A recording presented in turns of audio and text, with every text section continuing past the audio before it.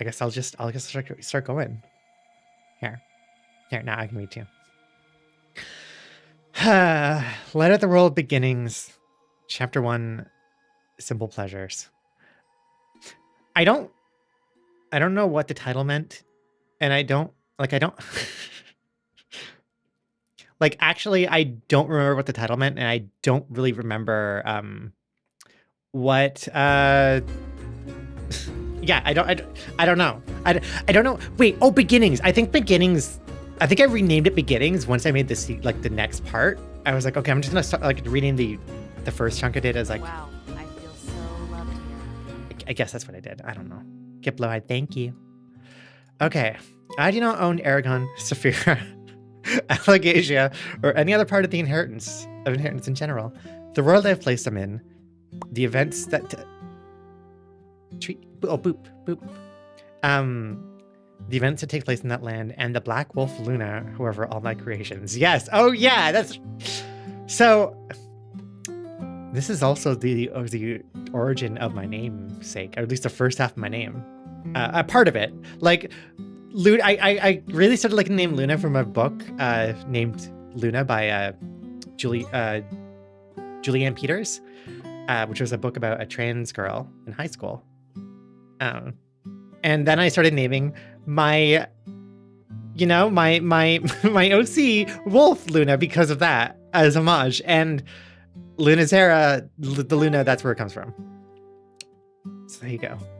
Luna the Wolf Beginnings still says so. Yeah.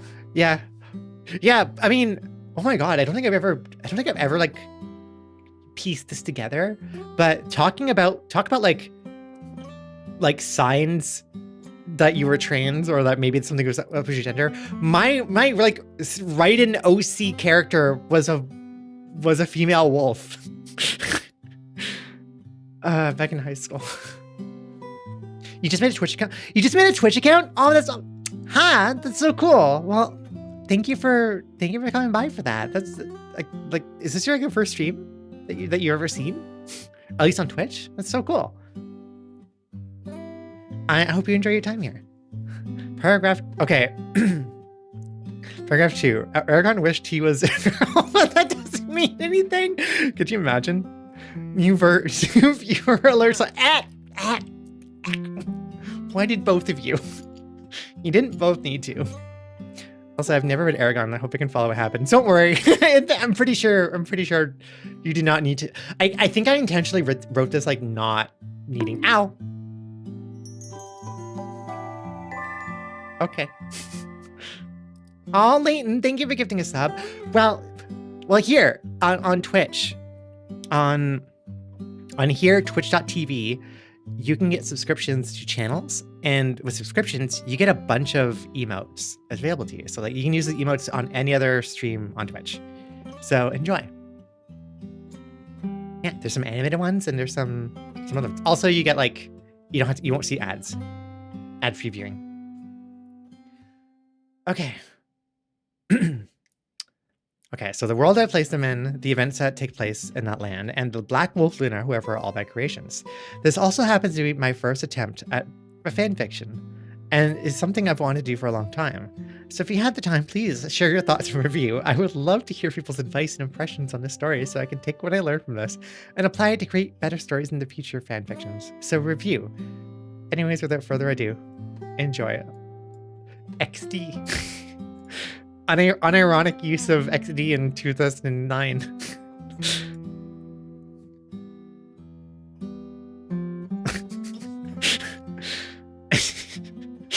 Oh boy.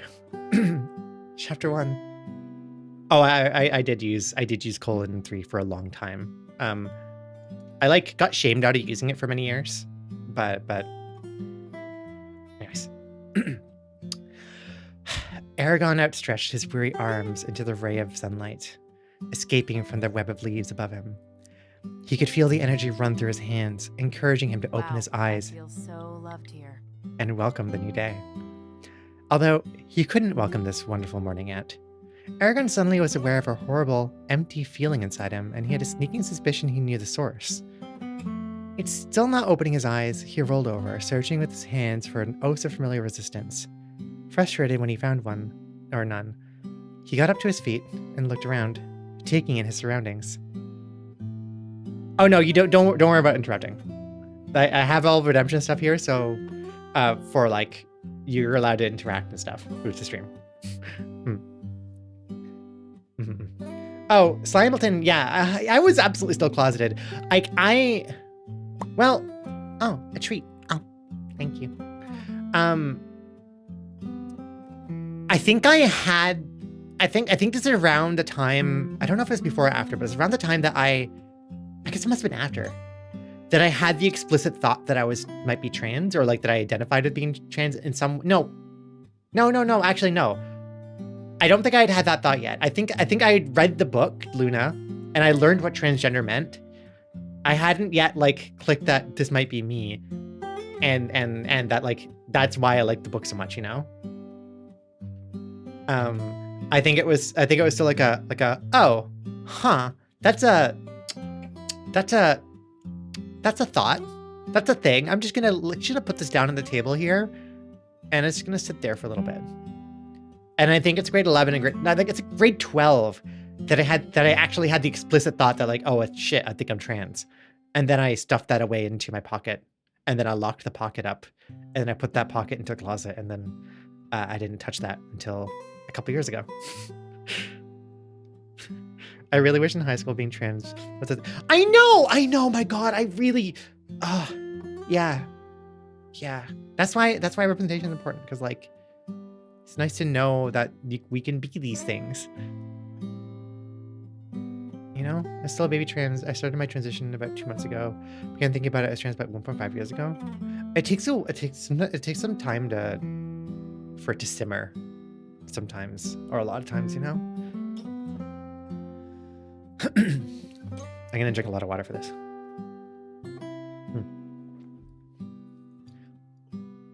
Eragon found himself under a large canopy of trees and green leaves, although in a fairly large space. The grass around him was long and soft, hiding small flowers which Eragon had tried and failed to avoid stepping on. Trees densely populated the areas to the left and right of him. However, in front of him lay a path to a rolling meadow surrounded by trees and tall mountains. Oh, wait, he was, wow, surrounded by trees and then also surrounded by trees, huh? Sounds like there's a lot of trees here. This paradise failed to satisfy Eragon, however. Oh, wait, no. And behind him, a steep cliff with a stunning vista of the ocean. This paradise failed to satisfy Eragon, however. Don't put however in the middle of a sentence. That's such a bad idea. And, in annoyance, he walked towards the cliff. Standing on its edge, he looked up, shielding his eyes from the bright sunlight. There was an assortment of clouds in the sky, but just the right amount. One of them began to hover in front of the sun, diminishing the harmful rays from Eragon's eyes, allowing him to get a better view. An island could be seen to the far right of the sea, one which Eragon doubted the mapmakers in Algasia knew about. However, that was little of Eragon's concern, as he had still not found what he was looking for. Where in the world is Saphira? Eragon wondered, frustrated by her absence. Saphira had left 2 nights before to go hunting, despite Eragon's protests and begging to come along, and for some reason she refused to disclose with him. She had told Eragon that she would be back in the second morning, possibly afternoon, but a small yet overpowering part of Eragon was hoping she'd be next to him when he woke, cradling him in her large arms. Oh yeah, that's right. I wonder if I...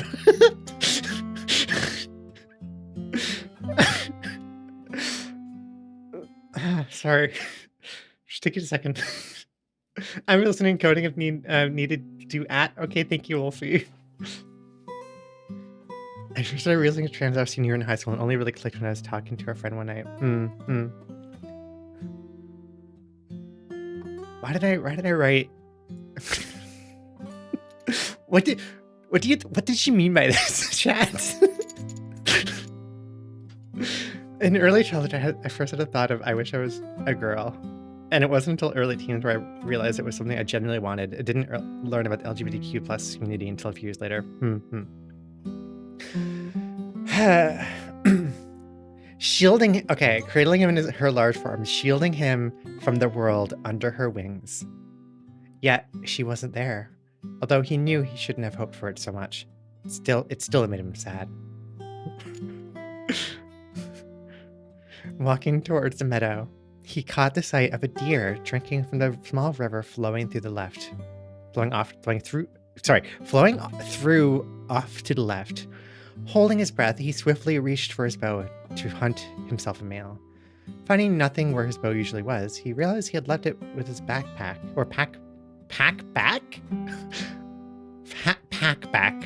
in the small clearing. Cursing, he looked around for a small rock to use, but the deer heard his mutter and scampered off. Sighing, he went to the pond where the deer had been drinking and began to quench his thirst he just recently realized he had. I shouldn't be eating that much anyways, or that much meat anyways, he contemplated. Besides, Saphira will probably bring me some food. She usually does. I think I didn't like the part where Eragon went vegan in the book, I guess. Because I'm pretty sure in the book, Eragon becomes vegan. Eragon did use bows. Because Eragon was well before even starting in his adventure, Eragon was just a hunter in the forest. So he would often go hunting and red hunting. So although he had his sword, he did use a bow. So Eragon is not a dragon. Okay. Yeah, actually, you know what? That's a good point. I should probably prefix this because there isn't enough information here about the characters. You gotta go, Luna, but it's nice to see you, Twitch. We might see you streaming again. I stream every Sunday and Thursday. Sometimes on Tuesdays. But at least 2 times a week. There's also, or if you join the Discord, I post, there's going live notifications and info there a little bit, kind of. There is a Discord. I don't end up telling people on the YouTube videos directly because I'm always a little afraid of getting a huge influx of people. But yes, the Discord is publicly available. You'll have to do some onboarding when you join, but yeah. Just answer a couple questions. Just to make sure. It's just like a reading comprehension, or read the rules test, and also make sure that people coming in aren't trolls. I was about to say, the fuck you mean Dragon's vegan? Vibe check. Hi. So Eragon is a book. Okay, so summary of Eragon. Eragon is a story about a young boy named Eragon and his dragon Saphira. Long story short, he goes hunting one day in the forest. He lives in like a farm off in the wilderness near some not Eragon, although your confusion is not unreasonable because Eragon effectively is a Lord of the Rings fan fiction. Eragon is Eragon is okay, what if Lord of the Rings, but also Anne McCarthy's Dragon Riders of Pern.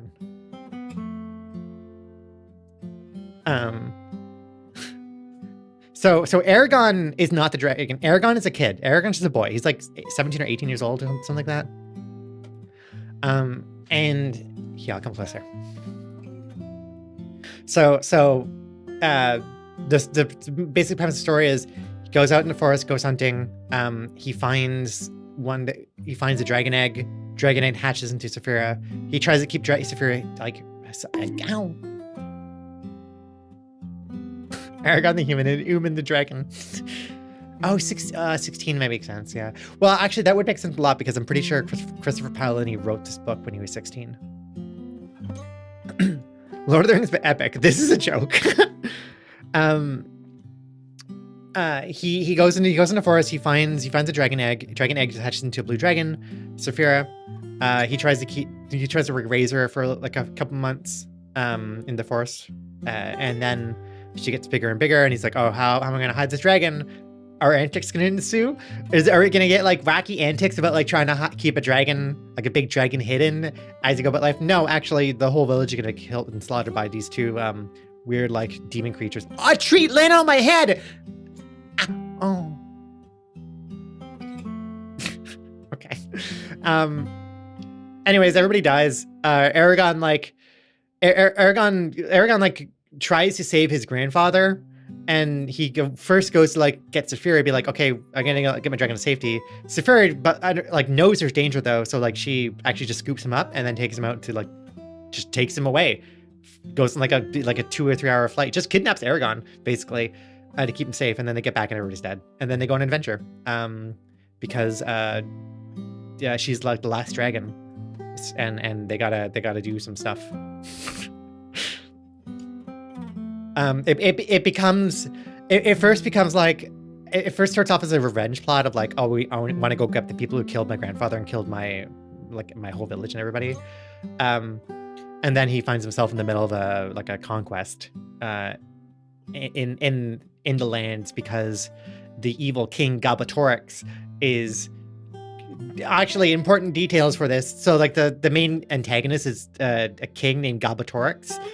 Don't know why that's his name, but that's his name. And he's just Darth Vader. He's just Darth Vader with the black dragon. He is the only dragon, and because he is a black dragon, because he is the only dragon, the Death Star is able to destroy any village, and so he is just all powerful. Saphira means that the rebels have their own Death Star, meaning that they can fight back against the they can shoot a proton cannon beam into Galbatorix's Death Star. Hi, Miss Kitty Core, how's it going? Hi, thank you for the raid. Welcome in. Hi. You've arrived to a chill chat and hang with some very light background music, and we're reading Eragon fanfiction that I wrote when I was in grade 9, 15 years ago. Yeah, do you remember Eragon? Thank you for the shout out. I hope you had a great stream. How much do you remember of Eragon? I was just giving a little synopsis of what the story is about. Before we go into the fan fiction I wrote when I was a young transling, just cracking transling, writing such wonderful prose as she had told Eragon that she'd be back in the morning, or second morning, possibly in the afternoon, but a small yet overpowering part of Eragon is hoping that she'd be next to him when he awoke, cradling in her large forearms, shielding him from the outer world under her wings. Yes. Eragon the movie, what a masterpiece. I know I have to assume we're being sarcastic. Hi, Lacey. Eragon the movie is I'm still not over it. It still upsets me. Kid, thank you. Leighton, thank you to get a sub. Oh, thank you. Kid is a dragon. There was an emperor, and the mentor died. Oh yeah, that's right. Gandalf dies. So there's a Gandalf stand-in, by the way. His name is Brahm. The first half of the adventure is basically the Fellowship of the Ring, where it's like, okay, we got the ring, aka big dragon named Saphira, and we're gonna go to the rebels, the rebel camp, the vagrants, aka we gotta get to the elves. But oh no, our teacher, wizard savior, dies. Yeah, actually, yeah. My favorite part of the movie, by the way, I have, there's a lot of things I don't like about the movie, obviously, but my favorite part of the movie, hands down, is near the end. After they have a big battle, they've made it to the the vagrant camp, at the mountains near the dwarf place. The credits. I mean, yeah, that's the first. My second favorite part of the movie is just before the treating my head. Just before the credits. There's a big battle, and Eragon and Saphira are fighting, and Saphira has to do some final big attack to try to save the day, and then she does, but Eragon gets knocked out, and then we cut to black, or fade to black, and then wake up in a cave. Eragon is alone in the cave, and his friend / brother Murta is there to wake him up and to greet him. And Eragon wakes up and he looks around, kind of worried, thinking, oh my gosh, did we win? What happened?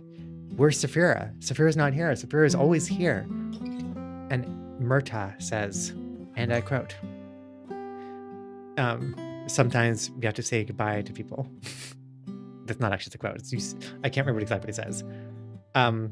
Or sometimes it's hard to say goodbye to people we love most, setting up the fact that Saphira might be dead. And then a movie pauses for a couple seconds, and then Saphira swoops in, and then Murtaugh says, "Oh, but sometimes we don't have to." And then the credits roll. It's great. It's like, what the fuck? Really, you're just gonna like do like a minute, and then you fake out like, oh, by the way, this like by the way, your favorite character just died. Oh, just kidding. It's such an asshole move. Literally, no reason for it to happen. Also, doesn't happen in the books. It's just like, no, who did that? Who is responsible for that? Okay, rather than who should dress, do we just need to egg with rotten ones? I know. It's so cheap. Anyways, I hope you had a good stream. Fanfiction. That's what we're doing today. Yeah, let me find another loop of things to listen to. No.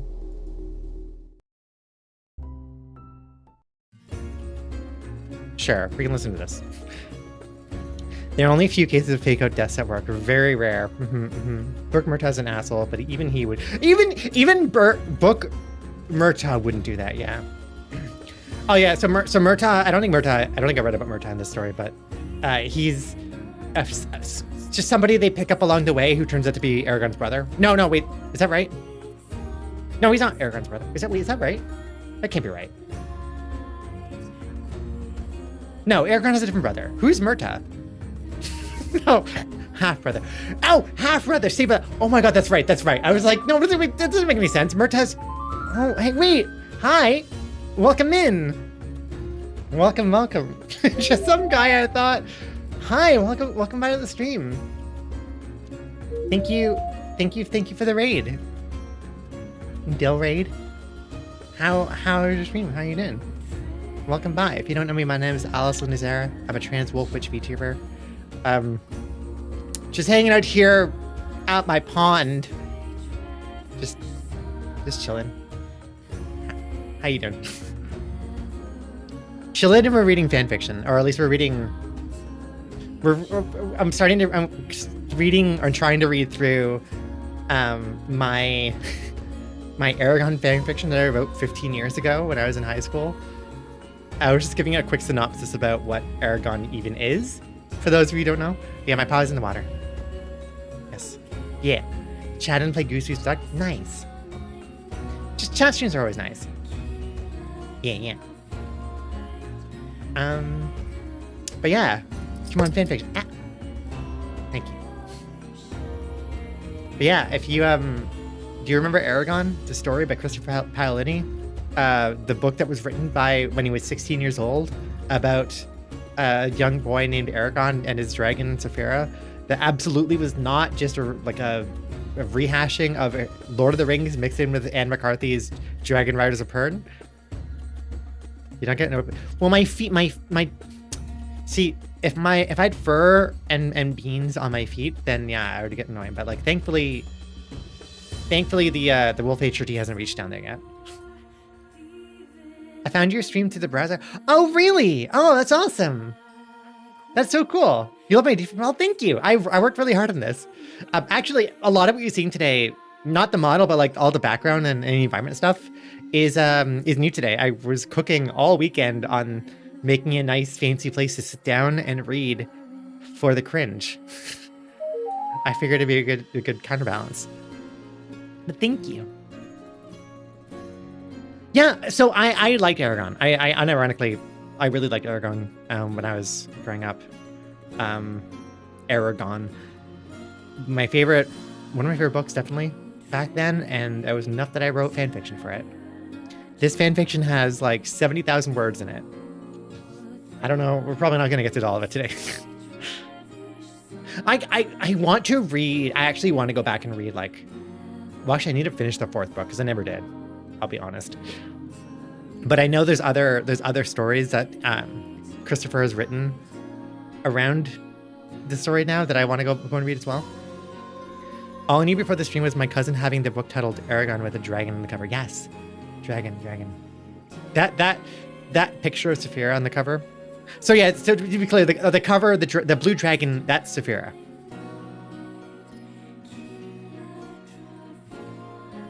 Yeah, a 5th book just dropped. Like I really need to like catch up.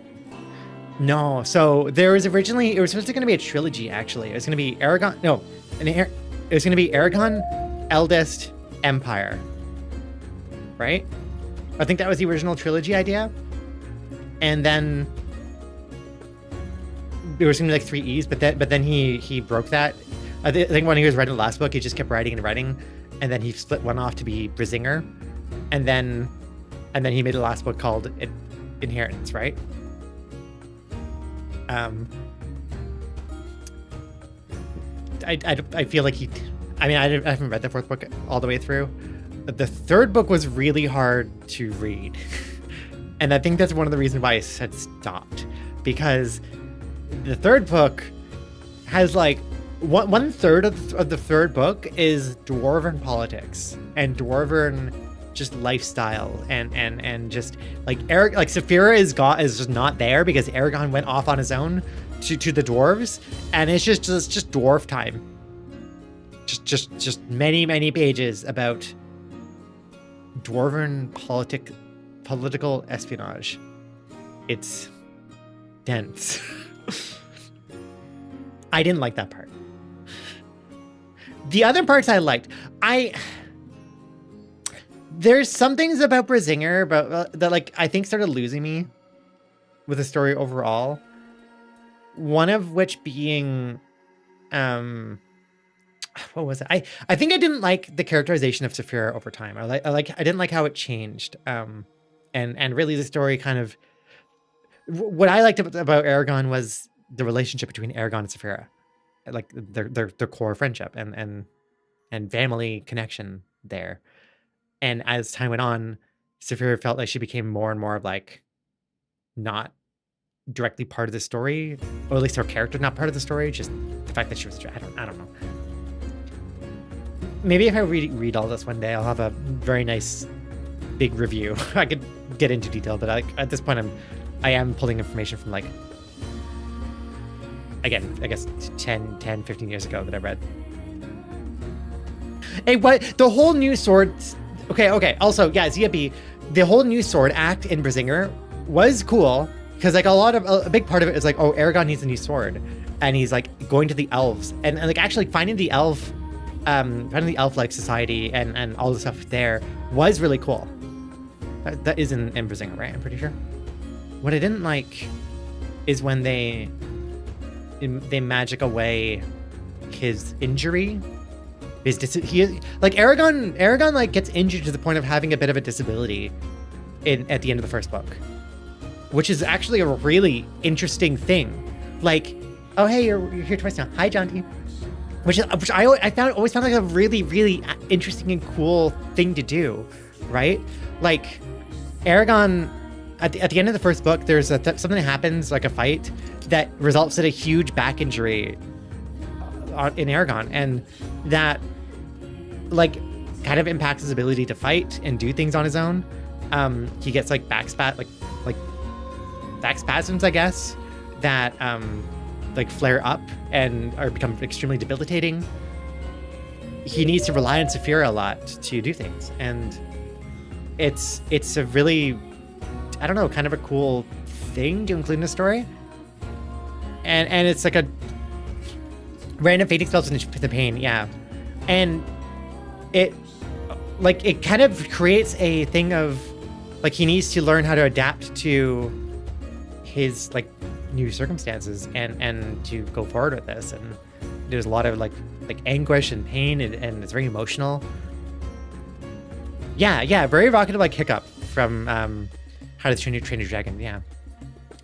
And then in the 3rd book, when he's at the elves, and he's gone to the elves to, you know, I don't know, learn elf things, get an elf sword, all this kind of stuff. There's some like big ceremony, some magical ceremony that happens. And during it, where he's just kind of viewing it. He gets like chosen one by the magic ghost elves, and they heal his back injury. So like basically they gave him like a thing to like, they gave him an interesting characterization, like some amount of disability or like disabledness, and then they magic it away, and it's completely unearned. Yeah, it's extremely Deus Ex Machina, but it's like not that like he should have to earn it, but like it comes out of nowhere. He didn't know that was gonna happen. Nobody knew that was gonna happen. It just happens. They just like, oh, by the way, I'm just gonna heal that thing because we're done with this characterization for you. Now you're good now. It was a memory of the dragons. Oh, okay. Well, yeah, I don't know. I think that was the thing that alone is a big reason why I don't like Persinger. I think why the story lost me. Anyways, fanfiction. we're not talking about that. We're talking about this. This is the fanfiction I wrote when I was a kid.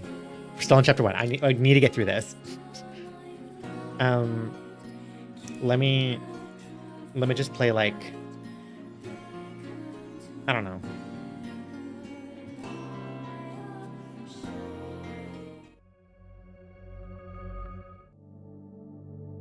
Maybe this.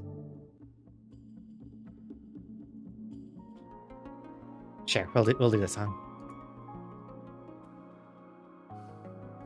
Oh, but my God, that's right. He becomes half elf. They make him half elf. Yeah, it's just a really weird decision. Just a very weird decision. Anyways. Oh my God, yeah, that was. And oh right, and that's when he becomes vegan, because he's like, oh, now I can ow.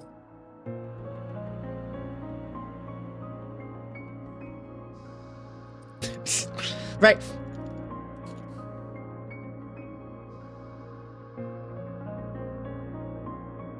It's just I don't know. Yeah, basically in a nutshell, that there's like that really, I think that could have been handled a lot better. And I would have liked, I would have much preferred if the solution was to find accommodations in some way, yeah.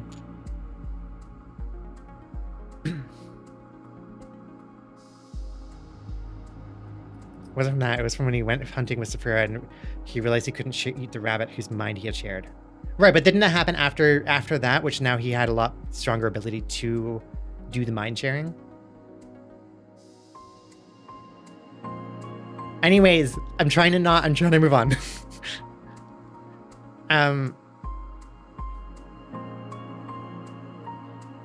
Okay. It was not really connected. I mean, yeah. I think that's at least why I still had it meet here, because like I think I just kind of didn't include that, I guess. Okay. I shouldn't be eating meat that much anyways, he contemplated. Besides, Saphira probably bring me some food. She usually does. Did someone say my name? Said a cheerful, familiar, and welcoming voice in his mind. Saphira! Eragon yelled, too excited to talk with his mind. Hearing the beat of wings suddenly nearing him, he turned and ran across the field to where a majestic, beautifully blue dragon was making her descent. Not waiting for her to land completely, Eragon vaulted and clasped onto her neck, hugging her like he hadn't seen her in years, ignoring the scrapes her scales were causing on his skin. Well, isn't someone happy to see me? He refused to let go. Little one, don't you think it's I don't think it's very nice to choke to death someone you're so happy to see. Oh, Eragon said, quickly releasing his grasp. Sorry. Oh, I suppose I can forgive you, this time, Saphira teased.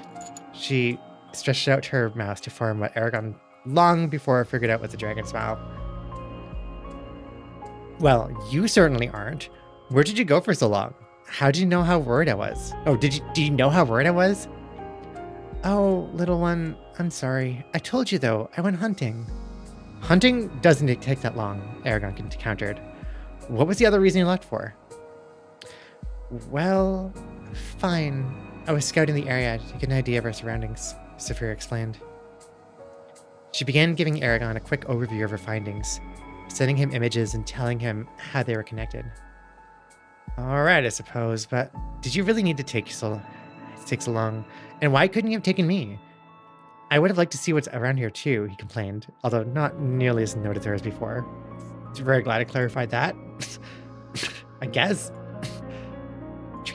Treat. Hi, Cat. It's nice to see you. Welcome. Day's good. You made it, and you're still near the beginning because I take a long time to get through things. Eragon, this is a new era which you have no knowledge of. Convenient. I suspect we've long passed the borders of Alagasia, as we've passed the forest of Du Veldenwarden. Oh my god, that's right. I think that's the name of the forest of the elves. Now you're here, but you're still streaming.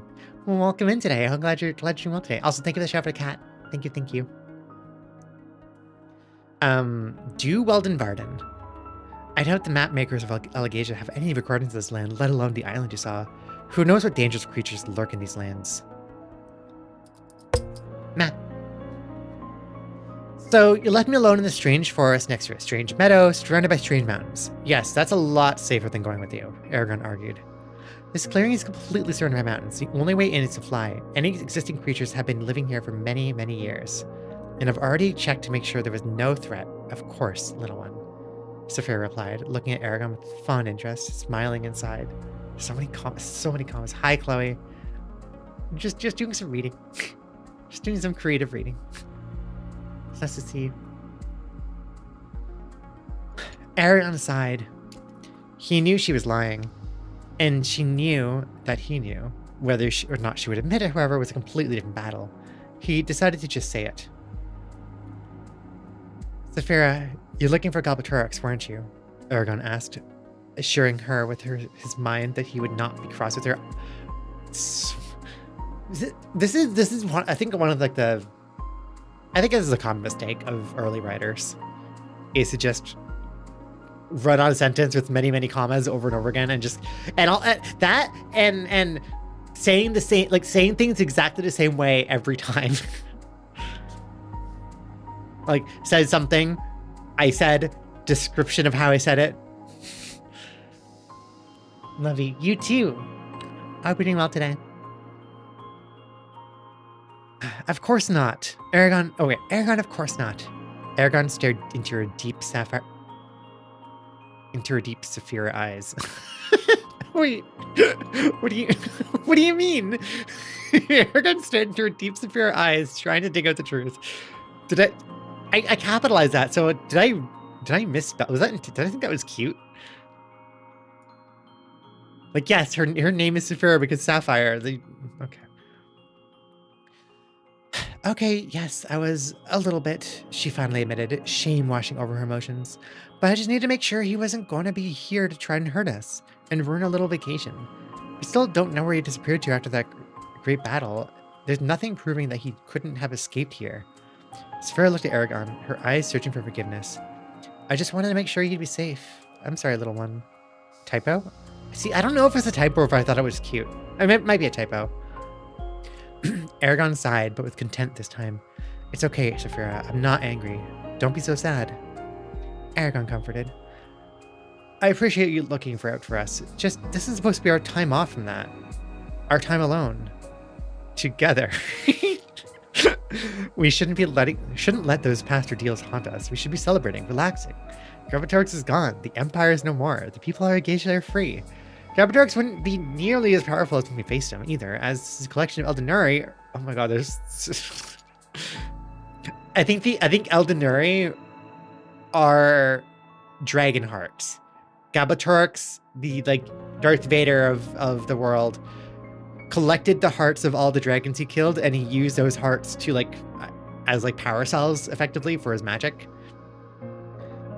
Galbatorix wouldn't be nearly as powerful as we faced him either, as his collection of Eldenari are free from his grasp, and his dragon shuriken trapped in stone. By the way, this is the Heart of Hearts, yeah. Kingdom Hearts. Don't worry, Eragon. We fought back the darkness. Shuriken is Galbatorix's black dragon. I guess, but no buts. Just relax with me, Saphira. Look, it's a beautiful. Why no buts? What's wrong with butts? Look, it's a beautiful day. This grass is fresh. The ocean's clear. On days like these, let's just enjoy ourselves, okay? All right, Eragon, Saphira said happily. She got up from her seated position and went over to the river, drinking in a large portion. Just, Saphira, don't bother trying to hide something from me again, Eragon teased, coming up beside her and putting his hand on her shoulder. You know you can't lie to me. Saphira turned her head and looked into Eragon's eyes. Yes, yes, little one. Now, where did you suppose that deer ran off to? She asked, lapping her lips with her large barbed tongue. I could use some meat in my stomach. Just over there, Eragon replied, pointing to the left. Back into the trees. So, the comments. It's just leave it to me.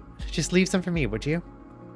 Oh, fine, if I must, she teased, gracefully leaping over Eragon towards the small forest. So, by the way, I forgot to read the synopsis of this, but I wrote this before the last book came out. Possibly before. I know. I think I've read Brizinger. Brizinger had come out, but the last book had not come out yet. So I set this like after the hypothetical end, which I didn't know how it was gonna end. I have to go to bed. This has been a lot of fun. Bye, ZV. I'm glad you had fun. I'm glad. So after the Battle of Galbatorix, after searching for months for his body, Eragon and Saphira traveled north to relax. The tour drawn to a strange light formation in the sky, and alongside a lone black wolf, they find exactly what they feared most. That is the synopsis for my fanfiction. Along with my OC. Okay, chapter 2. Beautiful world. Oh look, this hopefully tells us that it should only take 11 minutes to read. I think I spent like half an hour on the last chapter. Oh my god, you caught Link dies. Look at that. Look at Link sinking into the floor. Good catch. Congrats, Simon. I'm getting distracted from my sadness. I'll have to watch this later. Have a wonderful rest of your stream, LZ. Bye. Bye. Yeah, get lots of good rest.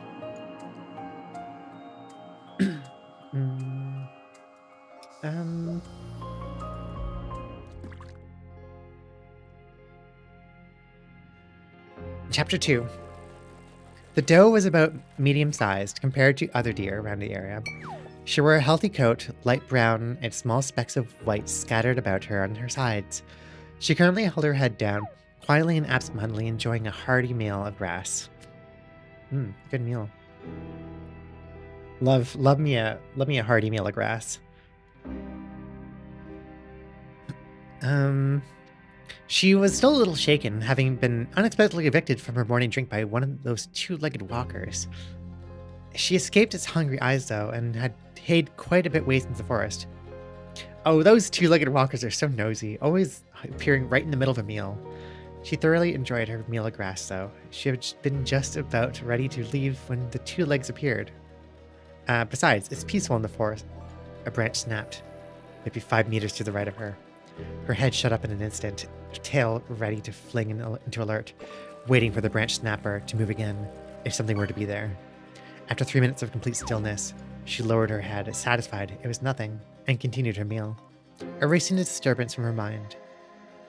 Another branch snapped. Now she knew this was not just nothing.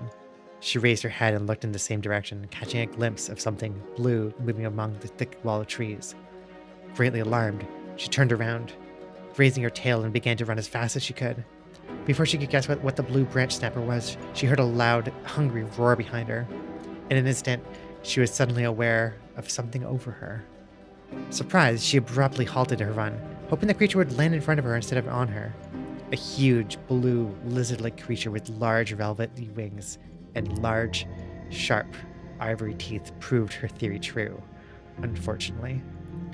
She looked into the creature's large sapphire eyes, and as it let out one last ferocious roar, she could only think of her regret of not conceiving any fawn with her newly found buck husband. Wow. Okay. I guess I wanted to write out the point of view of a deer getting eaten. Sure. Sure. It's just Eragon sat, waiting patiently for Saphira to return. Oh, this song is too. Sure. Eragon sat, waiting patiently for Saphira to return in the same place she had left him, when he told her where the deer had run off to. He had heard a few roars, and it had been maybe 5 minutes since, so he assumed that she had already caught it. She probably just played it a little bit. He thought regretfully. Although he had gotten... Okay, well, I guess he doesn't like that. That's good, at least. Although he had gotten over himself... Sorry, hold on. Although he had gotten over himself enough to eat meat when he felt like it, he couldn't help but feel sorry for the poor deer. I really didn't like the fact that he went vegan, huh? I wonder if I could have foreseen that I would be vegan in the future. You haven't... No, you haven't missed a cringe. Crossing paths with the hungry dragon was definitely a position nobody wanted to be in, and he could almost feel the panic going through his mind as he stared into the jaws of death. "Oh, little one," Saphira called, coming back out of the forest. "Brunch is served." Eragon stared at the bloody body hanging from the large jaws of Saphira, bouncing happily towards him. "Saphira, have I ever told you how glad I am to be on your side and not your enemy?" "Why, yes, I believe you have," Saphira replied smugly, "but it's still just as sweet as you." She put down the dead doe near Eragon and nuzzled him with her snout. "You know I love you though, little one." "Love you too, Saphira." The two spent the next few hours eating, drinking, and resting with each other. They talked, played games, and finally laid down next to one another. Saphira lay down on her stomach, kneading the ground with her right claw, sometimes carving small designs into the earth. Eragon lay on his back, hands behind his head, supporting him up a little bit, and looked up into the stars. The night was clear. He could see nearly every single star in the sky. He began to look for constellations, quickly spotting an abundance of variety of dwarven, elvish, and human star patterns. Each of the races of Algasia are so different in many ways, yet many of their different constellations share the same patterns as stars. Makes you think about how alike we all are, despite our many differences. Wow, so deep. Very, very deep thoughts having here. He continued to stare into the deep, vast universe of stars until he became aware of a strange, colorful lights in the sky, gradually increasing in intensity. At first, he thought nothing of it. However, after a few minutes, he couldn't just pass it off as nothing anymore, as it was getting so bright. He turned over onto his stomach and tapped Saphira on her shoulder. She didn't respond. Getting up, he crawled over to see her face to face. On the ground in front of her, Saphira had carved out a delicate, complicated pattern, folding and looping in ways Eragon hadn't imagined possible. That wasn't important at the moment, though. What? What do you... Huh?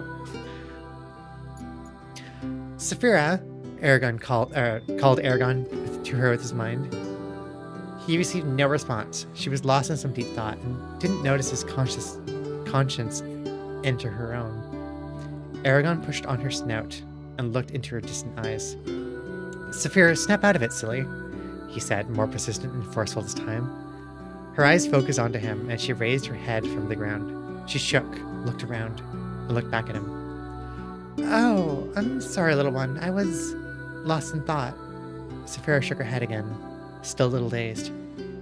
"I know, I saw, but that's not what I wanted to talk to you about. Look." Eragon pointed to the lights in the sky he saw. Saphira stared up into the beautiful aura of lights forming and growing in the sky, instantly enthralled in its wonder. She sat there with Eragon for nearly 10 minutes. Wow, okay. That's a long time to just stare at this.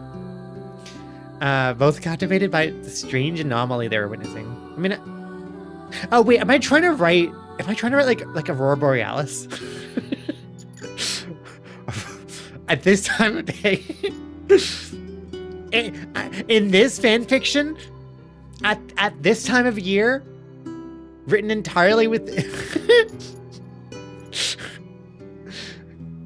Okay, is that wait? That's not what light of the world means. It's not, this is, I didn't write about. No, I don't. Localized entirely within this Twitch channel. Hasha. Oh my god.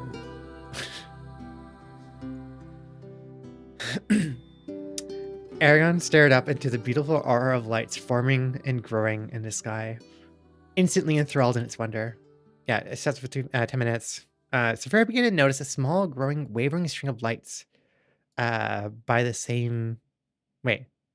wavering string of light by the same changing colors as those in the sky, forming up from the ground off somewhere. Saphira got up and began walking forward.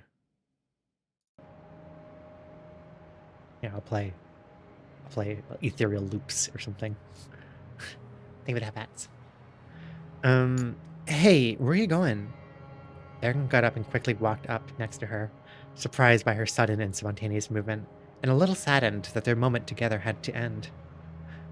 Why, where else? I'm gonna go see where the light is coming from, she replied without breaking her stride. What? Saphira, why? Eragon shook his head in frustration. Why can't we just stay here and enjoy this wonder from a distance? Can't we just spend one day where we don't go off some sort of quest or do something generally interesting? Yeah, can't we keep this story boring? Can't we just relax for once and then enjoy each other for a whole day? Saphira stopped and turned her mouth. You can really, I think this is like me getting out my frustration with Brizinger being like, I just want them to be cute together. Why do they keep doing things that aren't just being cute together? No, Eragon, the plot is calling. We have to get going. Saphira stopped and turned her massive head around so that he could see one of her eyes. She looked at him, a gleam of adventure twinkling in her sapphire cat-like iris. Oh, little one, you know you're interested as much as I am. She mused with him, blinking in amusement. Okay. So honestly, the thing I'm cringing at most above everything else is just the bad writing. You have to understand, I used to do a lot of like editing for like editing people's work and editing essays, editing articles or things people writing. Half my job as a grad student is just editing stuff, editing other writing. So now I read this and I just see all the things I'm like, oh god, I don't think I edited this at all. Oh yeah, someone broke out the thesaurus.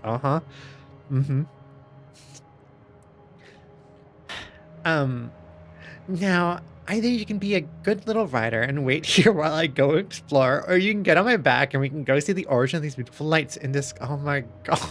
Okay, well no, that's actual cringe. Is that the title drop? Okay. And we can go see the origin of these beautiful lights in the sky together. The title of the story is called Light Up the World. That's as rider and dragon as we should. She turned and continued her walk. Eragon sighed for the fourth time that day. Wait, did I count? I don't know if that's right. She was right. He did want to know more about what these strange lights were. But more, she knew that he couldn't resist her. Still, he was very much enjoying the time they had been spending together all day. He just wanted once to spend a whole day completely alone with her, just the two of them. To do nothing but spend time with her. Yes, we know. And to enjoy her company, yes, we know. Not have to worry about anything else.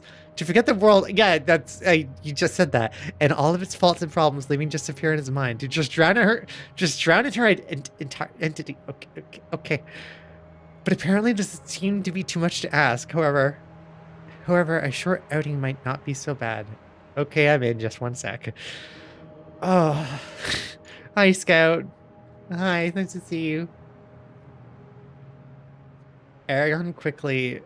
Yeah, Selfie. Do you? I don't know. Do you think it sounds like Eragon wants to spend some time alone with her? I didn't really get that from the writing. Honestly, I feel like you might be reading too much into it. Already taking psychic damage. Yeah. Eragon quickly grabbed his bow, quiver, pack, and most importantly, Brazinger. Oh yeah, that's the sword. The rider's sword he had forged with his own two hands, sort of. Although this elfsmith, why am I describing this? People theoretically would have read this.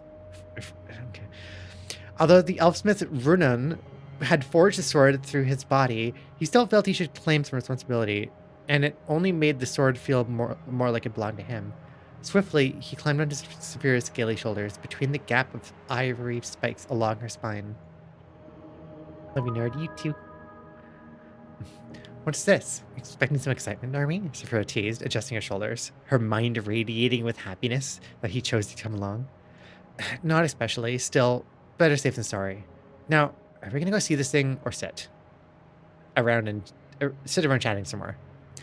That's my rider, she replied excitedly, yet lovingly. Don't worry, little one.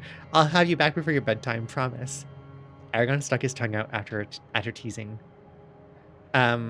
Which she replied by sticking her tongue back at him. Don't make me lick you, she threatened.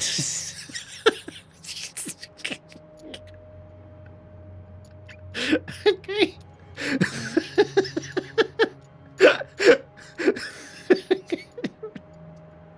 What's happening? I don't know.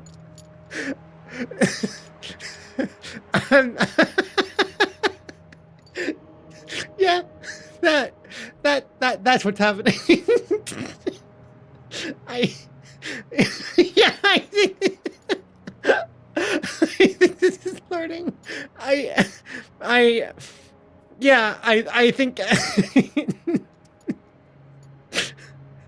Oh my god. Yeah, we wouldn't want to take licking now, would we? Ow. Bum. Okay. Now let us do this, my little rider.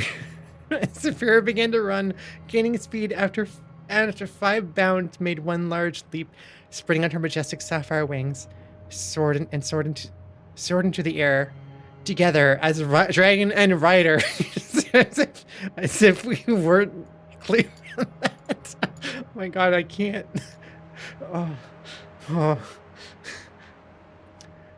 Together as dragon and rider, Saphira and Eragon flew to the source of the strange and wonderful, colorful lights in the sky. Neither of them knew what may lie ahead, but whatever they would find, they would face together as one. One is bolded here, in case you weren't clear on that yet. I mean, I'm not gonna complain either. I was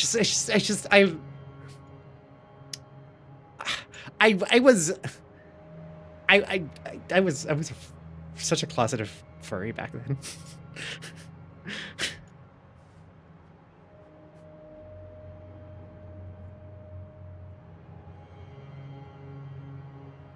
Okay, maybe I should go.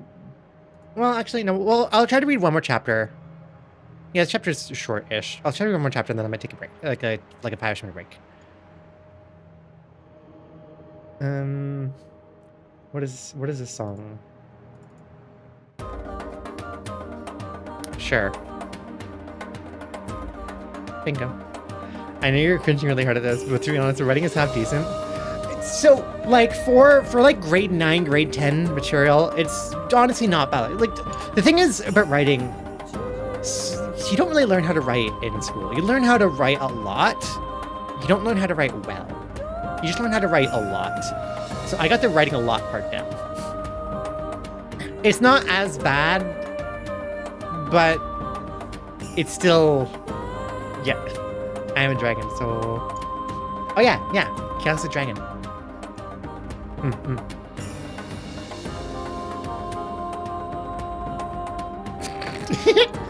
Wait, I don't think I've ever done that with this model before. Hold on. Wait. This is too...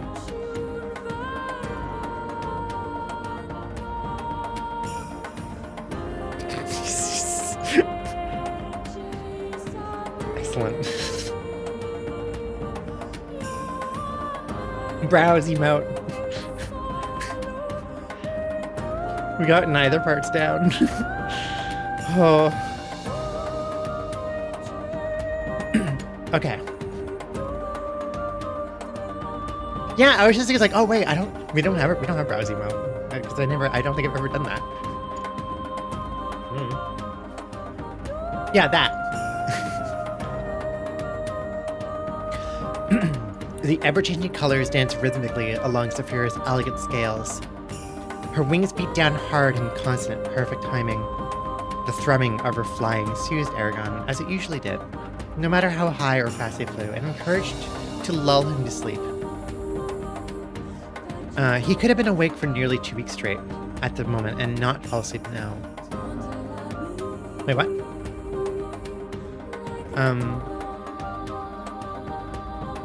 You can and not fall asleep now. Eragon concentrated. What was I trying to say here? Hold on. I think I was trying to say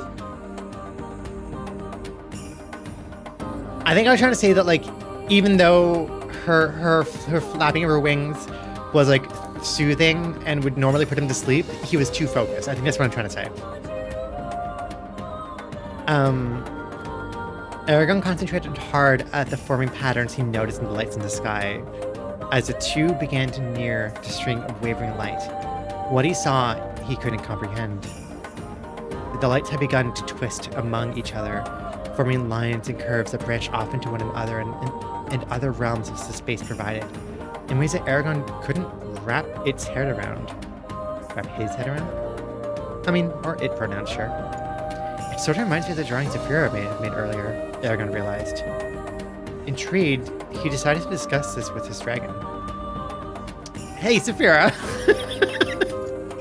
What was that drawing card on your front of you when I told you the lights? Eragon asked, still holding his gaze at the lights. Oh, I was just thinking about the same thing, she replied after a small pause. She shook her head again, trying to come up with another answer. Honestly, I do not know. I hadn't been paying attention to what I was doing. I didn't even realize I'd done anything until you talked to me. Saphira blinked, shook her head again. She was still feeling a little dazed from her deep thought from before, although it had been well over 20 minutes, and she began to wonder if she was dreaming. Stretching her neck outwards, she looked up to where Eragon was staring, knowing where through their mental link. It really does resemble what I did, though, doesn't it? Yeah, he replied. They spent the next 15 minutes in silence, enjoying each other's company and focusing on the patterns, trying to make sense of them. Eragon gave up after another 3 minutes and looked away, his eyes tired from just staring at something so bright for so long. Yeah, that would do that. Looking down, he saw that they were beginning to fly over a forest, one of which Eragon could see stretched out a long distance in front of him, so that he couldn't tell how far it ended. Above him, a full moon shone brightly. Look at all these little typos in here. Its light mixing with the lights in the sky, covering the lands in a sheet of color.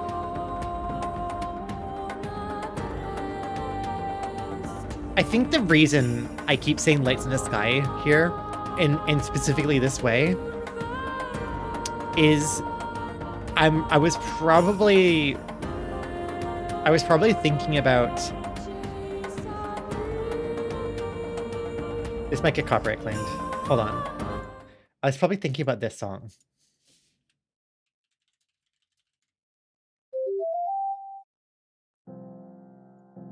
It's a Nine Inch Nails song. It's just called Lights in the Sky. I bet you I was thinking about the song when I was writing this. Probably. Anyways. Let me... No.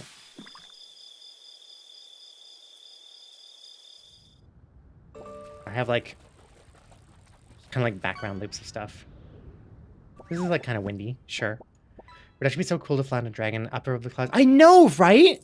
Right? Hi, Octoburst. Hi. This one doesn't really have... Hold on. I need like...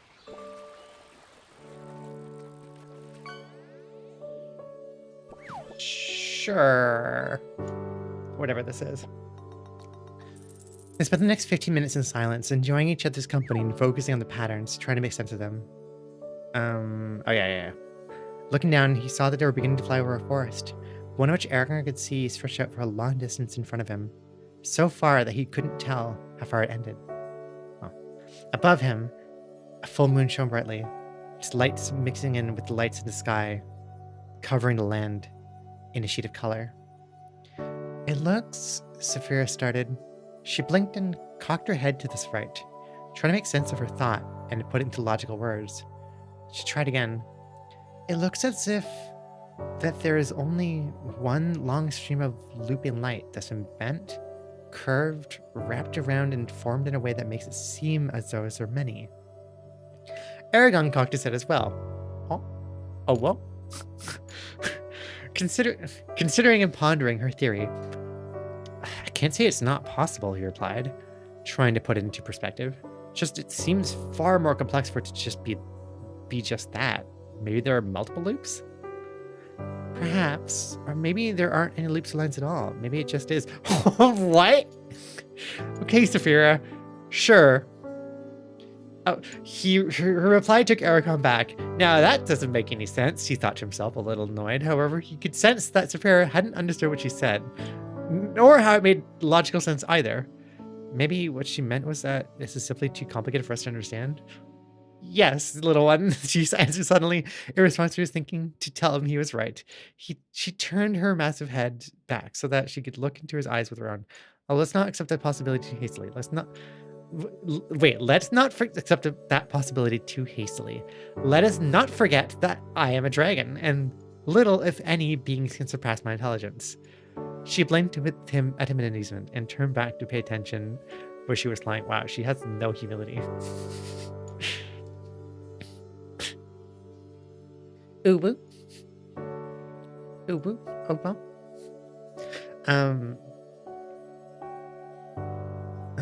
They flew for another 30 minutes in silence.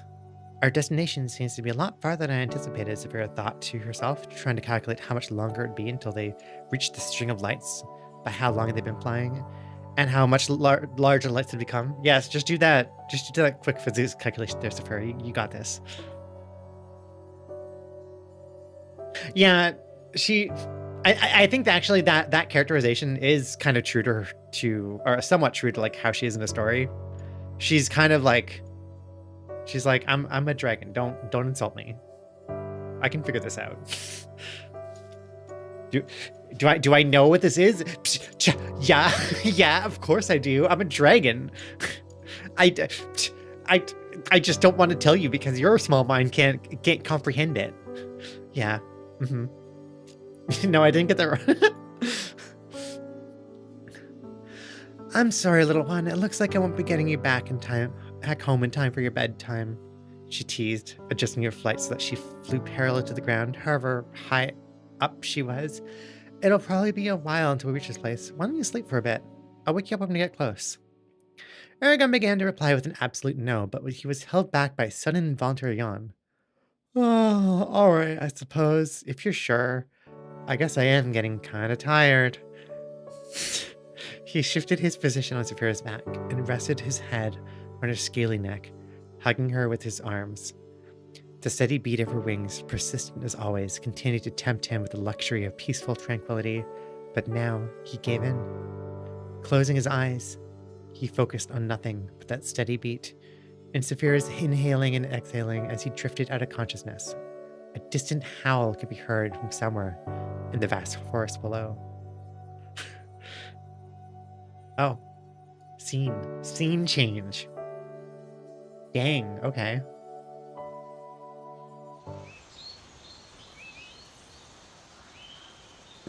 Ooh. The midnight black and gray silver wolf The midnight black and gray silver wolf raced through the forest as the bright, colorful moonlight lit her path, heading in the direction of a strange anomaly that could be seen from many ways distance around. She elegantly ducked under fallen branches, gracefully danced around the abundance of trees in her path. Finally, she came to a clearing. Her coat floated in the wind as she left the protection of the trees. She skillfully jumped over the collection of bushes by the forest edge, landed, and continued on her path, gaining speed now that there was nothing blocking her path for the moment. The rays of light had only formed maybe an hour ago, yet they were already lit up the land like it's with the changing colors. These lights were something that she had never seen before in all her life, and she needed to know what they were. The only forces she'd ever known to produce such light were the moon and the sun, but these rays were brighter than both. They confused her, made her feel emotions she didn't quite understand. Now she was starting to see patterns forming in the light, patterns she could barely make sense of, let alone understand. These strange lights were making this night definitely one of interest in her life. And now there's a massive creature flying in the sky, she thought to herself. The creature soared out high above her, its large wings keeping it in the air. It was covered in sapphire blue scales, sharp ivory talons and ivory spikes running along its spine, down its long lizard-like tail. What really puzzled the she-wolf, yeah, I guess, good, thank you for clarifying, I guess, however, was how it could possibly be flying. There was no way her wings could be supporting her, she thought. She must be able to cast some sort of magic. This has not been the first time she saw this great creature. The day before, she'd been looking out from her usual drinking spot, deep in the depths of the forest, when she saw something blue fly above the trees.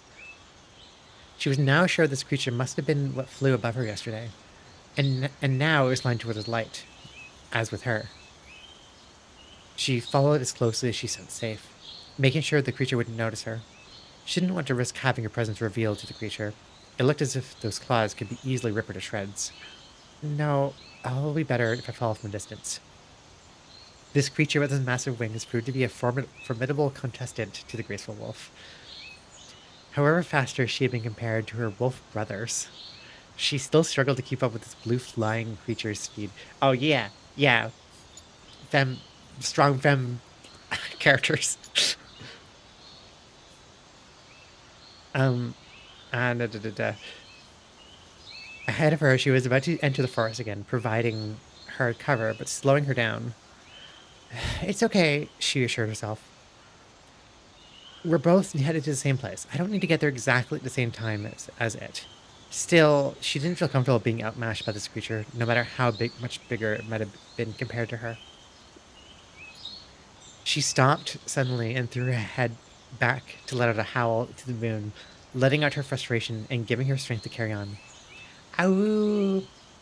Like that. Whatever this thing was, the she-wolf was determined to find out. She needed to know if this thing was friendly or a threat, and more importantly, if it was just passing by, or intended to stay here. This forest belonged to her, and she wasn't about to let some oversized lizard waltz in and butt her out. That's the end of the chapter. Wow. Wow. And there's even like a thing at the end here. So I'm pretty sure a lot of these chapters will have little comments at the end. Yeah, I felt I should add some other character just to help this move along. Thought a wolf might be neat. Okay. Yeah, I mean, yeah. Well, a wolf is neat.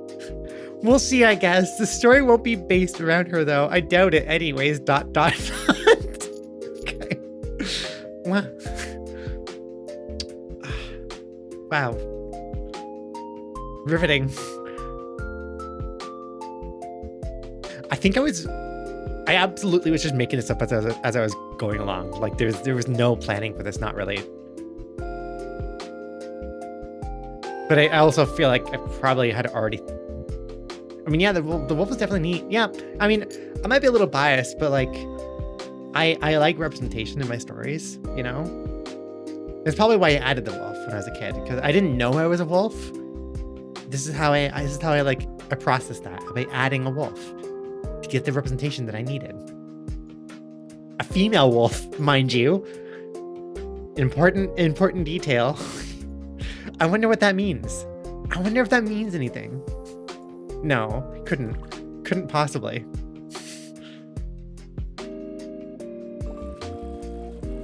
Okay. Is this enjoyable? Is this boring? How is this looking?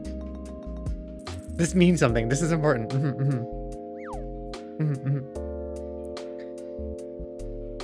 I'm having fun. I have no idea where this is. Like, I do not remember this story. I really, really don't. Cozy? Okay, good. Good. I'm cozy too. I'm gonna take a quick BRB to grab a cookie and drink some more water, and then refill. Drink the rest of my water and then refill it. I would like to remind to be kind to young LZ. Chaos. That's absolutely fair, and yeah. I don't mean to shit on this as much. I'm like, I think that honestly, I think at the time this isn't really just like not an event thing, but like a hobby thing to just try something out. Like this is the first time I had done like proper creative writing, really. So I knew it wasn't going to be, or I don't think I had any like grandiose about it being better than it was, but I think I was happy with just doing it. You know, it was fun to do. Eragon, little one, wake up. We're nearing the light. Saphira shifted her shoulders, moving Eragon's head off of her neck. He made a small groan and raised his head from its limp state, rubbing the dreariness out of his eyes. He hadn't comprehended what Saphira just said, and was still too tired to put together what she had meant. Saphira, where are we? He could hear her chuckle in amusement in her mind. You're so cute, little one. There's also what I suspect a lot of flirting between Eragon and Saphira in this. It's I feel like most of the reason. Yeah, I'm just gonna put this up a little bit. I feel like most of the reason I wrote this is probably to have them flirt, is what I'm gathering. Yeah. Yeah, you noticed that? Yeah, that seems it's pretty it's pretty a lot.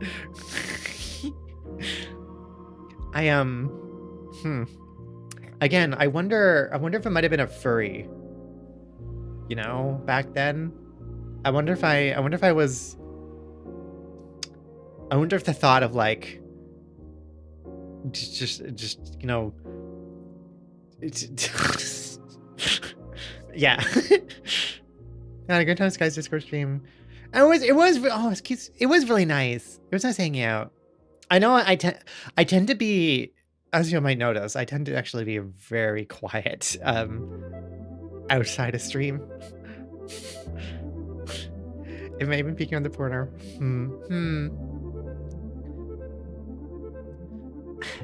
He could hear her chuckle in amusement in her mind. You're so cute, little one. We've come so close to the string of light, remember? She nodded her head to the ray of light. Eragon followed her nod and looked at the light. Recollections of the previous events were returning to his memory. Gaining bearing on what was going on, he looked around and to the ground below him. He noticed that they were flying over a huge forest, one which he couldn't see the edges. The land was not completely flat, however. This grade 9/grade 10 young closeted egg to transbian knew the world is not flat. Thank you. Many mountains sprouted up from various locations around them, and he could see the water through some of the trees here and there, meaning there must have been small ponds or maybe even a river. Oh, you have Digimon Fix! Oh my god, yeah. That's honestly, actually though, I'm a little surprised that I don't have Digimon fanfiction. Like, Digimon is something I absolutely would have written fanfiction for. If I'd been trying to do this like a couple years earlier, I probably would have been writing Renamon fanfiction. and Guilmon fanfiction. I would have been writing fanfiction around like season 3 Tamers. There'd be a lot of Renamon probably. Let's be real. Well, maybe not. Maybe some dragons too. Maybe some Bergermon in there.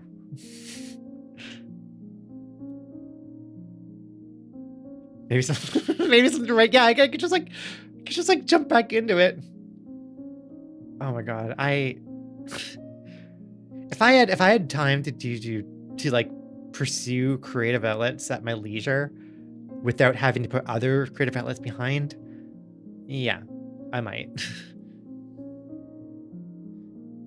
Now wishing the wolf to write Eragon out of the story to flirt with the dragon. Do I write Eragon out of the story at some point? I wonder if something would happen. Also, good night, Chaos. Good night. Sleep well.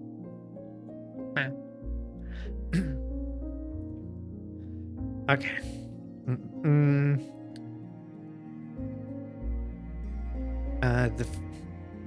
Many mountains sprouted up from the various locations around them, and you could see water through the small trees here and there, meaning there must have been small ponds or maybe even a river.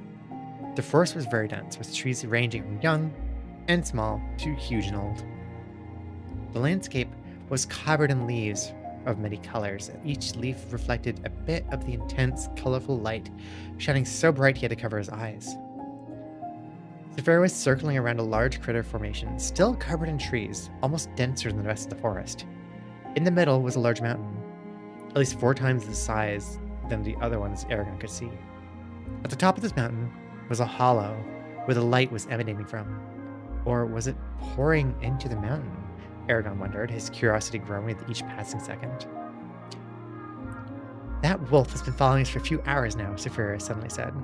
Startled by her remark, Eragon looked down to search for this supposed wolf, reaching out with his consciousness. Sure enough, he found one. A female, running closely behind them to the right. I love that. I needed to make it very clear that my Raiden OC wolf character was female. It just to make sure that was perfectly clear to everybody reading. Imperative to know. Surely couldn't have meant something. I actually was kind of wondering if there would be, I guess, like signs like that in here. Like did I write about gender in any way through this? And I don't know so much, but that I think at least is a very clear early sign. Wait, I'm confused. Is a wolf possibly a girl? A girl wolf? Imagine a girl wolf. It's like you were in the story or something. I know. Weird. So weird. Oh my god, gay. I'm just a little bit smaller. I'm like something like that. Something like that. Yeah, actually, how gay is this story? That's my real question. That's what I actually want to uncover. Like, how gay do I get? I don't know if I get that gay in this. Probably because I was still super closeted, but like, can I find hints of being gay? I think we should check in on the author. See if she's figured anything out.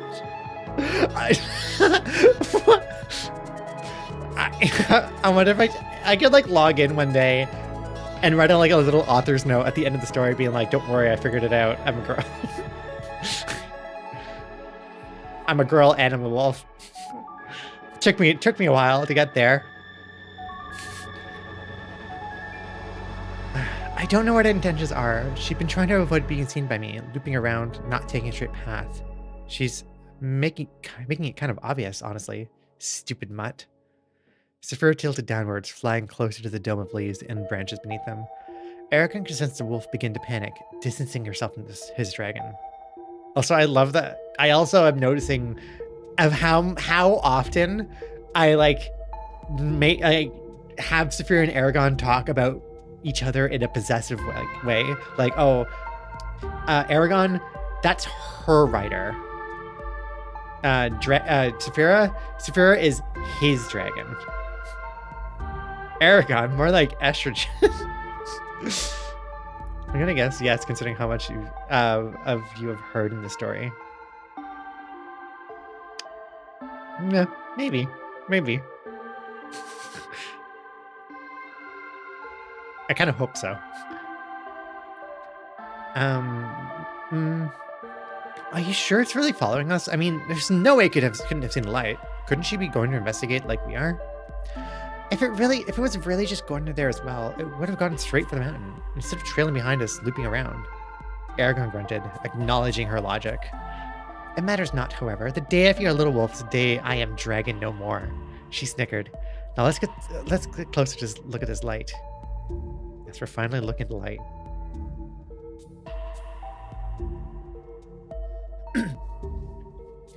Eragon began to rear into her straight path towards the mountain.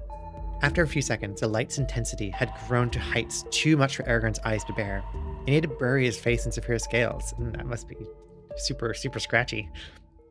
He began to notice a loud, monotonous ringing sound drowning out all other sounds and making it hard to think. Oh. Do I have a sound effect for this? Wait, do I have a sound effect? Do I have a sound effect for this?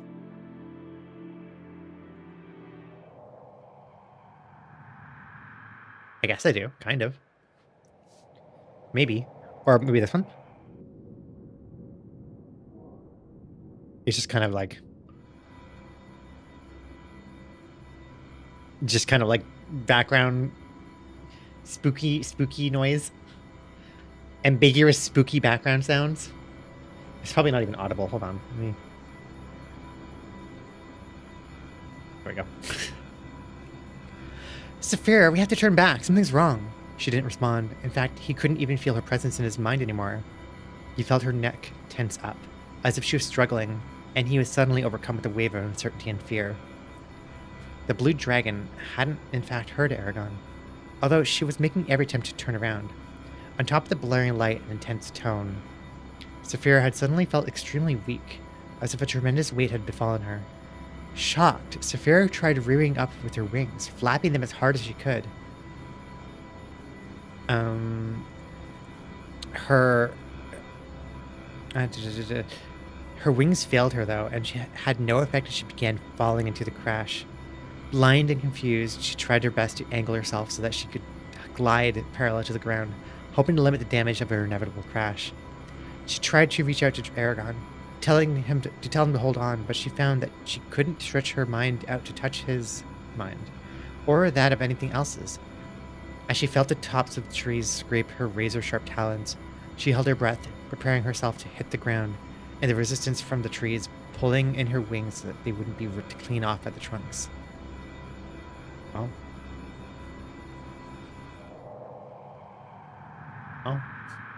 The wolf stood in shock, watching as a blue body fell helplessly from the sky into the trees of the forest in front of her. Oh wait, I forgot to bring this back. She had been consistently following the creature for well over 3 hours now, and as she entered a clearing of trees, like the many scattered in the forest, she was halted in her tracks with the sight of its sudden struggling. How can a creature as powerful and skilled as flying as that suddenly lose control of its wings and crash? She shook her head in frustration. There were many things she didn't know about this thing, and she wasn't about to let it carelessly crash. Let a careless crash devoid her of the answer she wanted. Sitting up from her seated position, she jumped back into the forest, towards the crash site. Getting to the spot took a lot longer than she expected, and she was already puckered out from running nonstop for 3 hours. Yes, 3 hours. I'm very particular about time in this, apparently.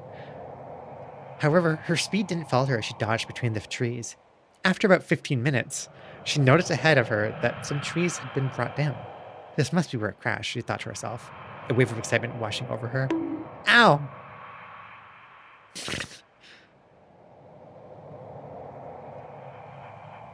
I'll go back to...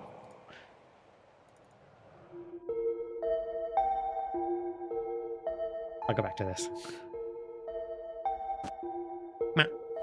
Catchphrase. Oh. Yeah, it's a catchphrase. Oh, the light Saphira. That's definitely why I'm bearing my your scales. Yeah. I love the transporter in your story. Oh, thank you. Thank you. Isn't that cool? Isn't that a little cute? Yeah. Yeah. I did just a lot of things that I did for this that like are very small details that probably I didn't need to do, but I hope they add. You know, I hope they add, like, keep things visually interesting, I guess. Yeah. Getting to the spot took longer than she thought.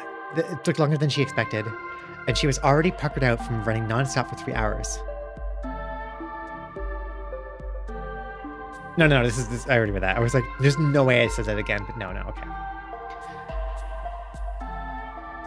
Sure enough, as she neared the trees, she spotted a large blue, scaly body on the ground. She stopped as soon as she saw it, unsure what to do next. The creature was lying on its side, exposing her to its stomach. There were 2 large gashes running down from its neck to its breast, and its wing lay limp over the rest of her body. She could see it torn in a number of different places, and she wondered if it was limp like it was because of the bone was broken. And of course, the creature was covered in blood. Wow, okay, Saphira's hurt. The she-wolf sat there for maybe 10 minutes, debating how to approach the injured creature, or whether she should just run away now in case it might attack her. No, I've come this far. I'm not running away now. I don't even know if it's still alive. She decided, if nothing else, that she should check if it was going to live. As soon as she took a step, she heard a groan and instantly flattened herself to the ground. The little shimmy wolf. She's just all flat. The creature raised its head and yuck! You're gonna use slime in my pond, Simultan. The creature raised its head and began to try to get up, looking around in a confused daze. Its leg faltered, however, and it found itself back on the ground, releasing another groan in pain. The wolf slowly rose up as she watched this, and risked taking another slow step. She accidentally broke a twig under her paw, though. Paw. And the creature's head snapped around, locking the wolf in its gaze, growling. Cannot canonize the wolf? What do you take me for? The wolf is absolutely a lesbian. That's not even a question. Canonically, Luna the wolf is a lesbian. A transbian even. Yeah. Yeah, we can.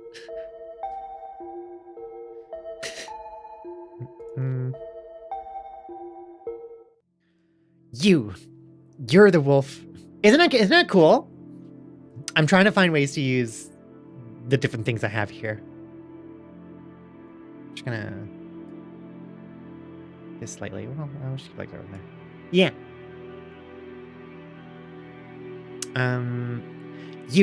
You're the wolf that's been following us. What do you want? A female voice rang strong in her head, although she didn't understand how. The creature hadn't opened its mouth or made any sound of any kind. Not that she could necessarily think straight right now. She had frozen over as soon as its large head swung around to face her, and its terrifying eyes bored down into her own. She dared not even breathe.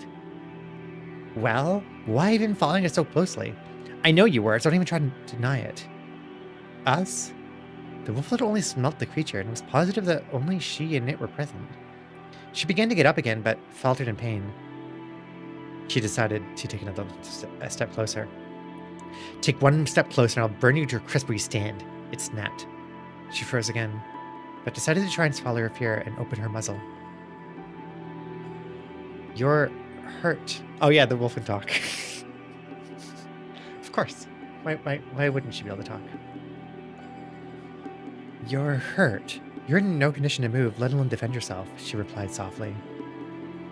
She lowered her head, though, to try and show she meant it no harm. However strong or fast you might think yourself, my fire could scorch where you stand in a second. Fire? The wolf raised her head in confusion. Fire? From where? What are you? I mean, Summilton. No, you're right. You're right. I am a wolf and I can talk. So it's. I was more commenting that. Again, I'll drink some water. I was more commenting that again I wrote in my own self-representation of the story. You know? That's all. The fanfic, yeah, it was a premonition. Yeah, exactly. You don't know? The creature hesitated a moment, as if considering the situation. And then, my name is Saphira Brightscales, and I am of the great, powerful, fearless race of dragons. And you do well to remember that small pause. For not many, if any, creatures of this land can stand up to our claws, or against our jaws, or hold their own against our fire. And we certainly do not fear wolves and mutts. Dragon. The wolf scarcely recalled hearing the title before, but only in rumors, and those of no importance to her. She had never thought a dragon could be such a mystical creature, such as the one in front of her. Either way, she certainly didn't want to be her enemy. She had no idea what dragons were capable of, and she really didn't want to find out through herself. Small pause. Oh no! No! We're not.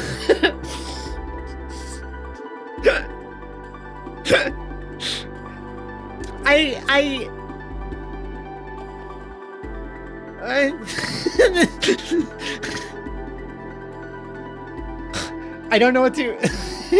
I don't. There's just, why is that getting me? I don't. It is cute. I'm just like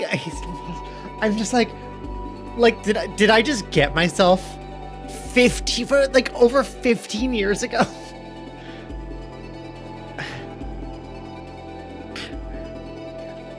It was when genius frames me. It was like a little one for a wolf. It was a little one for a wolf because Saphira's thing was that she called Eragon Little One. She gave everybody like little pet names, or not everybody, but like she did endearing and things like that. So this was something for Sky. Oh my god.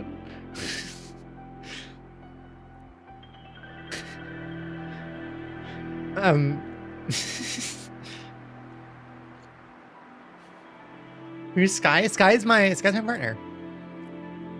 Night Sky is my partner, and we live together. Yeah. Well met, Saphira Brightscales. She bowed, showing courtesy, and again trying to show her that it did not intend any harm. I do not deny in following you, but I do apologize for it. I'd seen you flying around my land a few days ago, before, and tonight, when I saw you flying, I decided to try and get. I think she's watching.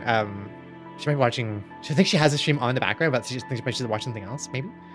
Oh no, she's right there. Oh, she's right there. Hi, Sky. Hello.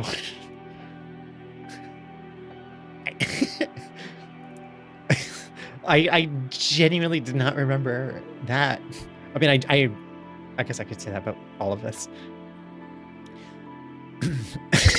What? And that gives us a small pause.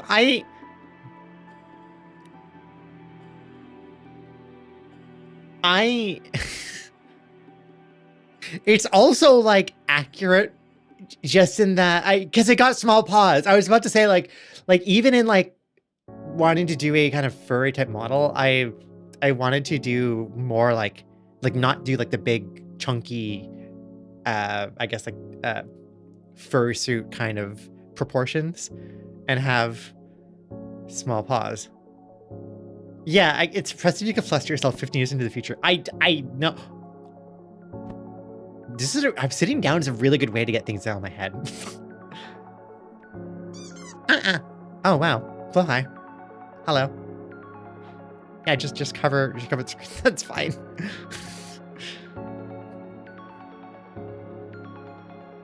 Yeah, not the beefy pops, the small paws. Well met, Saphira Brightscale. She bowed, showing courtesy. Yeah. For you and for the light. Decided to get some answers for you and for the light. Dwarf nodded her head to the mountain where they assumed lay the origin of the light. Oh, look. They, them pronouns used. They, them pronouns used back in 2009. Well before I was ever aware of like, not like they, them pronouns being a thing of contention. You just use them. It's easy. Release the sharks in the wild. Fuck yeah. Did they, them pronouns even exist? This is proof.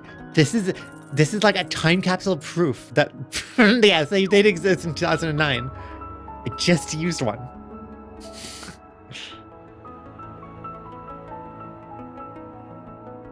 I mean, like like wolf named Luna is absolutely like not like direct lore, but it is like it is connected to our username being Lunazera and connected to whatever kind of like fascination and like connection I felt with wolves. So yeah. How did we ever refer to more than one person before 2009? See, vous, the French conjugation or conjugative noun, or is that, yeah, noun, vous, V-O-U-S, can either mean you all, like, you know, pluralize many people, or it can mean singular vous, you, for it's oftentimes used as like a formal address,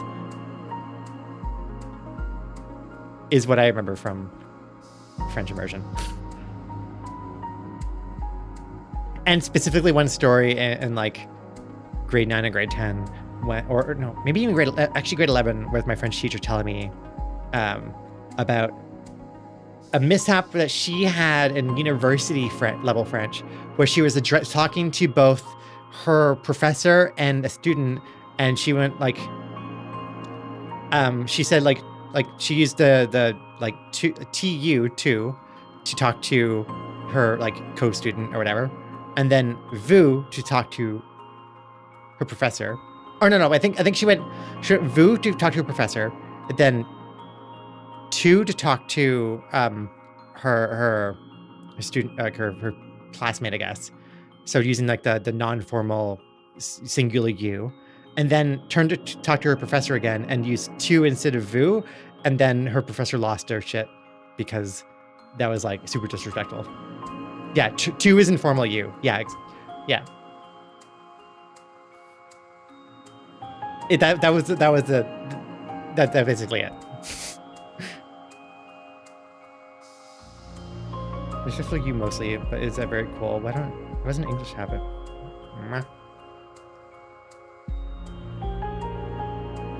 By the way, people who argue singular they isn't real are actually insane. Yeah, no, it's completely outside of or devoid of any like reality of the usage of the word. Like the singular they has been used for like centuries. There's a lot of evidence of it. People do it without thinking about it all the time. What people actually, it's been in English since forever. Shakespeare uses it. It's only what people have a problem with is feeling like, oh, they can make a mistake and then be called out on their making a mistake. It's like, oh no, there's something else I need to watch out for. I need to like not step on that too. Like, oh, it's they're upset about having to be slightly inconvenienced.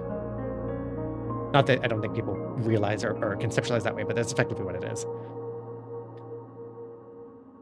It's like people aren't probably conscious of that.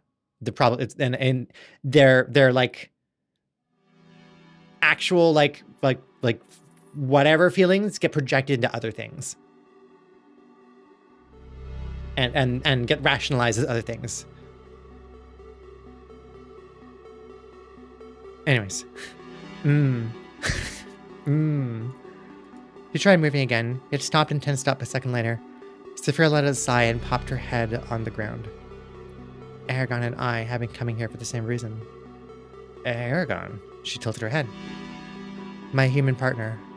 My rider. Again with the very explicit, like, no, the Eragon and Saphira in this are like low-key just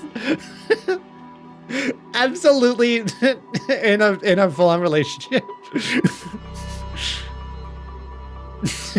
Rider, I hardly know her. Get on my back is what Saphira would say.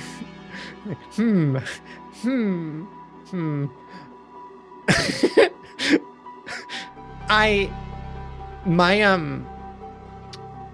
think one of the inspirations that I had to like write this fan fiction, honestly, was reading other Eragon fan fiction, like that were like much more explicitly Eragon and Saphira are just fucking.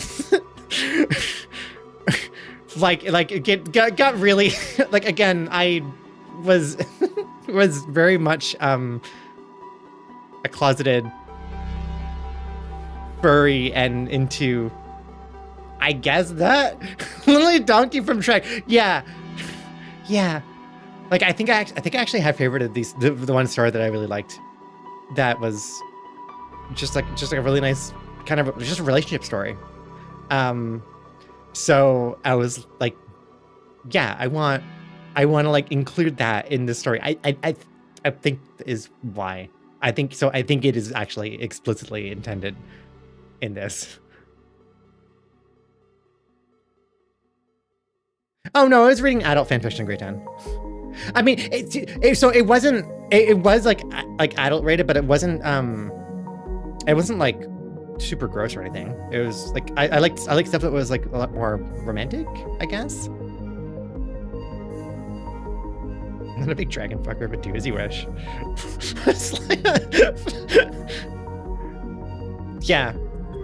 I remember I made friends on DeviantArt for a while with somebody who was absolutely making like really, really raunchy, not raunchy, just like a lot more heavy, not safe for work stuff. And I like didn't think anything of it, I guess. I think I maybe had a thought of like, oh, maybe this is like a little inappropriate or like kind of not safe for work. But I was just like, it was interesting. It wasn't even like, I don't know.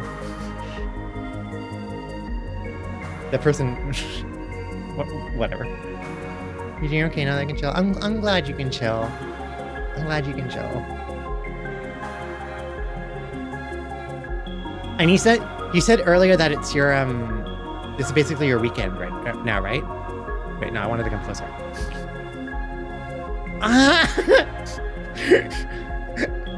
At 2?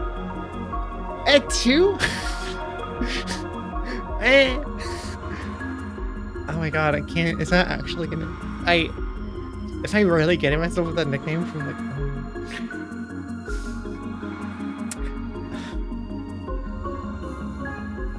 I can't even say anything. I genuinely can't even say anything because I have already made it clear that like, no, Luna in this story is pretty much like my right in OC.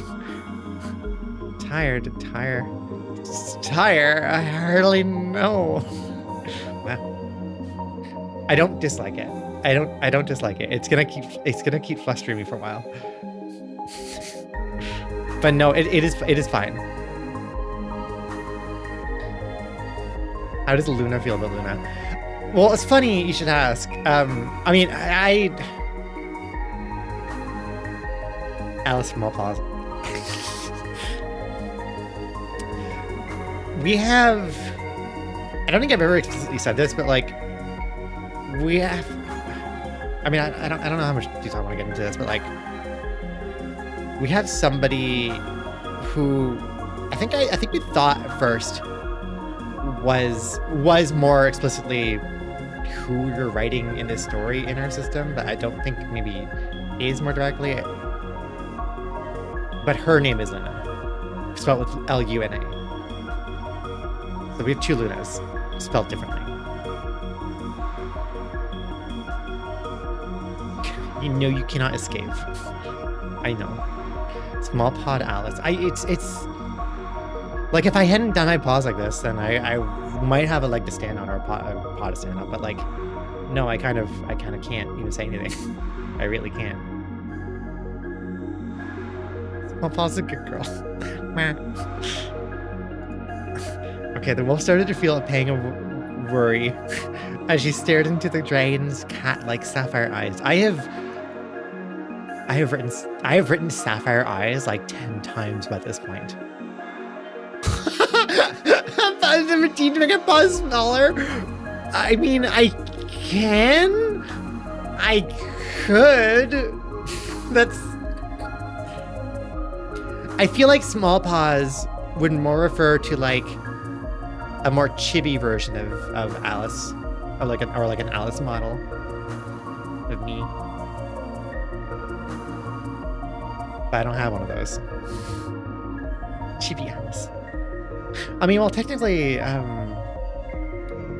only actually I guess we have chibi art from Archive Terminal, from AJ. One wonders if you were dreaming about staring into the dragon's sapphire eyes. Maybe. I wonder if I was like, as I was writing this, I was imagining it out, and I was kept imagining just staring into Saphira's eyes, and so I had to just keep writing. I'm now staring into Saphira's eyes. So, Keith, that's the thing. If I were to do a chibi version, probably I would go like more full on, like a cute puppy. I guess. I don't know. We can figure it out in the future. That's a like next year problem. Saphira, I'm considered to have a very good nose, even among my family, and I'm certain there are no humans here. The dragon just stared at the wolf, blankly, not making any comment or movement. Then shock, worry, and fear poured over into her eyes. Saphira jolted up, ignoring the pain, although the wolf could see her muscles tense from the stress. She began to frantically look around, searching for the supposed human. Oh no, oh god, no. Eragon, no. Oh no. Ah. Another idea for the grimoire. Oh my god, if we ever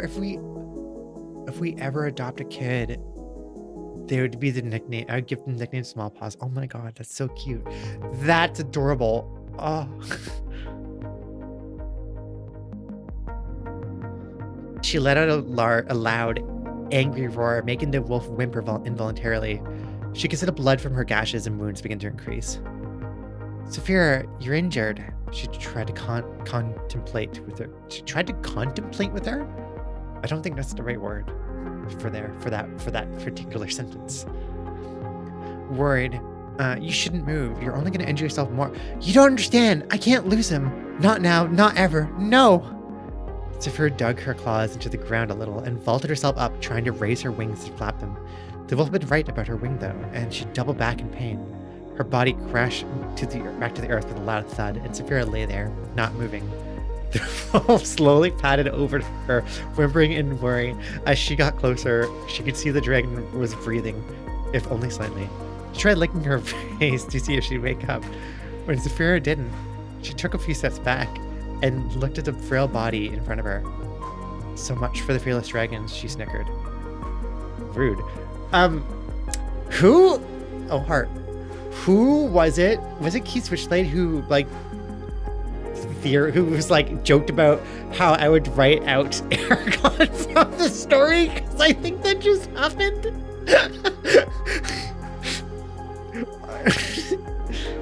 Because now we got just the wolf and the dragon. You got two.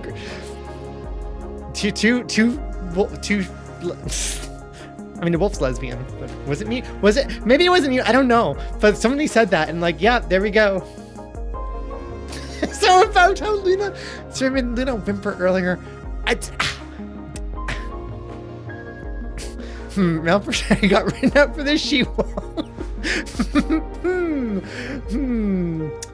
Interesting. I wonder if that means something. Do you think that might mean something? I don't know. I really don't know. It's hard to tell. Oh, signal answer. It was you. You get bonus points. I don't know what points I can give you, but you get bonus points in something. Well done. Oh my god. Oh no! Link the fanfic on the upper mod. Oh my god. Boop. All right, author's notes. See, the wolf has her role to play. Smiley face. What happened to Eragon? Question mark. Oh, face. Thank you. Past. LZ. Eragon is fucking dead. The murder of Eragon, the human. Oh my. I don't think he's written out completely, but I think he is like, he might be a damsel in distress right now. And the two girls have to go save him. That actually might be what's happening. He might be a damsel in distress and the two girls have to save him. Yeah. Damn it, can we retcon Eragon's return? I don't care what happened to Eragon. He was getting in the way of those two. I don't know. We'll find out. We'll find out how this goes.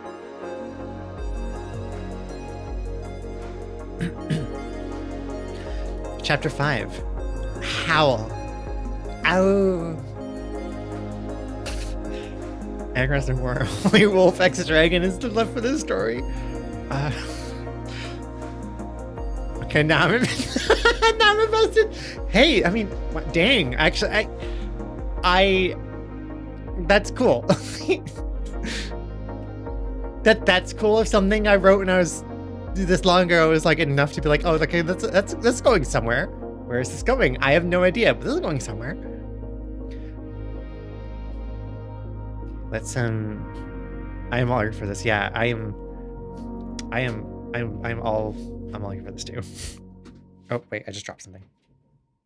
Oh, I probably shouldn't drop that.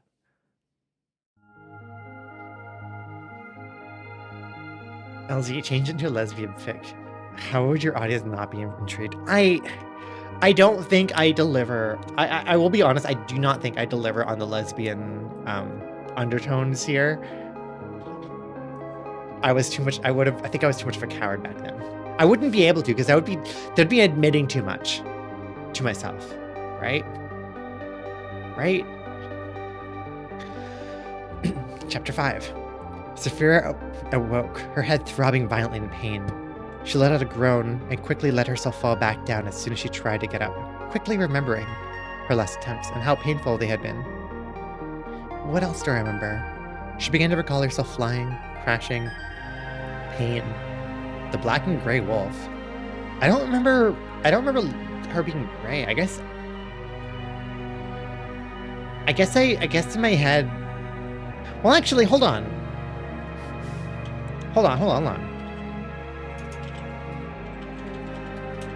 I have something I can share. I just remembered. We didn't know, but I need it. I do too, honestly. I think I needed it back then. Wish I had some good munchies for this. We didn't need undertones. Now we have two women. One of which the other whimper. Oh. That's yeah. Here, do you want to see some art? Do you want to see some art I made when I was... What year is this? 2009. This was actually just a couple months after writing this. I actually, this is official character art for Luna. Back then. You would love to see it? Here we go. There we go. That is Luna.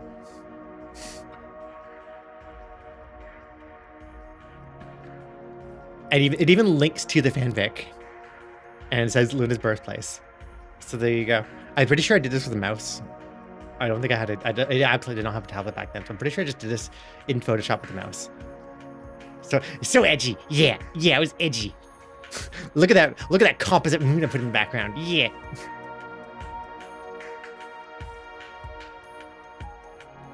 I am recording this. I think it hopefully will have good audio or clean audio for the microphone. Modern Warfare 2 was new during this art. Oh my god, it was too. Yeah.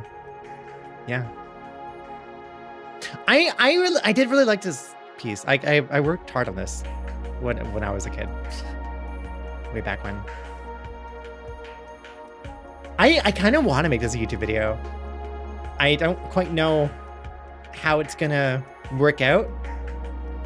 If it doesn't work out, if the stream doesn't work out for making a YouTube video, then I might I might just record it offline and just do it on like a recording session. It might be interesting.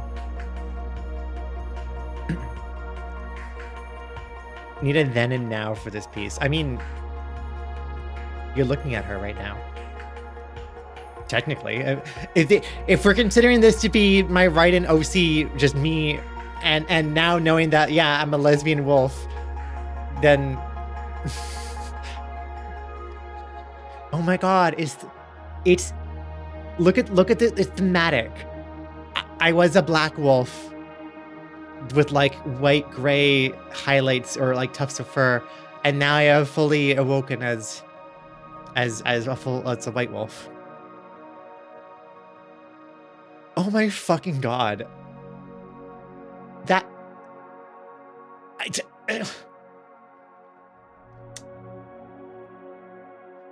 the Cog being a blue dragon absolutely already like has been and already was, and which I acknowledge and know, a reference to Saphira. Like the reason Cog is a blue dragon is because of Saphira. Also why my phone tracking keeps disconnecting. Weird. That's always been a thing. Like the reason Cog down there is a blue dragon is because of Saphira, because of blue. Yeah. Cog, at some point we decided that like it might be a cute idea because we never like gave Cog any characterization at all. He was just kind of a cute blue dragon. And I think part of the problem was that it's like we never identified with Cog, like, so it never was like, even like, because we had that dragon mascot for like all of our streaming career, but like we never like identified with it. So he was there, but we never had a character for him really, because we couldn't figure out ourselves. At some point, like last year, I think we decided it was cute. It would be cute if Cog would be a trans mask dragon to kind of like be kind of like a cute parallel, I guess. So he they it. Yeah.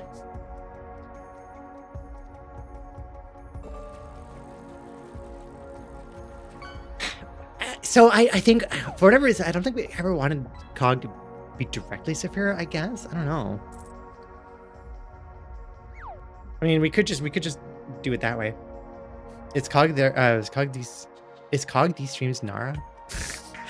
Well, no, because like we can't. I don't think we've ever been able to do that because like we don't know Cog's character. We don't know anything about him, and that's pretty much why we don't see like. So I used to have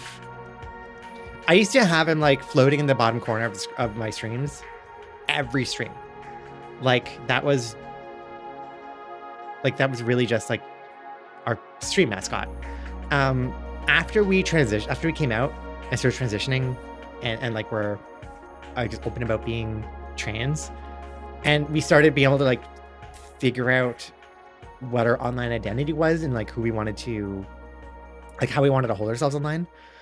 And through that, I think we also we knew that we had problems figuring that out and had wanted to try to like put ourselves in the streams and not like originally all our emotes we commissioned were of Cog. They're all Blue Dragon emotes, which is why we have a bunch of Blue Dragon emotes, because that was originally our emote set. And our sub badges. But at some point, I think a bit before we came out publicly, but like as we were processing this, we realized that we wanted to make streams like we wanted to put ourselves at like the forefront of streams and not Cog, I guess. And so Cog slowly got sidelined. And then we slowly started getting emotes about of ourselves. Like just, I mean, that's what like, actually here, hold on. This, the emotes that are this, that emote was done before we came out. So that is actually before we were publicly trans femme.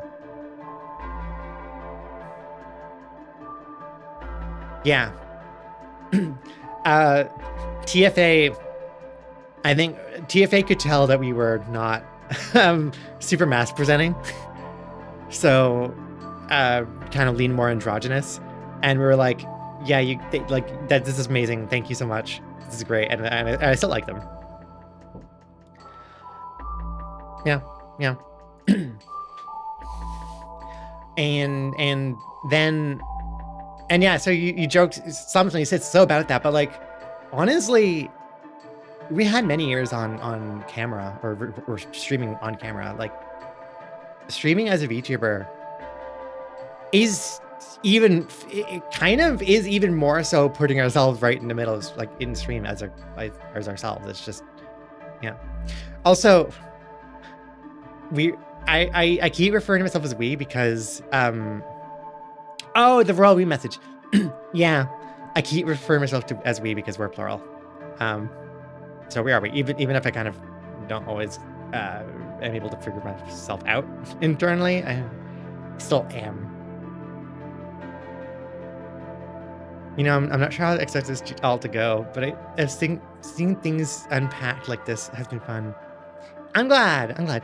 Oh no, you don't need to apologize. No, not at all. I don't talk about it like too often, honestly. Hi. Look, what did I miss? So this art is of my OC character Wolf that I wrote into the fanfic. This is Luna the Wolf. She's black with like gray white patterning, I guess. Also, she's effectively like my OC write-in when I was in high school. Which so even in high school, I was like, without even realizing it, I was you know, a girl and a wolf. Makes me feel better. I didn't know Alice is plural after being here for months. Yeah, I could probably talk about it more. Like, I should probably talk about it more. And I think I said a lot, but we end up being very shy about it. We like to talk about plurality to, or like keep a nice environment for other people, but we don't tend to use that for ourselves, I guess. Also, you can't just leave it out like that. You need to draw more attention to Wolf being a girl. Oh yeah. If it wasn't clear, this wolf is a girl. This wolf is a girl. Mm-hmm. Yeah. Only found out after I came back from a long break.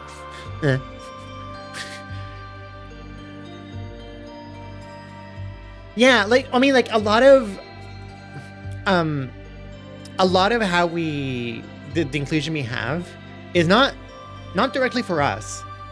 Like we have a lot of inclusion but plurality for not specifically for us, but like for other people, because like even just in our community, outside of us in our community, there's a lot of like plural folk, right?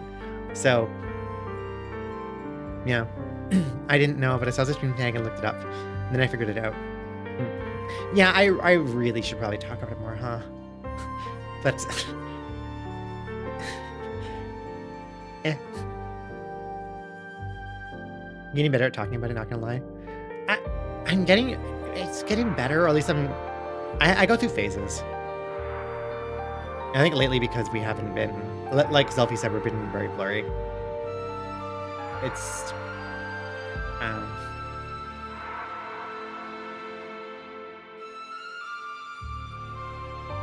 oh, so plurality refers to like multiplicity. So, multiple people, multiple identities, existing in one brain or body. It's most commonly, or like most is most colloquially like known through DID, or dissociative identity disorder. Although there are a couple of different disorders that are related to that, and disorders and like plurality isn't as like plurality is more an umbrella term that should encapsulate like a lot of more wider experiences that aren't just the diagnoses, because the diagnosis is just like a very narrow categorization. But there are a lot of other experiences outside of that might not fit into those categories.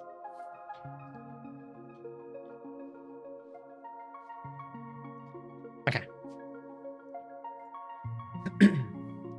Yeah, I need to drink some water and I can continue reading.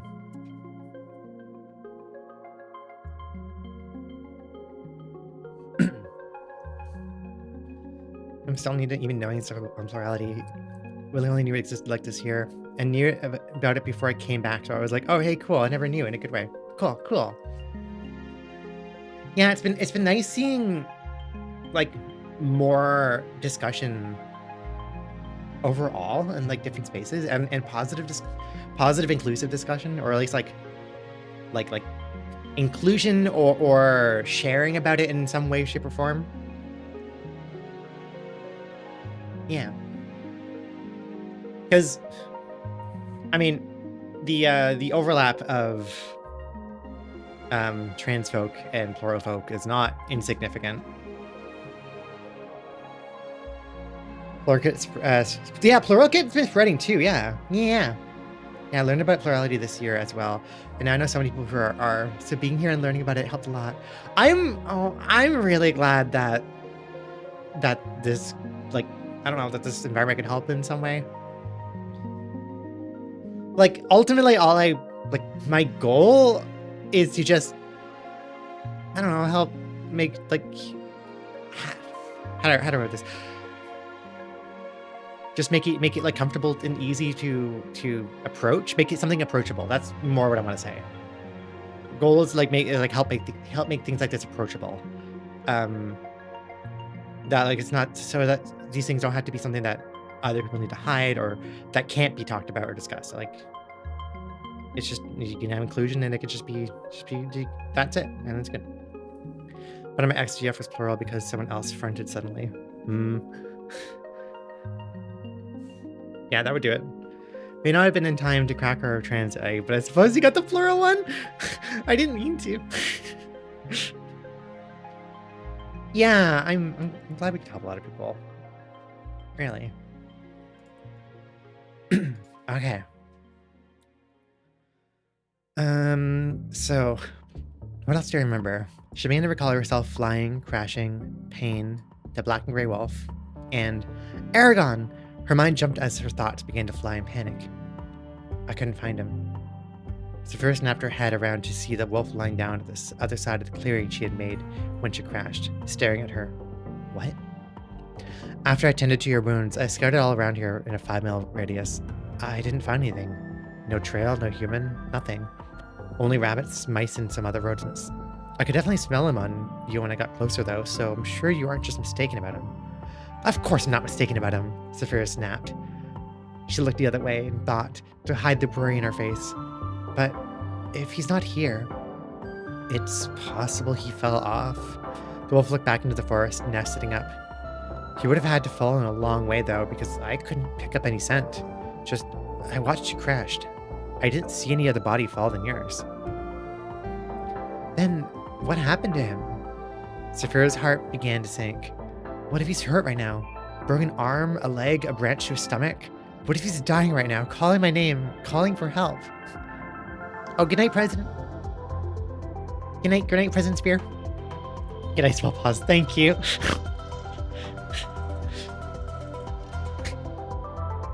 May you dream of lesbian wolves and dragons. What a glorious dream that would be. Salute the president. Can I? Hi. Bye. I need like a. I was gonna say I need a cuter wave or like a more specific wave. No, but no, this is cute. The tracking tried. I can kind of lift my arm up.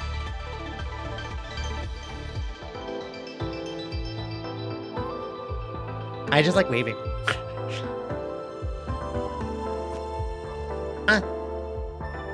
I know. I'm trying to do, but like my arm, like, see, if as I raise my arm, it just like stretches out, and then I guess because the tracking thinks my arm is too high up, and then I can't do anything with it.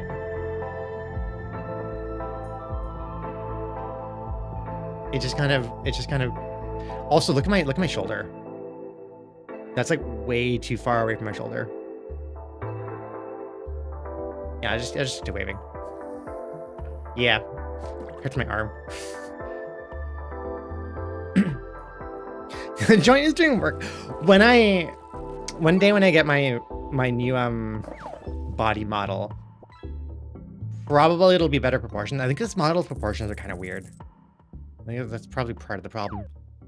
So like my IRL arms are way longer than my model arms.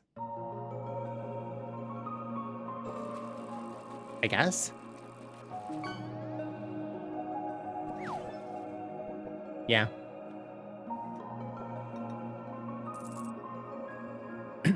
Then what happened to him? Saphira's heart began to sink. What if... right. Saphira sat up, not being able to rest here.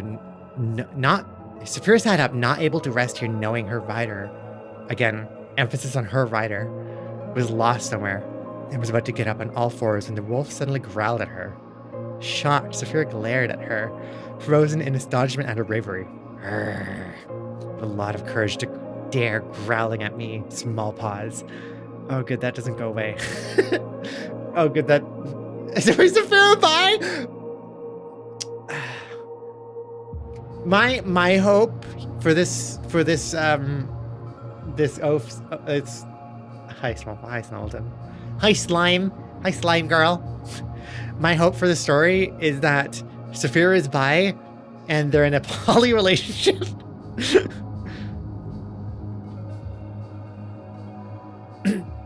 The she-wolf ceased growling. Keeps freezing. Oh no, it keeps freezing. That might be on your end. If it keeps freezing, try changing the video settings if you can. You can go into this. You can click the cog at the bottom right of the stream window, and you can change the resolution down. Most times, sometimes you can't, but like if the options are there, doing that might help. The she-wolf ceased growling and stared back at her with intelligent eyes. You're seriously injured, Saphira. I've tended to your wounds with the best of my abilities, but you need to give them a chance to heal. And you aren't going to be helping by running around looking for a human friend. Is it really going to matter whether you find him or not when you're dead? The wolf circled a little bit around Saphira, moving closer in the process. You need a rest. Yeah, look at this. The wolf is taking care of and tending to the big dragon. Saphira stared at her, still shocked and discouraged that the wolf was betraying in front of her. She realized that her wounds weren't hurting as much as she remembered. She looked down her body to see that wherever her flesh had been exposed, some sort of greenish, mucky cream was in its place. You tended to my wounds. Yes, and if you get up now, the cream won't be able to take effect. Now lie back down and try to rest. I'll go patrolling out again. Farther out. Your friend couldn't have just disappeared, right?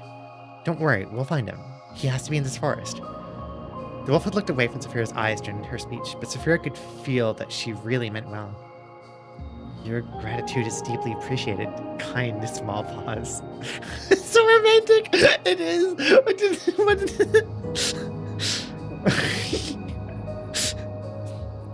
The wolf looked up at Saphira and smiled. Just why exactly are you even bothering with helping me? You have no debts or ties with me. If you were smart, you would have run away when I first growled at you. Well, I can't say I didn't consider it, said the wolf, sitting down and starting to lick her own paws.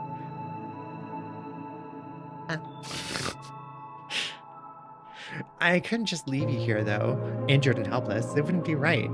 No matter how fearless and powerful you may be, she said, sticking her tongue out playfully.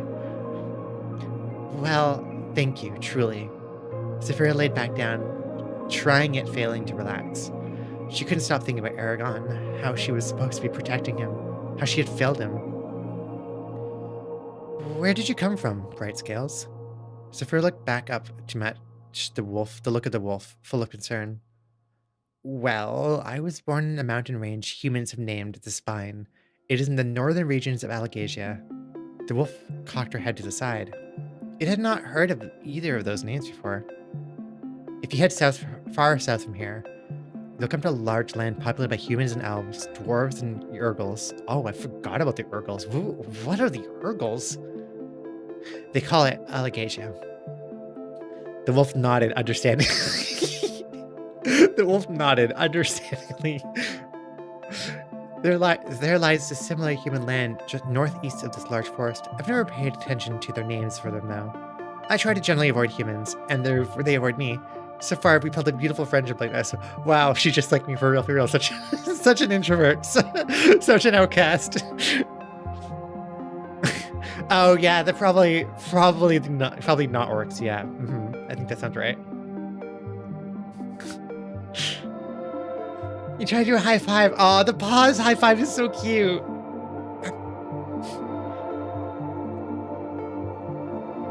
I'd guess Pan. Dragons are beyond a conception onto the blah blah blah blah blah.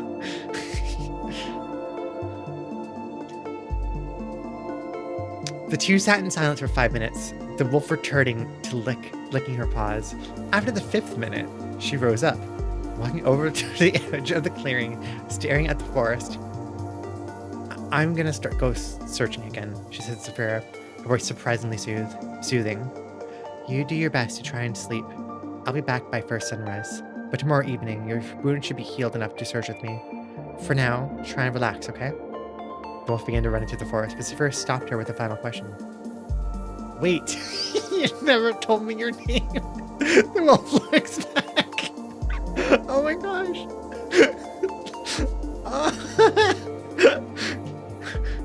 No, I think Luna was licking her own paws. I really did the wait. You didn't tell me your name. Who are you, strange, kind stranger? Who? The wolf turned her head and looked at Saphira, her eyes shiny bright as the full moon reflected on them, taking Saphira back with her unlikely beauty. Luna. Oh my god. Wow, I really wanted to write a lesbian story. Holy shit. Oh. Well, I think it's a pretty name. See, she's a good wolf.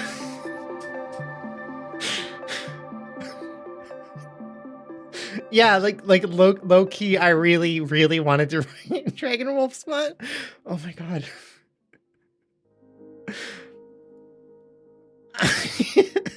This is so cute. What the fuck? This is way cuter than I remembered. Also, Octoburst, the story encapsulates in so many ways. Oh my god. I'm glad that I'm glad. My mom has a Canadian accent. She says sorry. Oh, sorry. Oh yeah. Do I say sorry normally? Yeah, I guess I do, don't I? You say woof instead of wolf like my mother. I mean, when I was back then I did, I guess. So I'm so glad we actually convinced to read this small pause. That's absolutely not ever gonna go away. There may be a little cringe in this, but this is really good. This is actually so far a lot more interesting than I anticipated. I really didn't give myself credit back then for this. This is like you know what? Like even in like thinking about like what I wrote about, I didn't remember that I probably wasn't aware of what I was doing here. I don't maybe I was, I don't know. But like I almost feel like I wrote this cuteness without realizing that I was writing lesbian cuteness. With us, with how much is leaning into lesbian stuff, Luna might have legitimately been licking Saphira's paws. You're not wrong. I mean, Luna did tend to the dragon's wound, so probably that would involve cleaning the blood off. And the best way to do that would probably be licking. Yeah, probably. I think it's polishing up some of the dialogue and descriptions. This could be really interesting, especially with more leaning to the lesbian dynamic. You know, I think that I have notes that because I was like searching. I was also searching through my file folders and stuff for like old things, and I have some notes of stuff in here. And from what I can gather, I think that I at some point in writing this, I realized. I probably stopped because like my hyper focus ended after a few months, but B, because I didn't know where it was going, and I think that I wanted to rewrite the story and basically make it not Eragon, but like make it just like write a story around this, but not be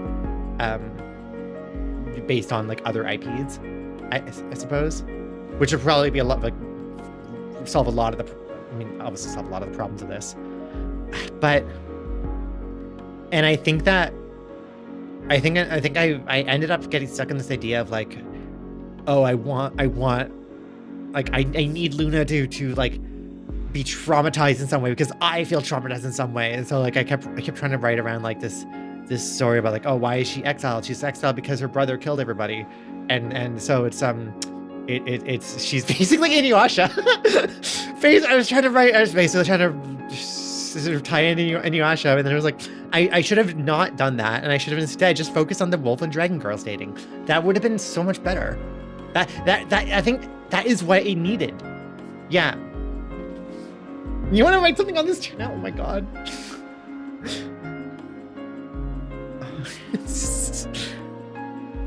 Okay, yeah. I mean, can I do like a big deviation in my life path and just become an author? I mean, I think I genuinely wanted to.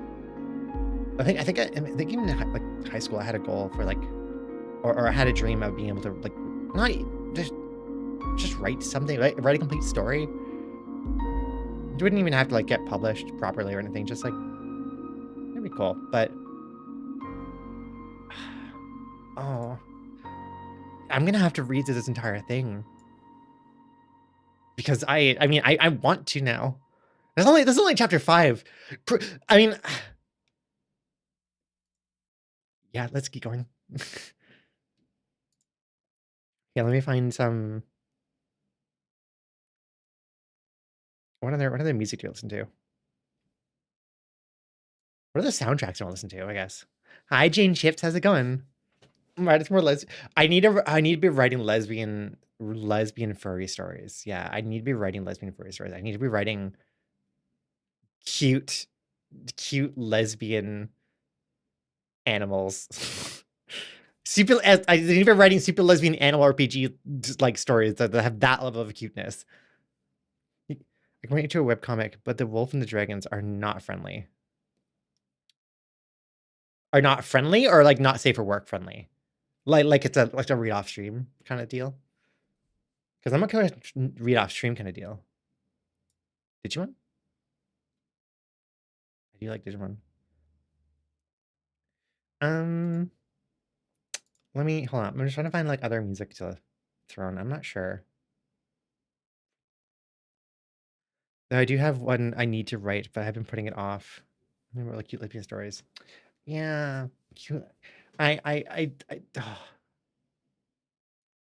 This is absolutely reminding me how much I liked writing this. And see, the problem I think was back then I wasn't aware or comfortable enough with myself to know what was happening here. So actually, this is very interesting reading this back now and having like the kind of awareness that I have, because yeah, you just woke up and you're tired. I'm so good. Oh, not good. Good. Yippee. Oh, she needs to date someone who went to Dragon Age 13. Is that the play? I was thinking about doing like a Wolf HRT. I mean, I could still do. Now I have 2 Wolf HRT stories ideas. They're different, but like one of them being like, okay, maybe like I guess like event thing, but another one being like, okay, Wolf HRT, Dragon HRT. Maybe Uwu they hook up. Oh, Signal. Yes, I have seen that. I haven't read all of that, but I have seen that. It's very cute. Yes. Very gay. I need to read more of that. It is a very different relationship, yeah. Or rather, they're in different relationships, yeah. Okay, I'm ideas. Okay, chapter 6. Old friends. Eragon's eyes. Oh, we're back to Eragon. Oh, well. Cuteness is over, I guess. Eragon's eyes shot up, open into the pitch black room, with the one thought going through his mind. Saphira, for the past 24 hours, he had been trapped in a vivid dream, one of which has already escaping Eragon's memory. One image, however, was burned into his eyes, one that terrified him in ways he didn't understand and didn't want to. An image that shook Eragon to his very core and almost sent him back to sleep. Saphira, Saphira, on her back atop a large stone in a temple, bloody and ripped apart. Well, this music is not the vibe for this, I guess. Here, let me find.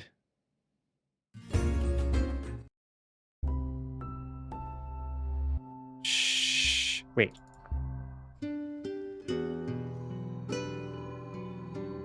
Maybe? Boo! Kill Eragon! Okay, Saphira, on her back atop a large stone in a temple, bloody and ripped apart, a long sword sticking through her heart, and a dark figure standing above her, staring at him. Eragon shook his head. It wasn't real. It was a dream, he tried telling himself. He couldn't help but tear up from the thought, though. No matter how hard he tried, dreams can reflect what you fear most sometimes, and obviously I feel of losing So it only makes sense that seeing that, right? It doesn't mean it's gonna happen. Eragon pulled his hand to his face to wipe the tears away. Only he couldn't. He tried again. It felt like something was holding his wrist securely back. He tried his other hand.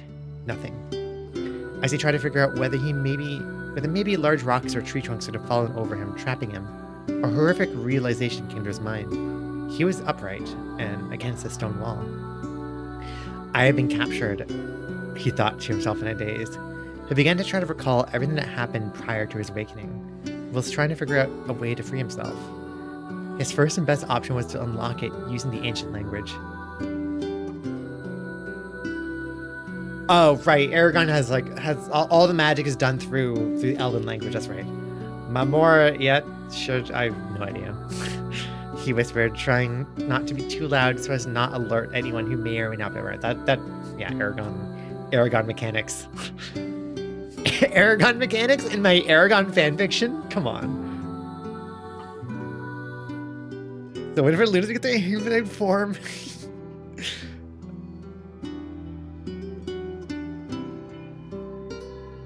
Does that happen? I wonder if that happens.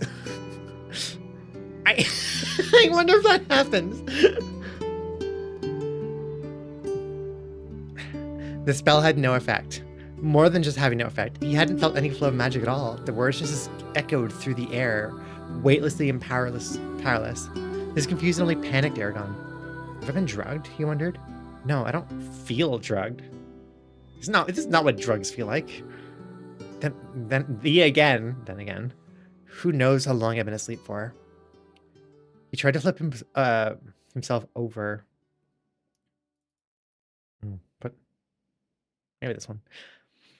He tried to flip himself over by bringing his legs over his body, only to find his legs were tightly fastened as well. Frustrated, he shrunk and slimmed his right hand to his best physical extent and attempted to slide it through the brace, only to be met by sharp pain. I felt as though teeth were digging into his wrist. Ah. Sorry. Finally awake, are you?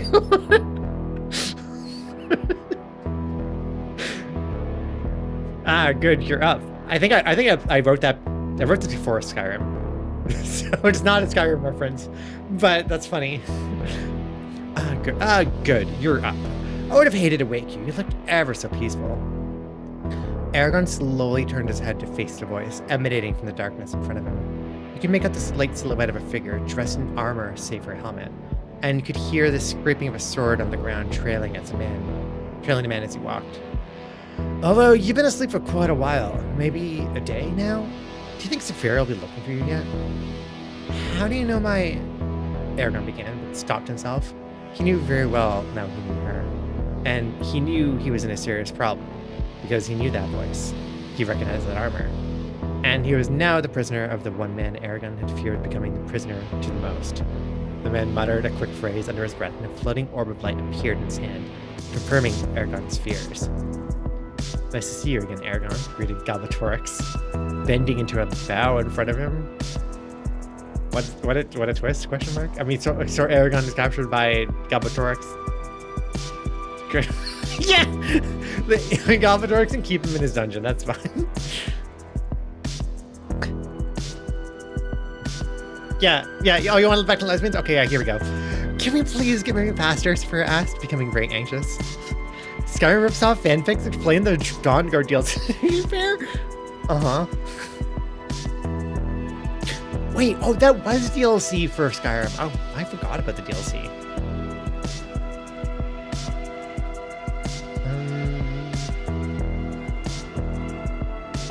Yeah, I'll play this.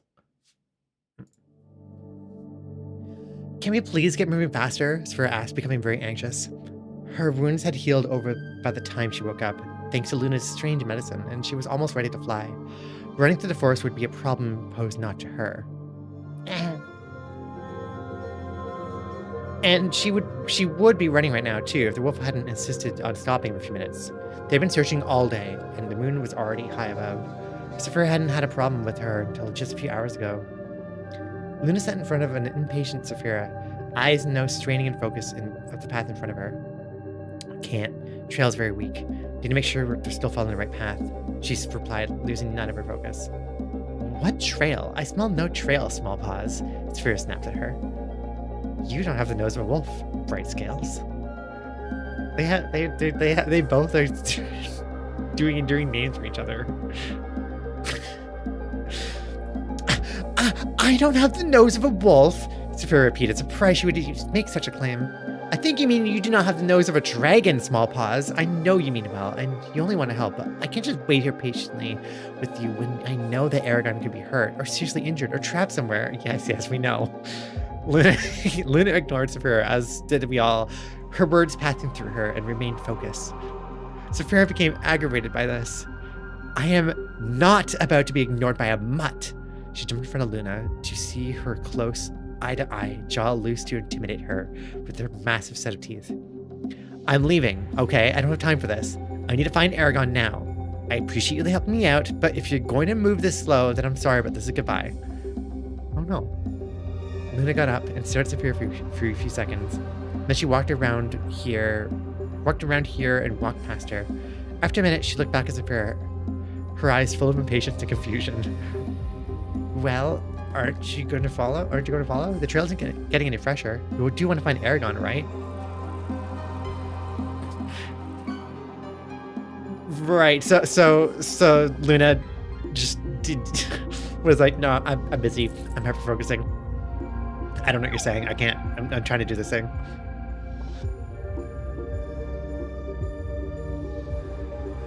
The two travel for another 5 hours without stop, as Luna finally had a grasp on the trail and wasn't losing focus of it. Just, it wasn't the kind of trail that Saphira had been thinking of. Luna couldn't afford to tell the dragon yet, however. She wasn't sure how far she could trust his being, and she wasn't the kind of wolf to let go of her deepest, darkest secrets so lightly. What am I referring to here? Wait, what's Luna's secret, huh? Oh, is she magic? Oh, is that it?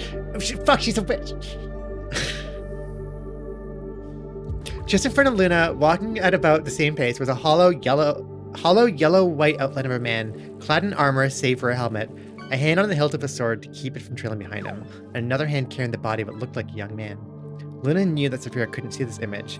She was almost... She cast a clairvoyant spell. Woman! That's the secret, girls. Oh my god, she actually has... You're telling me she's a wolf witch? Have I heard that before? I've never heard of the combo of a wolf and witch before. That's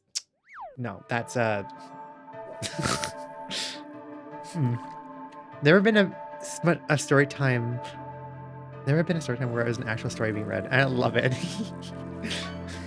Yay. Put the hat on, small paws. Here you go.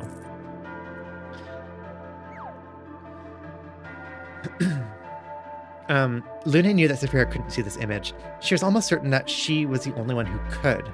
Since she was just a pup, when all her other senses failed her, Luna had come to be able to rely on this sixth sense. Whenever a trail became too cold to follow or disappeared altogether, Luna had been able to see this echo and follow it to her prey or target, although she tried to avoid doing so at all costs. I think... Oh, wait. I think that this is... I think that I was pulling from a different... I think maybe I was pulling from the site, because I was inspired by,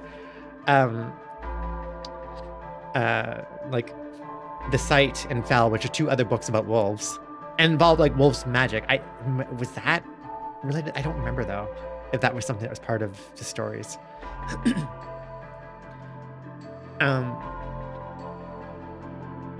She didn't feel comfortable hampering in power she didn't understand, and this was something that didn't make any sense to her. All she had figured out was that she was seeing the path of someone or something had once walked or ran or flew. The only drawback she found with these powers was that it only worked in moonlight, and after a while of following it became taxing on her, and finding the echo after losing it proved much more difficult every time. So she wasn't about to lose it again. Ahoo! Ahoo! I don't know. This might be like OC stuff. I might have just made her magic. She chose not to tell Saphira this because she didn't see a need. Why tell her one of my Oni? Why tell her one of my secrets when it will not benefit her? So she followed the echo, keeping focus, letting Saphira think that they were following a traditional trail. Still, she would like to know who this man was. Saphira, she asked slowly, did you and Eragon have any enemies? Saphira chuckled in her mind with a soothing voice. Yes, I suppose you could say that. Although we were pretty efficient at disposing of them, eventually. Well, most of them. Why? Saphira paused, almost afraid to continue her thought. Do you think Eragon is kidnapped? Yes, Eragon is literally got kidnapped. That's what's happening here. Luna paused a moment, contemplating whether or not to tell her. I can't know for sure, it's hard to tell, but we shouldn't shun away the possibility. If someone were foolish enough to do something like that, they won't live long enough to regret it. They won't live long enough to... Okay. Every emotion that Luna could feel coming off of her told Luna that she meant her words and intended to uphold her promise with her life. They traveled for a few more minutes in silence. Saphira walked up close to Luna, lowering her head to the wolves.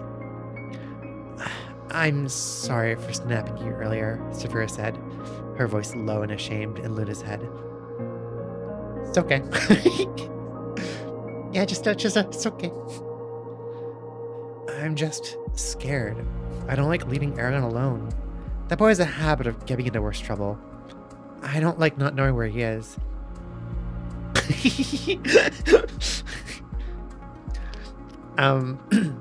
Luna could feel her unconscious conscience draw back from her own slowly. Don't worry. We'll find him. I can promise you that much. Another 3 hours passed. Luna had held on to the echo longer than she had ever held on one before, and she was confident that she had a good grasp on it when the man stopped, raised his hand, and disappeared. Luna was completely in shock. She stopped suddenly, causing Saphira to stumble over her, trying not to crush her. Hey, don't just stop like that. Luna? What is wrong? Saphira stared at the small wolf, wondering why she stopped suddenly and why she had such a confused look on her face. She watched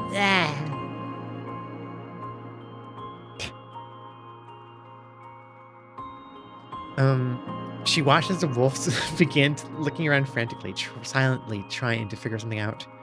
Tell me what is wrong, Small Paws. Maybe I can help. Saphira did want to help. The trail, it's gone. Just gone. It disappears right here. It doesn't make any sense. Luna calmed herself down and tried to focus again. At first, she didn't think that she could see anything. Yet, after a few seconds, she noticed an echo of mist gently lapping at the air.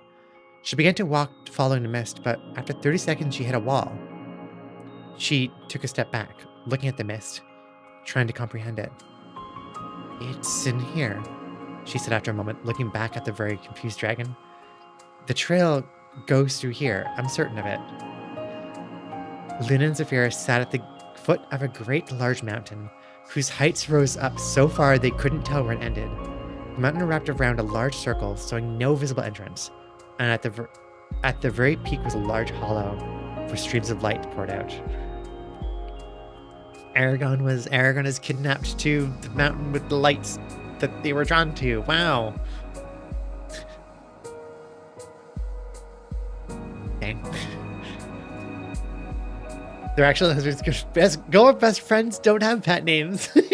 Yeah, no, I think that we could probably assume that they are. For the purposes of this reading here, we can assume that they are, and he can absolutely stay there. Oh god.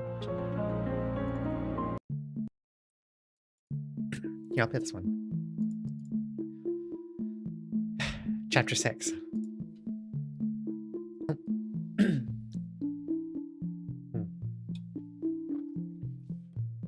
Chapter 6.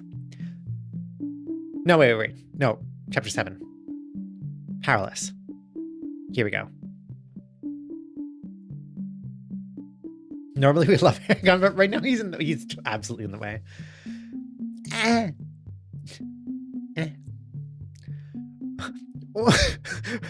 What do you want with me, Galbatorix?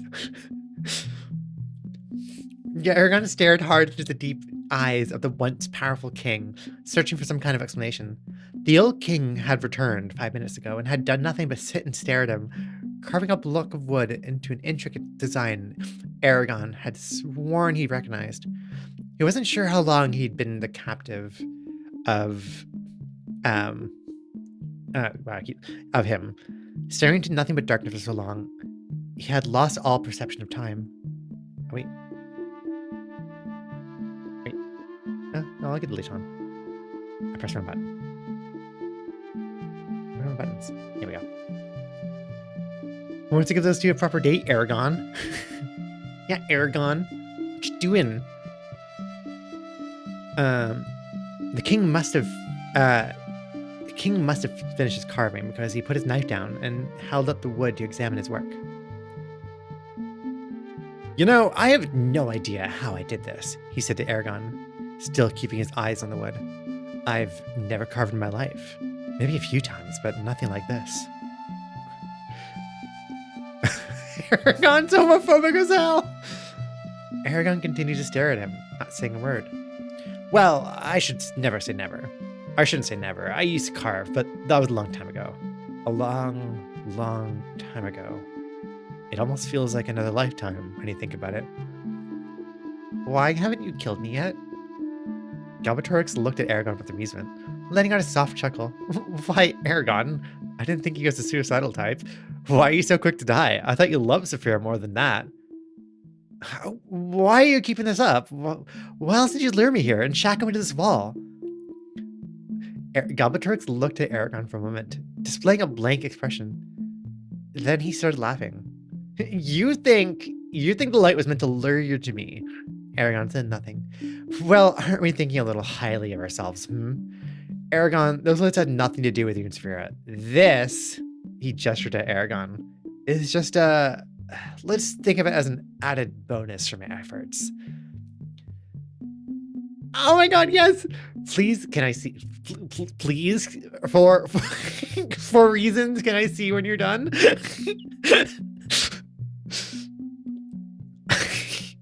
I'm happy to inspire you. That is... Wolf and Dragon Yuri is like... Honestly, I feel honored that I could inspire... I could be a part of an inspiration for Wolf and Dragon Yuri. Listen to it now. Oh my god. Oh my god, yes. Okay.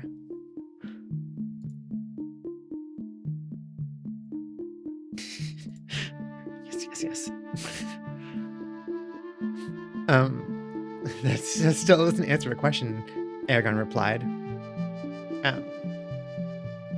Hiding all emotion from its voice. Do not appear a sack? Did I try to write afraid? I think I tried to write, I guess I typoed afraid somehow. Why are you keeping me alive? If you don't want to kill me, then what the hell do you want with me? Galbatorix simply sighed and sat up. In a split second, he was in front of Eragon, face to face. Oh my god, yes. Oh. I've done a ton, but it's a quick sketch. It's adorable. It's adorable and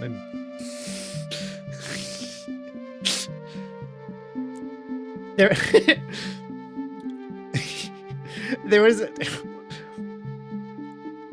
just, yeah. Great. Fantastic. No, that's good. Yeah, no, that's cute. It's cute, which is, that's all, yeah. Yeah.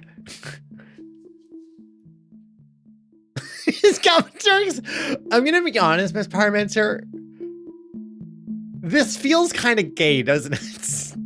like this also feels, wow, I was really gay. Like I was so gay. How did I not know? How did it take me like another decade to find out that I was gay? Oh my god. Oh wow, who'd have known? It's a lesbian. Oh my god.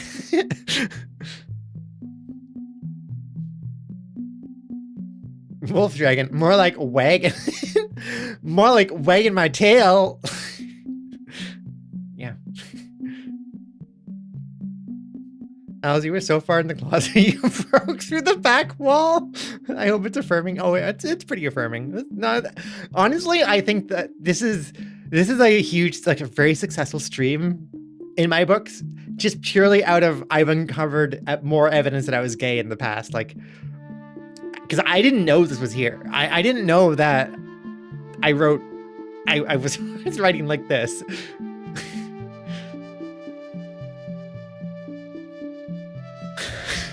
Yeah, actually, wait. Yeah, hold on. Let me. I need like some sort of.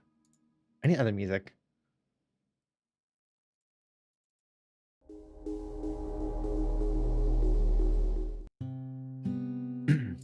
Sure, I'll just play that, I guess. No, yeah, better. So, why keep me alive? If you don't want to kill me, then what the hell do you want with me? Galbatorix simply sighed and sat up. In a split second, he was in front of Eragon, face to face. He grabbed Eragon's face, and pulled his face close to his own. Now tell me, why would I kill you? He whispered in his ear, causing Eragon to cringe. When I...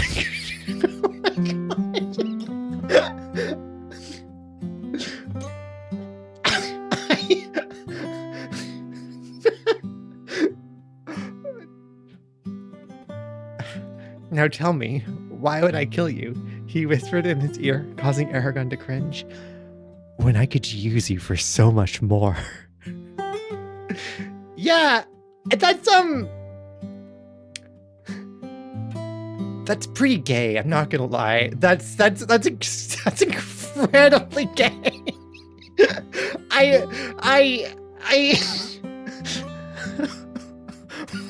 Wow.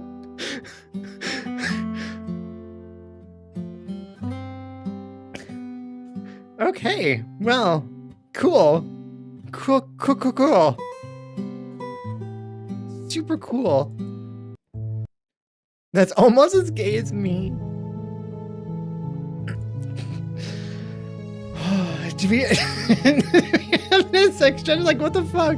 Yeah, like, so, I mean, yeah, Eragon is in a dungeon, like, shackled to the wall, and some big, like, guy clad in armor who's, like, absolutely nemesis is like, I'm not gonna kill you, Eragon. No, I'm gonna have fun with you. Hi, Dorella. Good morning, Dorella. Dorella, can you read this part? And can you tell me, on a scale from 1 to 10, how, without any context, how gay is this? And how gay do you feel this is? Like, do you feel, just reading this, do you feel this is gonna go somewhere really fast?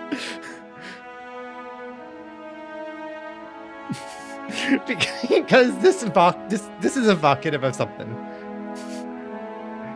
This got really funny all of a sudden.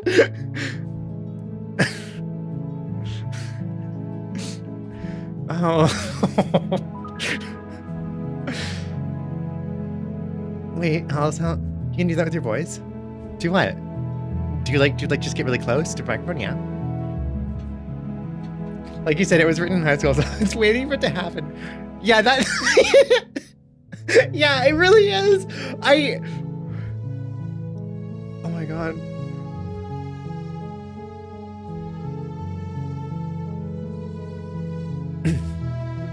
This is yeah. That is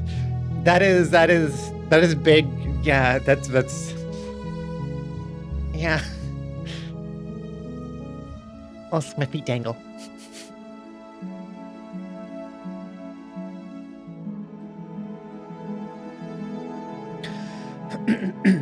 Yeah, let me drink water. But anyways, nice to see you. Saphira felt a rush of wind play along her wings as she flied around the base of the mountain. The mountain was much, much bigger than she had imagined. It was taking her over 20 minutes to make it all the way around. She wasn't flying as fast as she could be, though, as she was trying to find some way inside it. As she and Luna suspected Eragon was inside. As far as she could find, however, there was no way inside at all. Saphira heard movement beneath her and looked down to see Luna beneath her. Maybe she had found something, she thought, as she began to her descent and landing. Small paws, tell me you found a way, some way inside, she said to her, full of hope. I'm sorry, Saphira. I've looked all around here twice, and I can find no way inside the base of the mountain. She looked down, frustrated. They were getting no closer to their goal. Nor have I. Are you positive that Eragon is in here? Saphira asked her politely. Yes, of course I'm sure. I just don't understand how did he... She looked away from the mountain, back into the forest. There must be another way. Maybe there's some sort of underground cavern or system that he used to get in here? Saphira thought about this. That makes sense. This is a large mountain. Most likely it had been a volcano at some point of time, so long ago. There probably would be hollows from the heat and magma. Is that how that works? You might be right, Smallpaws. There's definitely not any clear entrances on the side of the mountain itself. Luna shrugged. Wolf shrugged. How does wolf shrug? Oh my god, almost not trash. Cod is the trash fish though. you got a not trash, which is good. Big stretch. Oh yeah. Yeah, on all fours, just go.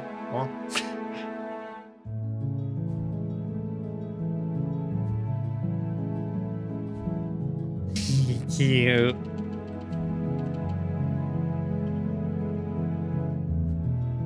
Yay, tails. I am enjoying this. This is a great stream. What codfish do wrong? I'm behind on the lore of codfish. Hi, welcome on in. They're just fish. We all have different definitions of or different desires. Desires for fish? No. We all hold fish at different values, I guess.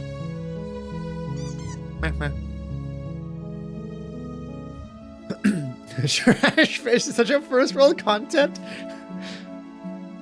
Oh, invasive fish, yeah. That's yeah. Invasive fish absolutely are trash fish. The primal desire for fish. Are you saying you desire fish? Yeah, not really. I don't think so. No. Sharks?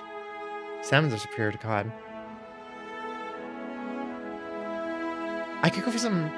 Actually, oh my god, wait, I just remembered I had something in the fridge. I have, like, vegan salmon. Like a block of salmon... Vegan salmon? Hello, thank you for the raid. Welcome in. Whoa, raid messaging. Hi. Hello. Oh my god, it's an idiot sandwich.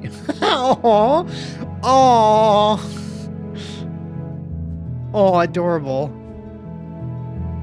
Hi, welcome in, raiders. How's it going? My name is Lunazera. I'm a trans wolfish VTuber. I'm writing fanfic that I wrote when I was in high school that we are uncovering was a bit gay. Didn't know. How are you? How is your stream? Welcome. Yeah, let me come closer. Of course it was. Of course. A bit, just a bit. So far, it's fan fiction on Eragon. Like I wrote this like 15 years ago. I wrote this in 2009, and I didn't know what to expect because I haven't looked at this since like for like over a decade. But like so far, what we've had is I introduced an OC who definitely is not a stand-in for myself, being both a girl and a wolf, and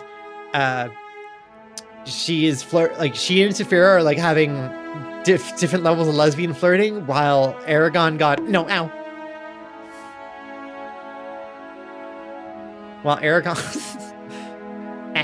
while Eragon was captured by his nemesis, like just evil king, who's now keeping in a dungeon, and it may or may not seem like it's going. I don't think it goes anywhere like that at all, but no, broke my heart. The story has made me draw my first very scaly drawing. What is life? Again, I cannot tell you how honored I am to have inspired this.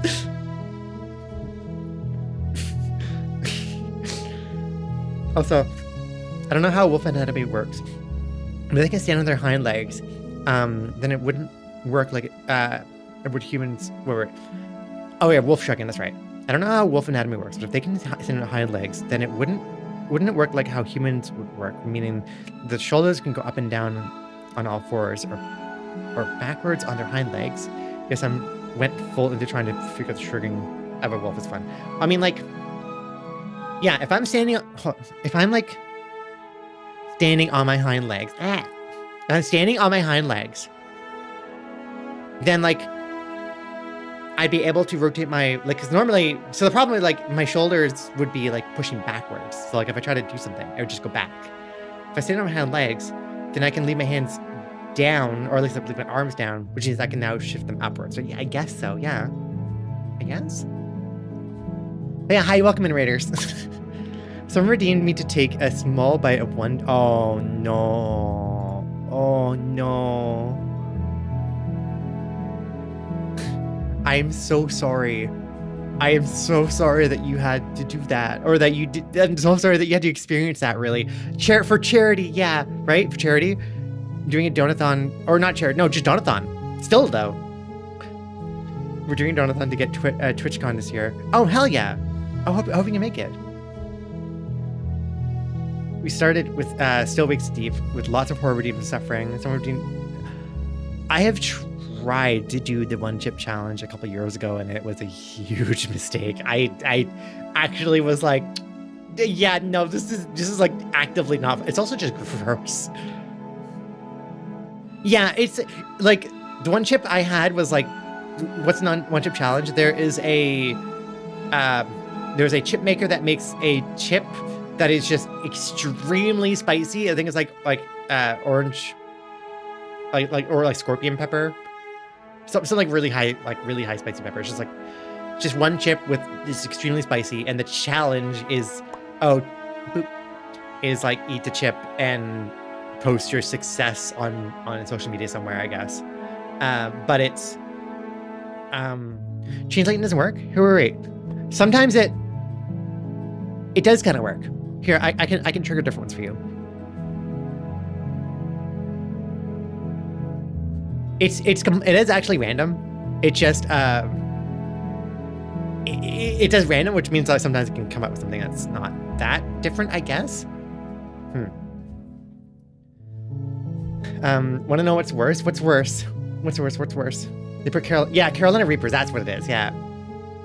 Oh god, it was bad. Yeah, now it's daytime.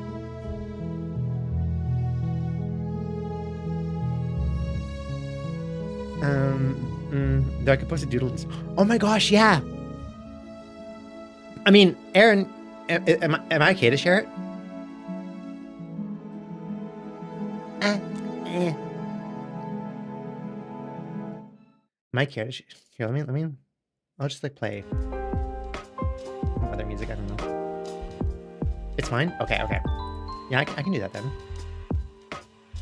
I just don't want to share something without permission, but I have permission. Here. So for context,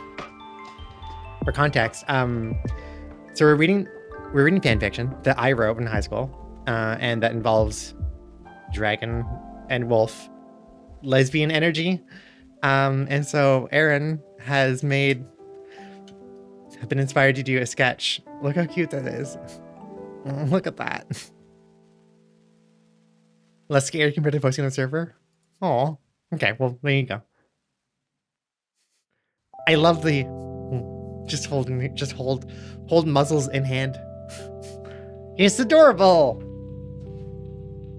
It also makes me want like wolf dragon lesbian fan, like just a story now. I just need a story. Is it okay over your orbit? Yeah, well done. Here, change lighting. Yeah, I want to see more story. On Wednesday for day 4, I'm playing DS3 Dark Souls 3, and I have to take another.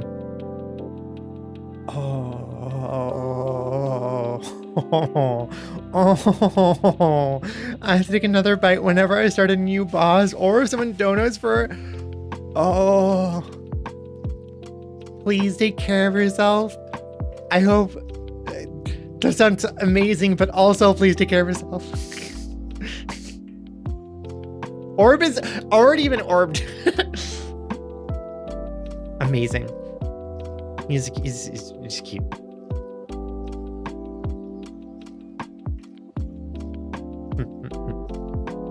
Thank you for sharing.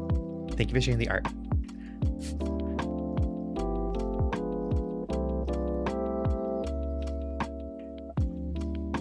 We did wait for proficient before orbing. We just you're really fast on that. Yeah. Okay. Yes, we can continue. Hi, good morning, Rinconzo. Good morning. Good morning, good morning. I hope that you're doing well. You're just in time for more fanfiction. I think we're here. Saphira felt the rush. Oh, and for context, this is Eragon fanfiction. So, like, Eragon, Saphira. Eragon's a human. Saphira is a dragon. So far, Eragon and Saphira are on vacation after some, like, end of the story. Although I wrote this before Inheritance came out, so, like, I just did an ambiguous, like, oh yeah, they beat the big evil king Galbatorix, and then he disappeared, and they don't know where he went, but they decided to take a vacation. So they went vacationing. They saw some, like, weird thing with, like, lights coming out of like a mountain with a hollow, like a volcano, or like a dried up volcano. And they then went trying to look for it. And as it got close, Saphira crashed. Like some weird thing happened. Like they got stunned. They got magic EMP'd maybe. I don't know. And at the same time, there's a wolf named Luna who's following them. And now Eragon is captured. Eragon has actually been kidnapped by Galbatorix, who happened to be the one who did the lights, I guess. And now Eragon is tied up in Galbatorix's dungeon, and Galbatorix is having, like, it's kind of gay, kind of like hot, steamy, gay energy there. But also, more importantly, Saphira and Luna have a lot of flirting. There's a lot of flirting, a lot of lesbian energy. Which I genuinely am not sure if I was aware of how gay I was writing a story back then. Because I don't remember thinking that this was gay. So I kind of think that I didn't realize. Yeah. This is so Eragon is captured. Eragon is captured by Galbatorix, and he goes, like, why are you keeping me alive? If you don't want to kill me, what the hell do you want with me? Galbatorix simply sighed and sat up. In a split second, he was in front of Eragon, face to face. He grabbed Eragon's face and pulled his face close to his own. Now tell me, Eragon, why would I kill you? He whispered in his ear, causing Eragon to cringe. When I can use you for so much more. And then they kiss. Yeah. They definitely kissed a lot. Yeah. Yeah, talking like he's gonna do unspeakable things to Eragon. What the fuck are we reading? Jarella, this is the fanfic. This is my Eragon fanfiction I wrote when I was in high school. I wrote this in 2009.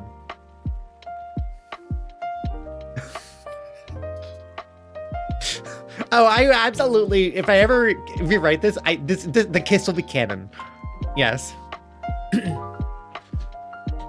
And so Eragon is kidnapped. Eragon's literally a damsel in distress, and Saphira and Luna right now are trying to find a way. Luna tracked Eragon and Galbatorix into the mountain, and now they're trying to find a way into the mountain to, like, try to rescue Eragon. I'm half asleep still. There's a lot less sentence sounded out of context in my brain, and that's just porn, Alice. If you write this, would it be cuter? Both. Simulton? The answer is both. I'll have to be honest. Yeah.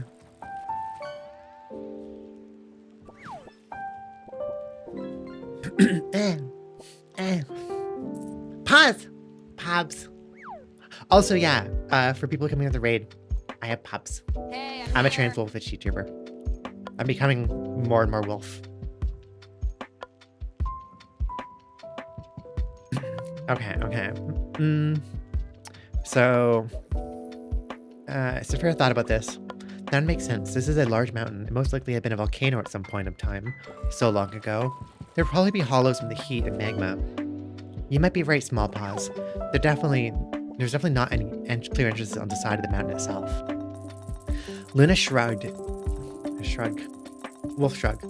and began to pace, deep in thought. Any ideas on how we should go about looking for this?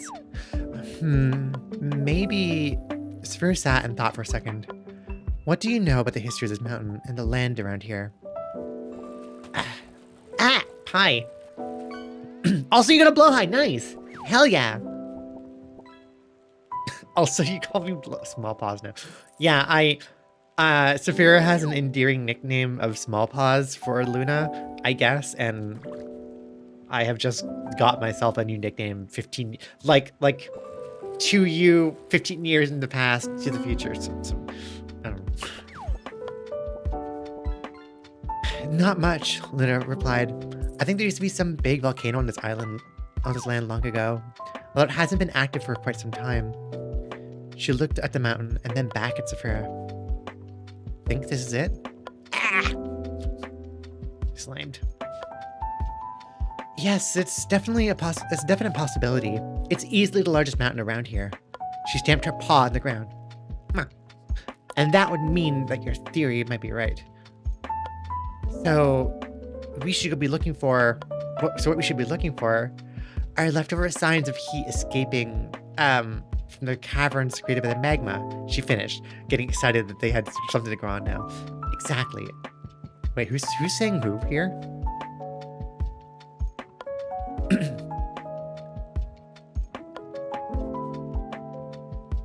Okay, I kind of lost track of like who's saying what. Exactly. I'll start with the north side. You stay here at the south. We'll meet back here in an hour. Oh, that was Saphira. Okay, and then this is... Oh, right. That's right. All Saphira's text is like, it's like italics. That's right. Sounds good, Luna said as she jolted away from Saphira to begin her search. Take a moment.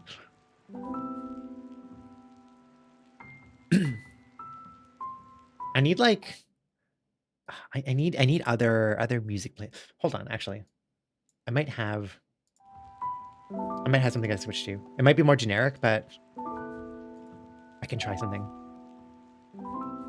There was a playlist I had found before that seemed like it might be okay, and I actually forgot to check it out.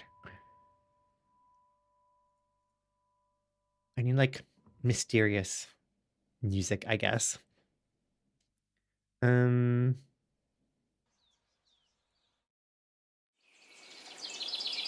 That's all ambient stuff. Atmosphere?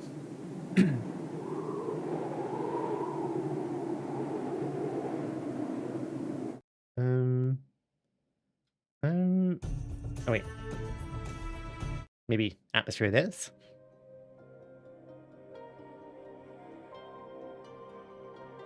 Sure, maybe this. Yours playlist, but I'm like I'm trying to find. I want things that like at least like fit the vibe, I guess, in some way. Although it's hard to plan around that. Yeah, do you like this? Yeah, for those of you who didn't see, actually, here before I continue reading this, look, I have. So I've got we're at a pond, and my feet dangle. Yeah. Aaron!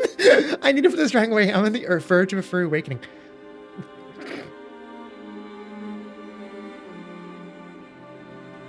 It really does. It is evocative of something, isn't it? It really just, you see something like that and you're like, huh, you know?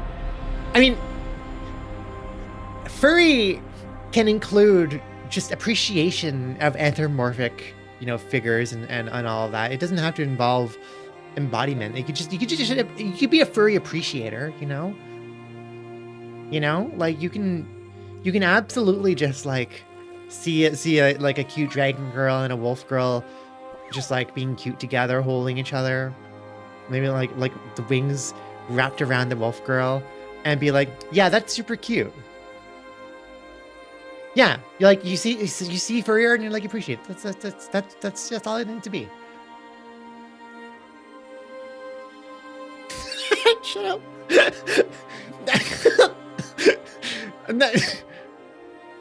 Do regular people not?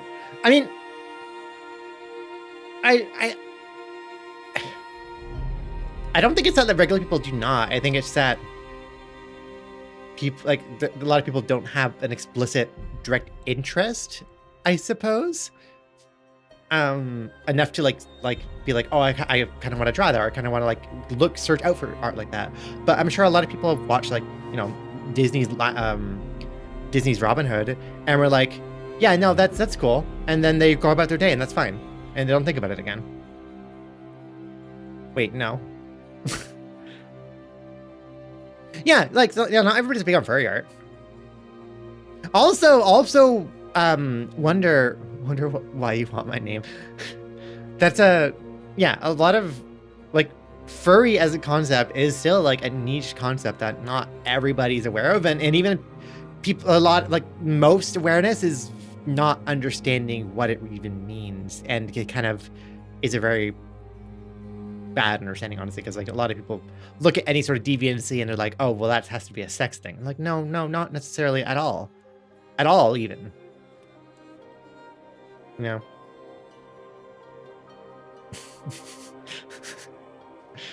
I'm not that is funny. With Sophie's, I'm not trying to ease your into. I'm trying to normalize it. I'm just like, there's nothing. Come on. I feel like if I try to talk around this, it's just gonna start digging myself into a hole. So I mean, I shouldn't dig in general. Get my paws dirty. So I'm just gonna keep reading. But yeah, I have seen there's lighting, and lighting like changes over time. Just things like make things, I don't know, interesting. Am I the only person who's not a furry in any way? No, I'm sure there's more people. There's more furries out there for sure. I mean, there's more people who aren't furries. I don't know. That being said, Slamilton, you are watching. You do watch a lot of a certain furry streamer's streams. Not a furry. Yeah, not everybody's furry. It took me a long time to, I guess, like, accept, or like understand, get comfortable, and then be like, actually, no, I do like that for a long time. I've accepted I'm not a furry, but I can appreciate the art and the community. Yeah, that's cool. Yeah. I'm not furry at all for real. I just have to watch a lot of furry VTubers. Yeah, I mean, I think a lot of people, VTubers end up being. Yeah, no, like genuinely perfectly valid. I'm surrounded by furries within my online circle, so it would be hard if I didn't appreciate it. Yeah, that's also fair.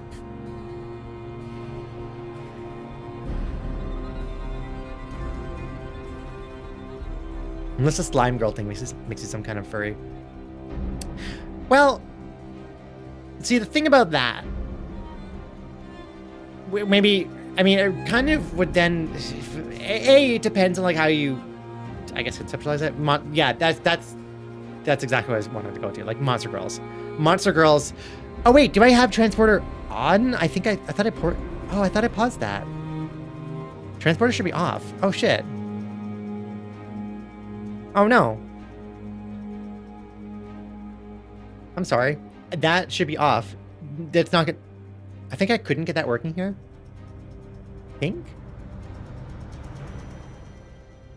Evidently I couldn't. Yeah, Monster Girls. Like, Monster Girls absolutely is like, if you're considering the larger denotation of like, I guess, non-human, anthropomorphic non-humans in general. Shit, wait, do I like Monster Girls? I need to have an epiphany. yeah, something. You go have that crisis. You go through that epiphany right now. Yeah. Like, I would consider Wolf Girl also falls under Monster Girl. Especially as I'm like transforming myself. Shit, I mean, just like transformation in general, right? Don't worry, there's always more midlife crises to have. You can always find something else to have a crisis over. Inklings and Octolings absolutely are under. I mean, actually, hold on. Well, I would consider both like under monster girls, but really, they're octopus and squid girls. See, there's some concepts that are like before full furry-ness, I guess.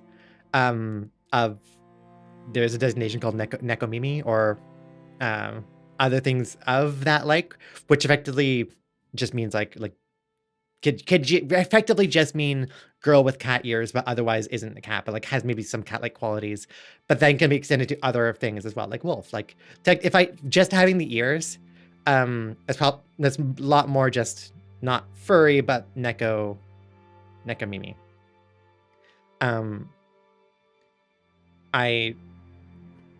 Yeah, literally just cat ears. Yeah. So, also, system broadly falls under monster girl more than anything else. Wait, show shit. Epiphany over. I think you know the result. I mean, yeah, monster girls are cool. And now consider, what is a dragon girl but a big monster girl? I'm definitely the girl that would have cat ears and shit, but not think anything of it. Yeah. Yeah, and like a lot of people don't consider nekomimi to fall under the furry umbrella. I think for a lot of people, you can like encapsulate both, but it doesn't have to encapsulate both. Like I think if I just left the ears on and it had nothing else going, really just the tail, and didn't lean into it. Kimono mini, yeah. Furry umbrella would be very impractical. Yeah, it'd be very hard to clean. It would never dry. Yeah. Yeah. If I only had the ears and that, I could probably just say like, yeah, no, I'm not. I'm on the border, but I'm not like a monster girl, wolf girl, whatever. But when I had the thought of like, oh, I could just add a tail and that'd be pretty cool, is when I realized like, oh no, I'm actually just wolf girl. Like no, we're doing that. Thank you to follow. Thank you. Anyways, long story short, in summary, in conclusion, just go whatever feels good for you. Like, don't worry about the categorization of things. There doesn't need to be like, oh shit, am I this or am I that? You like what you like. Don't. All right. You aren't going to succeed in this. Eragon spat, watching the king as he paced the room. You've lost your dragon, your empire, and your Eldenary. You're powerless, and you're stupid enough to kidnap the rider of a dragon? If you were smart, you'd release me now and run away as far as you can from me and Saphira. Oh, on the contrary. I hope she finds us. None of this will work without her. Gobaturx turned and smiled at Eragon. The only problem is, it's impossible for her to find us on her own. You think my Saphira can't track?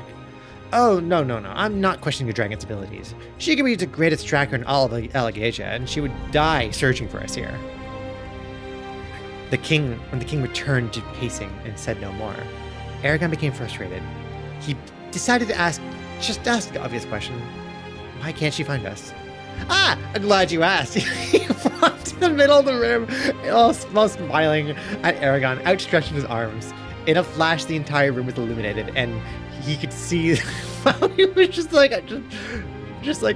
yeah. I hope Eragon asked for me to do my thing, just to see my thing.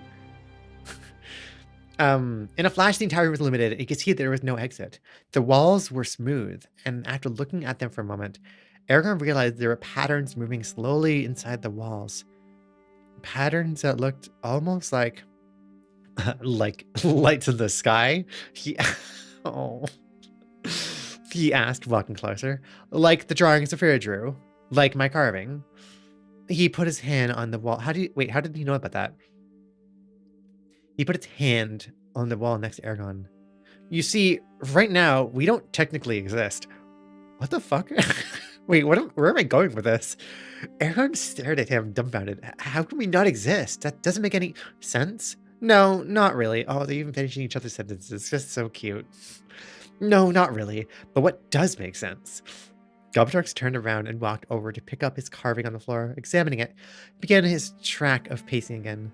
Those lights are a very different kind of something. The most amazing thing I've ever seen. I found them in these strange caverns underneath the mountain while I was running from the Varden, after you destroyed my hopes and dreams. His smile changed into one that caused Eragon's hair to stand on end.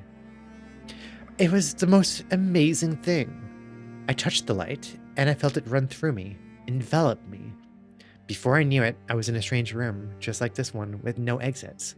But, watch. Galbatorix turned around, and I walked over to the wall on Eragon's right-hand side. Eragon's vision blurred for a second, and when he regained focus only a fraction of a second later, he saw there was a large open doorway on that wall now, and inside he could hear water rushing. Like a water... like a water. I think I meant to say river. Wow. He felt a breeze roll in, carrying scents of various plants and greens. This is my world, Eragon, he said, turning to him. I can choose who and what enters and what the world looks like around me. I am a god here. He laughed and began to walk into the newly created room. What do I have to fear of a silly dragon? Author's notes. I don't know. Nice headspace.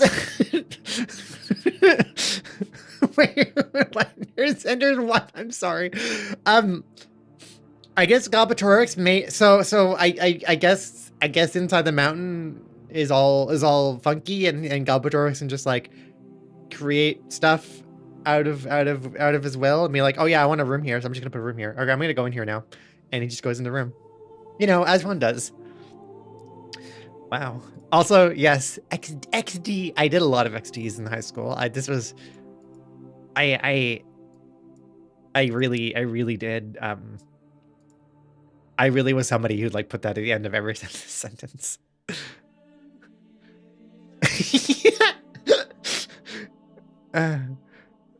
It's just it's unnatural. You see. I like to be unique, and I liked to. I thought this looked cute.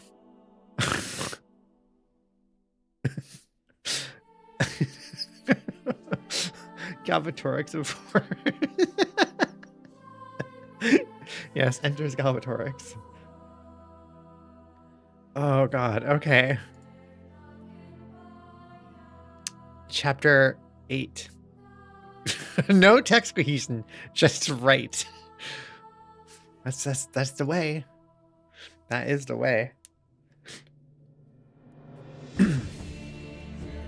Eragon opened his jury eyes from his sleep and immediately noticed his surroundings were changed. He'd fallen back asleep shortly after Galbatorix left and go into one of the rooms he created, open and closing behind him, leaving Eragon in the dark again. One of the rooms he created, he thought to himself. There's no way he can do that. It must be some kind of illusion or trick. Maybe my drugs make me hallucinate. Wait, what drugs? Wait, huh? Wait, what do you mean? What do you... Okay? Did I mention drugs before? Is Eragon... is Eragon on drugs? I don't think Galbatorix said he drugged Eragon. Huh.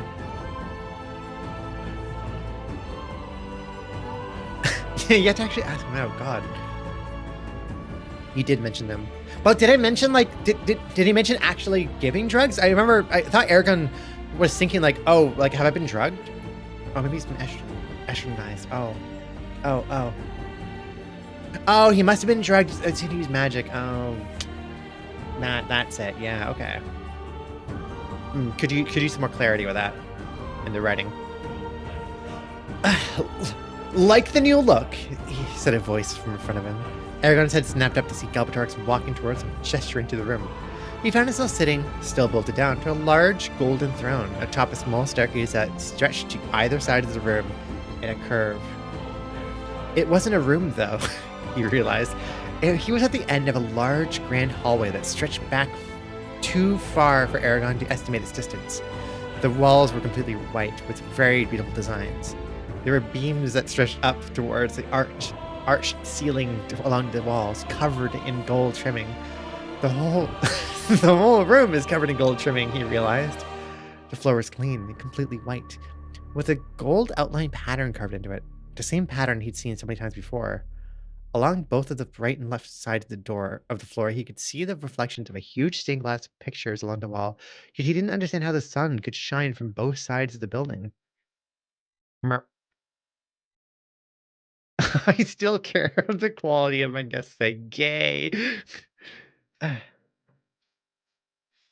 I styled him. I don't know. I don't know. Yeah. I thought you might enjoy something to look at instead of staring into darkness, he said, his voice twisting a knot in Aragon's gut. I designed it myself. I may be a powerful god, but I still care about the quality of my guest's stay. Yeah, he's so gay. Wow. Wow. There are so many jokes I have almost typed that I is going to make sure is Elsie being a degenerate? Well, actually, this is me 15 years ago in high school writing this. So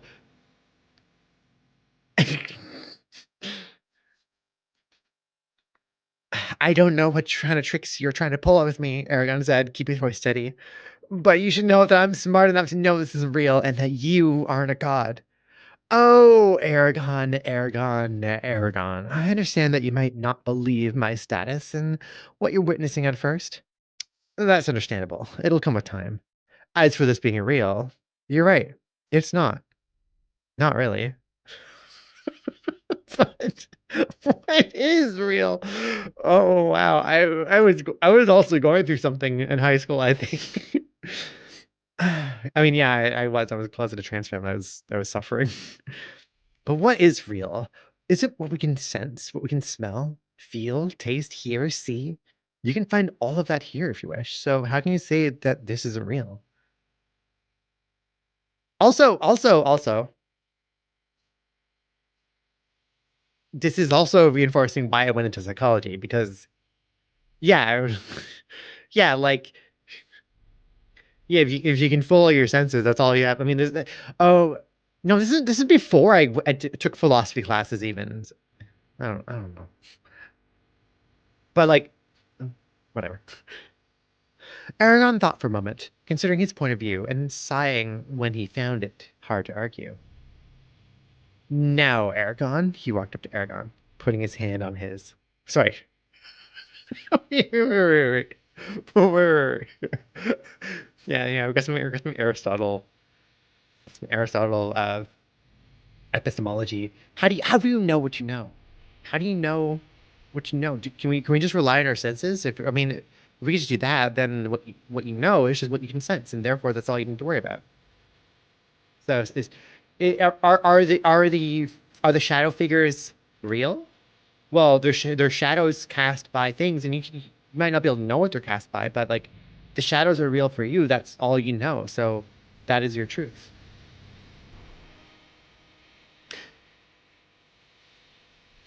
This whole VOD is gonna be saved. Don't worry. So the reason I stopped, Aragon put his no, he walked up to Aragon, putting his hand on his. The Galbatorix is like, wow, it's like actually, I keep getting, let's go. I keep getting like taken aback by how gay this is. like, like, fuck, that's pretty gay. Wow, I went. I watched. Now, Aragon. He walked up to Aragon, putting his hand on his. We should get to discussing what I need from you. I'll never help you, you malevolent, repulsive, evil king. He spat on instinct, instantly regretting his choice of words. Galbatorix just stared at Aragon for a moment, his face decomposing into disgust and anger. He turned around to look down the hall. Evil? Am I, Eragon, so evil as you say? He turned back to Eragon, razor-sharp knife in his hand, smile returning to his face. Or am I just a little heartbroken? He struck the knife deep in Eragon's side. It's causing this real pain. Oh, wow. Okay, knife play. How would you know what evil is, Eragon? How do you know anything about me at all? He twisted the knife, pushing deeper. Eragon's body began spasming in rejection. You haven't witnessed what I've seen. You haven't felt the pain I feel every day. He leaned up to Eragon's ear and whispered, "Oh, but you will. By God, you will. And then we'll see who's the evil one." He pulled out his knife, and Eragon passed out from the sudden relief. What the fuck did I mean? Like, what was I writing? How was I writing? What? Okay, well, that was.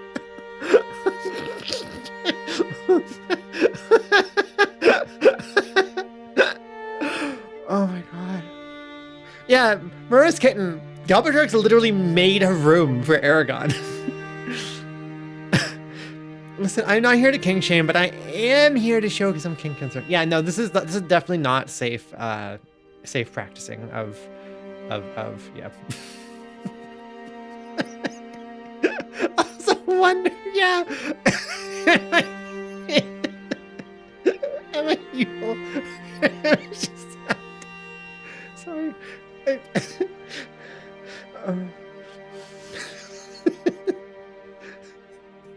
Am I evil, or am I just sad perceived to stab?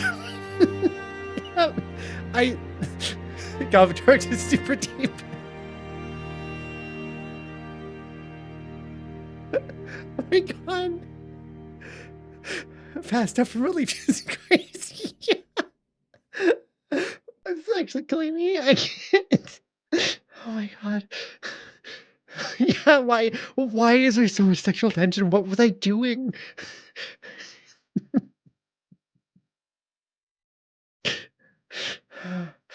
Oh. Oversim confirmed. I think I need a minute, honestly.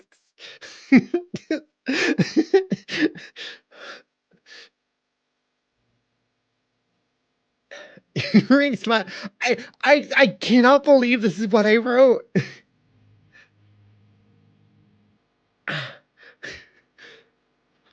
Especially because I don't think I realized this is what I wrote. I really do. I maybe, but I don't have any memory of.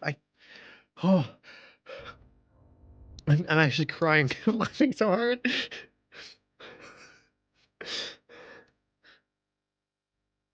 I don't know, because I feel like I was trying to write him like like actually evil, and like, oh, he's just like trying to torture him, but this is, oh boy, this is this is steamy.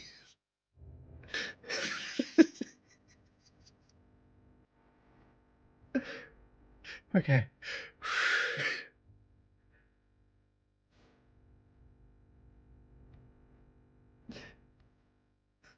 Okay. I need to get rid of this line. I can't. Every time I look at this line, I start dying again. Fast up from sudden relief. Holy shit.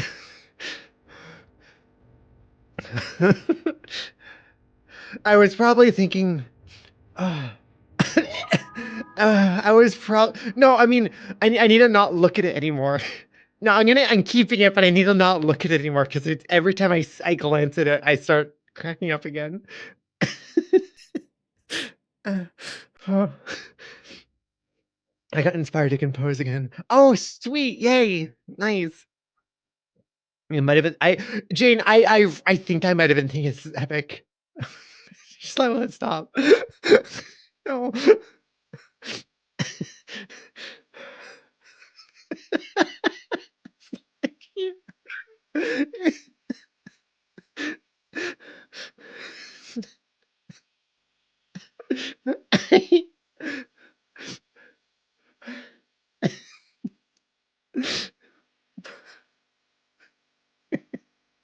Okay. I'm trying very hard to not laugh anymore. I can't. Oh my god. Oh yeah, Dorella. Yeah, I need to message you and show you some examples of what I've been using so you can, yeah. Mm. Mm-hmm, Okay.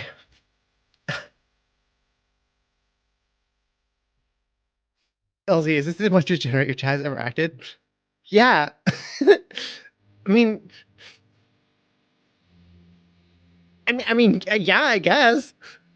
To be fair, I'm the one who's wrote this, so like, I don't think I can blame anybody that she knows of. But I mean, like, just introducing. Yeah, I'm enjoying too. So this is your first 70s month stream? I guess so. Oh. Okay. Galbatorix walked down the long hallway deep in thought. Such a naive child. Still, he has potential. Not like Murta. He's different. He reached the doorway and waved his hand. The door opened to a forest. Walking through, the door closed behind him. He's dangerous to keep alive, but I can't kill him, can I? No, I need him for my plan to work. It's one of my favorite sheets to date. I think I'm loving this. This is... I really didn't know what to expect. Yeah, my answer is kind of... Oh my god. It kind of feels... It has that undertone, doesn't it? I really didn't know what to expect from this. I was kind of thinking this would be boring. I was thinking this would be like, oh yeah, like the fanfic I wrote when I was in high school. Like, this is probably like super boring, just kind of like hard to read. Oh wow.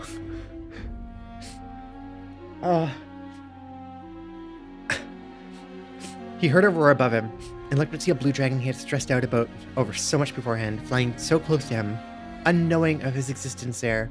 Such a beautiful creature, he thought to himself. Her and Eragon really do complement each other. Galbatorix raised his hand to cast a spell.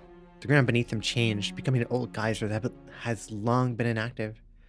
It's a shame she might have to die, he thought as he raised his hand again, disappearing back into his world. Yes. Go back into headspace. Elsie's been holding out. I've been holding out on me. I didn't know this is here.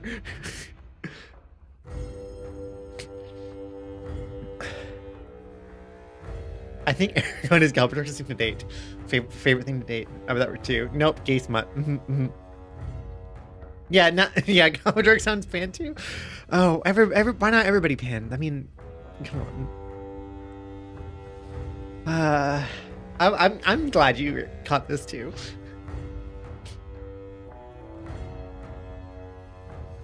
Oh, have a good time with walkies.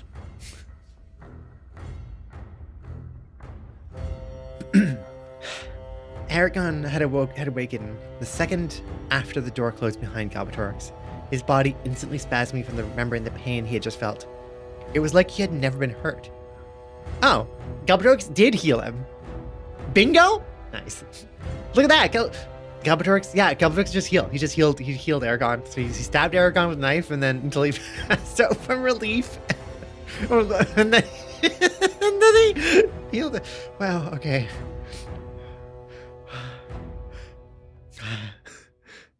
Yeah, wise hail. Yeah. Easy spell. I mean, yeah, like, yeah, Luna's got Saphira and Eragon can have Galbatorix. That's... He didn't ponder that for too long and started squirming and struggling, trying to break free. Uncomfortable? He heard a voice behind him. He froze, not daring to turn, as he already knew who it was. I can give you some cushions if you like, or would you prefer to lay in a bed? The chair is fine, Eragon said emotionlessly. Well, good then. He walked around to look at Eragon in the eye. Now, what did we say we get Saphira here to join us? You must be awfully lonely, and I'm sure she's worried sick about you. It would do her good to know that you're safe. Good job on your ready, small paws, thank you.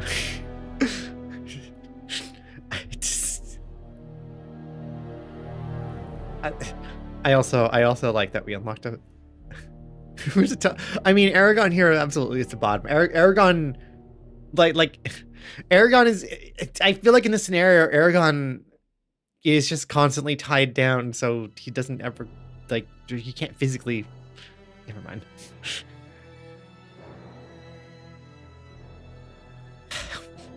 Eragon wanted desperately to see Saphira again, but what the old king had said before and what he had seen that he was capable of, he wasn't sure that that was such a good idea.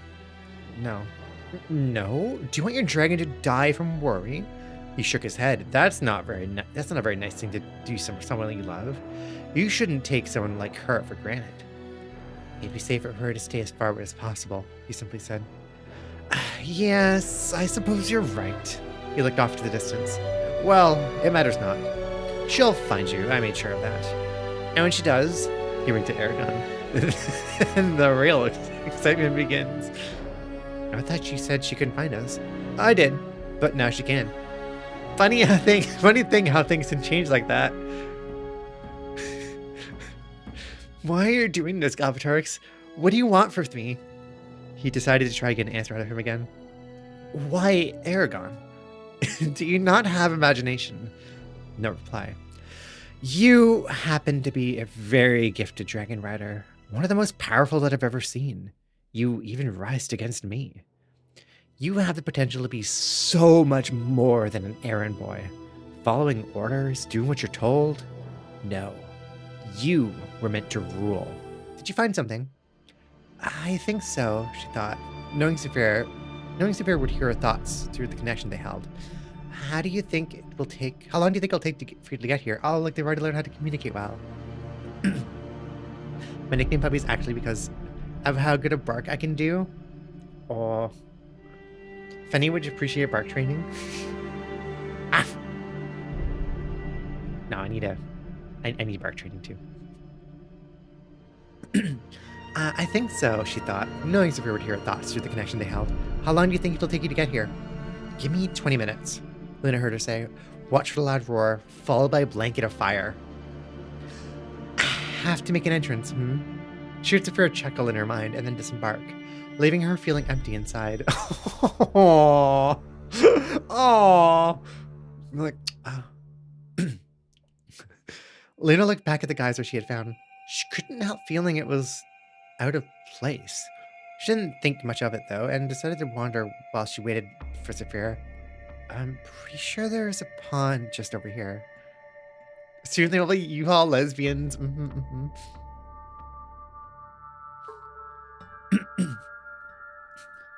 Oh, LZ, in giving us the link, we can now look at your face. Oh my god.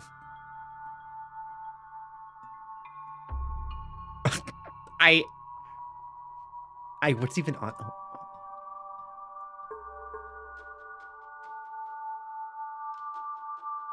I only had 12 stories here. I mean, some.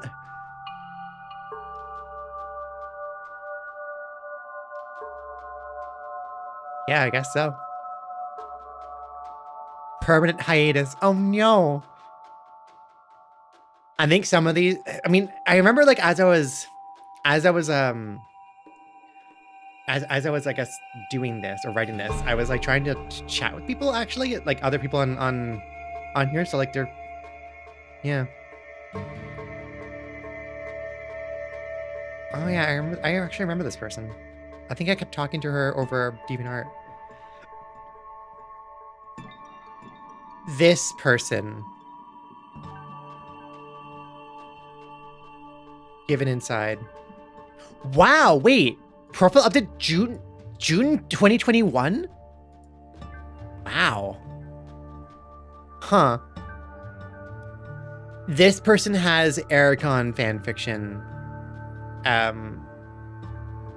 Which one was it? I think it's Angela's Gift. This is I think that was I found very I think I remember liking that a lot. I'm pretty sure that is a lot more smuttier. A bit. Maybe a bit. Maybe not too much. I don't think it's not too, it's really more cute than anything.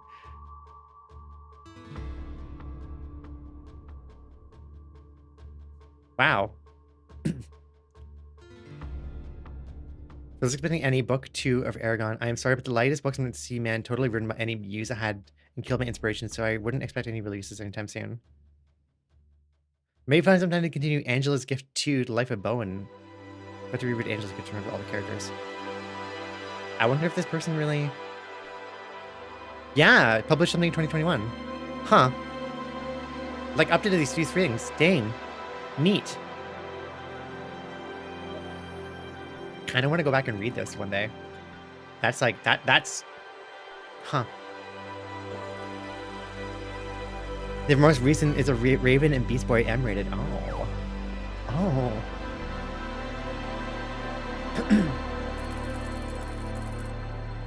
Better if you don't, but what if you do? Fanfics. I learned how to make her... Oh! That is cute! Oh, look at that. That's a really cute Kirby. Oh.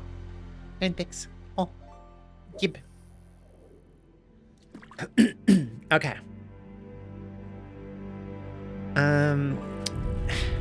In about 2 minutes, she found the body of water she was thinking of. It was a small curve and looked very deep. She looked in and found her reflection staring back at her.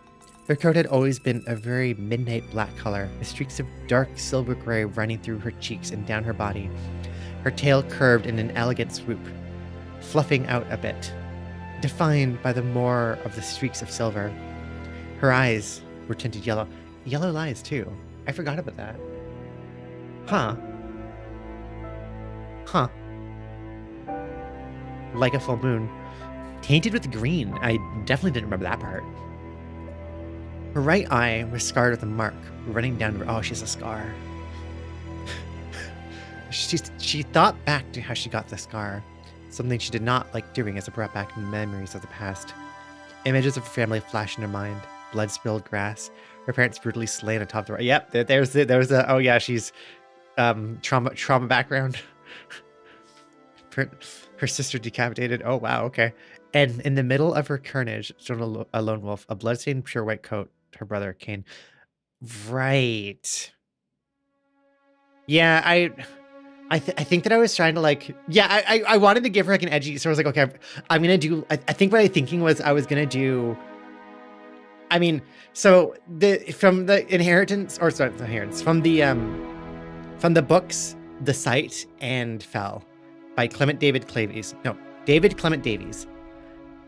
That's where a lot of my, like, I guess, where my inspiration to write about wolves came from, or like, and then fixation or fascination with wolves.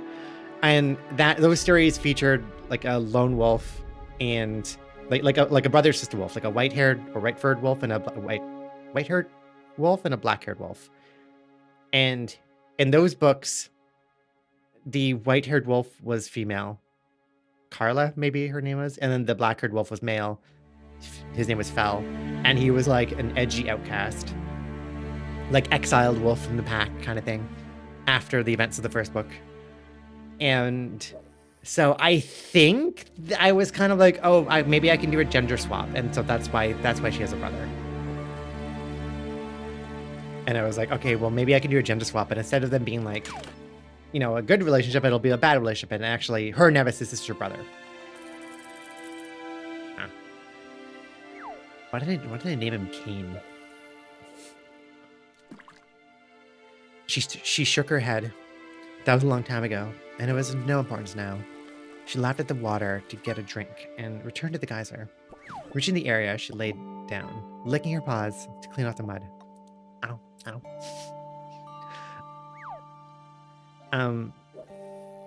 After 5 minutes, she looked up, her eyes scanning over the lights blanketing the sky.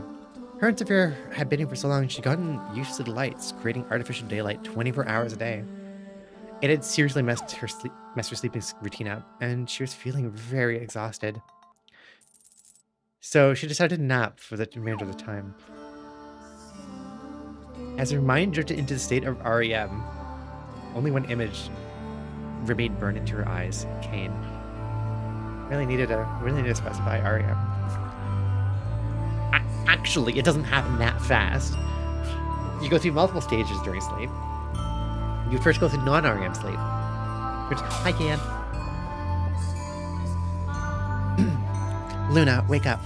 She felt a nudge on her shoulder, and she opened her eyes to meet those of the dragon who she had been helping these past few days. Sorry, I didn't mean to sleep that long. Oh, it's alright, she replied. She looked over to the geyser. Is this what you wanted to show me?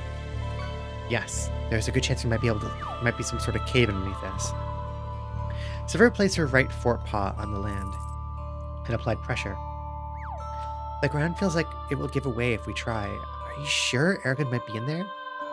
It couldn't hurt to look to make sure, Luna replied, getting up and shaking her body awake. Something about this is bothering me, though. I don't remember seeing this here, and it feels so out of place. I agree with you, but if there's any chance my Eragon might be in there, this is a risk we'll have to take. Saphira, just look at the wolf in front of you. Look at the lesbian wolf in front of you. It's over. Hi, welcome in. Hi, Kayhan. How you doing? Hope you're doing well.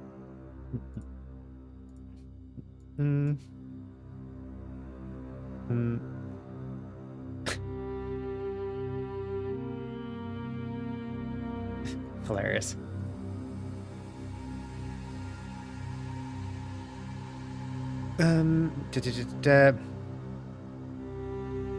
No. Should be in the troll at the ground. Of course. You don't have to come with me if you'd rather not.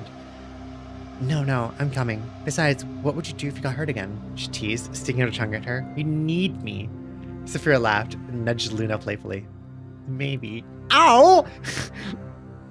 Ow. Thank you for the chef for Kayhan. Hi. Yeah. I'm reading my Eragon, reading my Eragon fanfiction, which I was in high school, and it's this is fun. She's what now? She needs me. Luna and Saphira said maybe she needs Luna.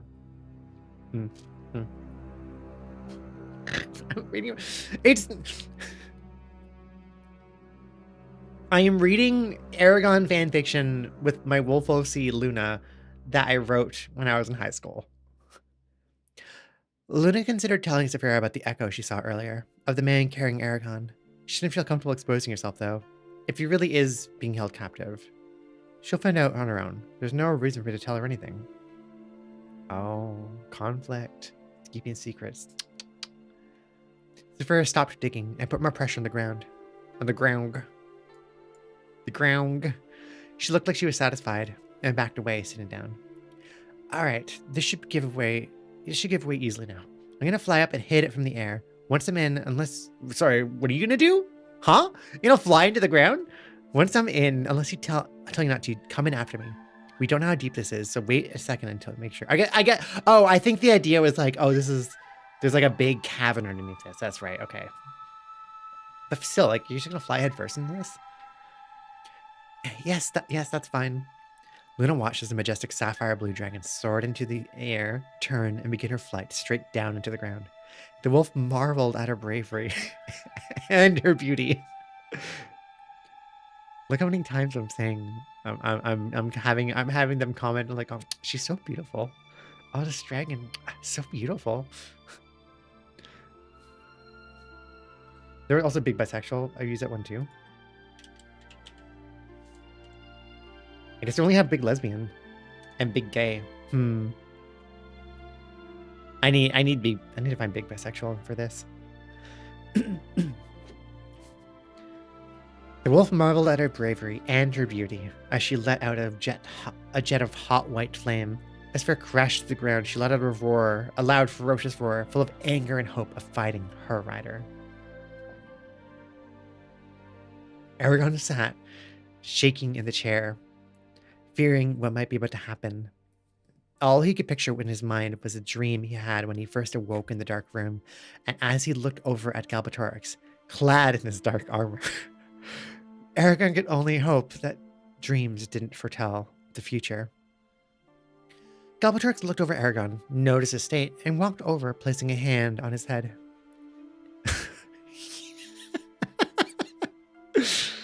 Oh, every opportunity I took. Ah, yes. Pat's head. Eragon. There. She won't be here for a while, so relax. Where she entered doesn't lead directly here. Heavens no. What kind of god would I be if I let my world simple and entertaining? Eragon sucked in his fear to reply with the most disgust he had ever forced in words. You will burn, you bastard. The second I am free, I will strike my sword through your gut onto the floor and leave you to feel the flames of my dragon. I promise you, you will burn. Galbatorix turned to look at Eragon. His face still presented the same smile he had held since Eragon had first seen him a few nights ago. It was one of amusement, pleasure. Eragon, one day you will thank me for this. That is something that I can promise you. Eragon grunted, and Galbatorix simply walked away.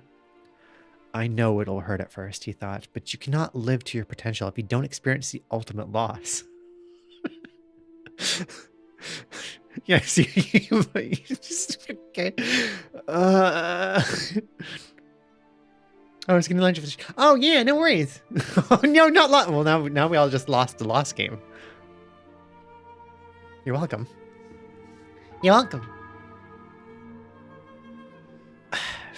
You cannot live to your potential if you don't experience the ultimate loss. Hi, I'm Madeline. You feel like you're going to go mad. You'll feel like you're going to go mad, but you'll hold on. You'll survive. I'll be here to help you. Oh, also, I'm remembering a part about Eragon. Galbatorix. Oh my god. Right. Okay, remember to correct me if I'm wrong, or anybody else who remembers Eragon, correct me if I'm wrong. Galbatorix's backstory is that he was he was the Anakin. Galbatorix is Anakin. It was the chosen one dragon rider. He was super good at dragon riding or he was just a great fighter. He's going to save the world, but then his dragon was murdered, and he went crazy and lost his mind, went insane from that, and then became evil, and then went Darth Vader. He was a dragon rider. His dragon dies, which drove him into insane. They refused to give him a new one, so he stole one. Yeah, and that's what Shuriken is. Shuriken, the black dragon is in the books, at least as far as I know until book 4, is a dragon that he stole. So I guess what I was trying to write here was I have been enlightened by the loss that I felt, and so now I'm going to enlighten you, Eragon. And for you to get on, I need to bring you to my level so that we can rule the world together. So I'm gonna break you, and then I'll be there. I mean, that's abusive, is what that is. That's messed up.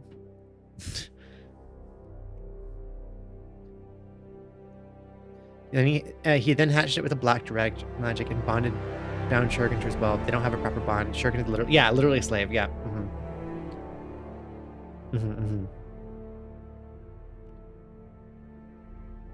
Which really just becomes Galbatorix oh yeah, I had to hurt, so now everybody has to hurt. Luna looked at the hole in the ground where the geyser once was. This isn't right, she thought. Every sense in her body was telling her that something was wrong, that she shouldn't go in there. But she had promised Saphira that she'd go in after her, and if she hadn't, she couldn't let the dragon do this alone. Small pause. Are you coming? If you can make the jump. It isn't that far down. Saphira's voice is full of urgency. I don't think that's how you spell that. That should be an E. Luna knew that she wanted nothing more than to move, and waiting on her was making Saphira stressed. She sighed. Luna stepped back a few paces and leaped gracefully into the opening. Whatever was down there, she wouldn't fear. She had lived through so much more than any other wolf would have, She wasn't about to let some silly human kidnap her best her, mentally or physically. Author's notes. Everybody's getting together. What does the king have in store for Saphira? Some background on her wolf friend too. I guess I said this a lot. I guess in high school I said this a lot. Some background on her wolf friend too. How exactly did she get this? Did she get this scar? Oh. Toxic Yaoi and oh my god, I wrote a story with Toxic Yaoi and Wholesome Yuri. Wow. Honestly, good question. I'm gonna drink water right now. Bio lemonade. Does that count? Yeah. Also, yeah, this is a Hans Zimmer track. I wonder if this will get claimed. Now I'm just playing from maybe I'll stop playing this playlist because I mean I had to find other music now, but that was all stuff from just like a D&D playlist. I guess. I think I can find something else though. Hold on. I guess that's one way to process what kind of gay you'd like to be a part. I don't know if the Toxic Yaoi one really pans out. Wholesome Yuri though, I mean that is what I be. Yeah, that wasn't bad. Oh, Sheep, I totally didn't message you like I was meaning to with information about how to do the thing I mentioned. I instead hyper focused on this. Well, Poffle good. Yes.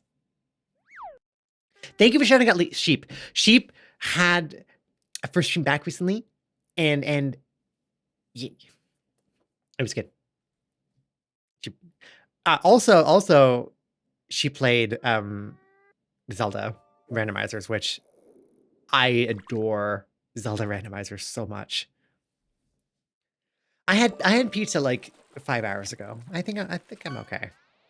Hopefully, maybe. Well, I'm trying to find. What am I trying to find? Oh, I know. I want more of this playlist.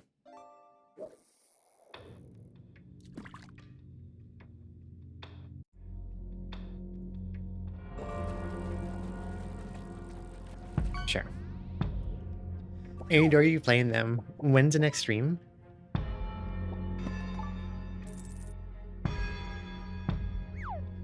I really should do a Zelda randomizer. Oh, Cookie! Ow, thank you. I really should do a Zelda randomizer stream again. It's been a while. And I think the Majora's Mask. Oh, that's right. I wanted to check out the Majora's Mask Ship of Herkinian port. Yeah. I still... My, I don't think I ever went back to Majora's Mask randomizers after I had a, I made a mistake thinking I could handle a lot more than I could. I ran a Majora's Mask randomizer and randomized everything. Yeah, Sheep, it broke me. Sheep, you don't understand. I have like, I think, I don't know if the VOD is saved anymore. It might just be gone. There's like 6 to 8 hours of me looking for just one check. Just like running around looking for just something to get me forward and actually like exhausting all possible things I could check. And the reason it took me so long is because like I remember I even checked the log at some point being like, okay, I just need to look up what this was. And the answer of what I needed was like, it's a rock in Termina Field. And I'm like, okay. I checked all the rocks. I checked all the rocks again. It wasn't a rock. You know what rock it was? There was a rock. There was like a rock on the side of a wall that you can only really get with bomb shoes. That is a check. That was the.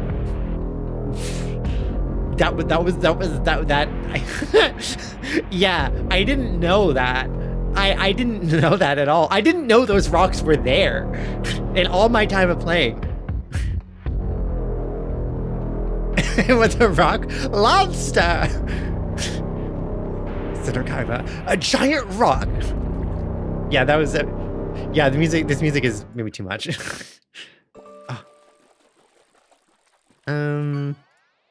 I could go back. I can go back to Tunic, I guess. This is very different now.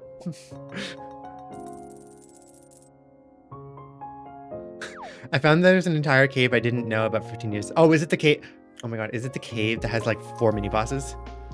Because I found that through randomizers as well. Because there's a cave in a kind of valley, like before you go up the top. You go up the first top, but like there's a river, and you're supposed to like hookshot up further, but you can actually go down the river, and there's a cave system there with like 4 checks. It's like a whole mini boss thing. It's like there's a boss rush in Majora's Mask. Yeah, 15 years, I never knew. But randomizers teach you so much about Zelda games.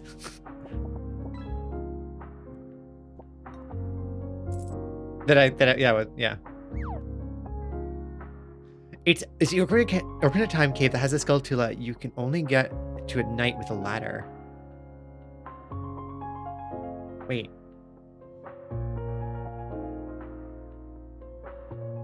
Where is that cave? Oh, we finished something for you. Oh, okay. Also, yeah, Wonder, there's a boss rush game. There's a boss rush in Majora's Mask. Yeah. Go to Canny Valley, get to the river. Before you get to like actually Canny Valley, when you're like getting up there, you go up the first like hookshot spot, and then you go to the next area, there's a river, go left, down the river. Behind the waterfall. Of course, behind the waterfall, like any good Zelda game, there's a secret cave, and the cave is a boss rush. I actually don't know what you get in the main game for that. But, yeah. That's crazy for such an early 3D Zelda game. Yeah, it really is. It's like, it's basically that place has, I think, 3 mini... Okay. It's not... I guess it's mini boss rush, really, because not the big bosses, but it's 3 of the main... It's the 3 main mini bosses, like the halfway bosses that you fight in the 3 dungeons before the 4th one. You just get a roulette gauntlet of them.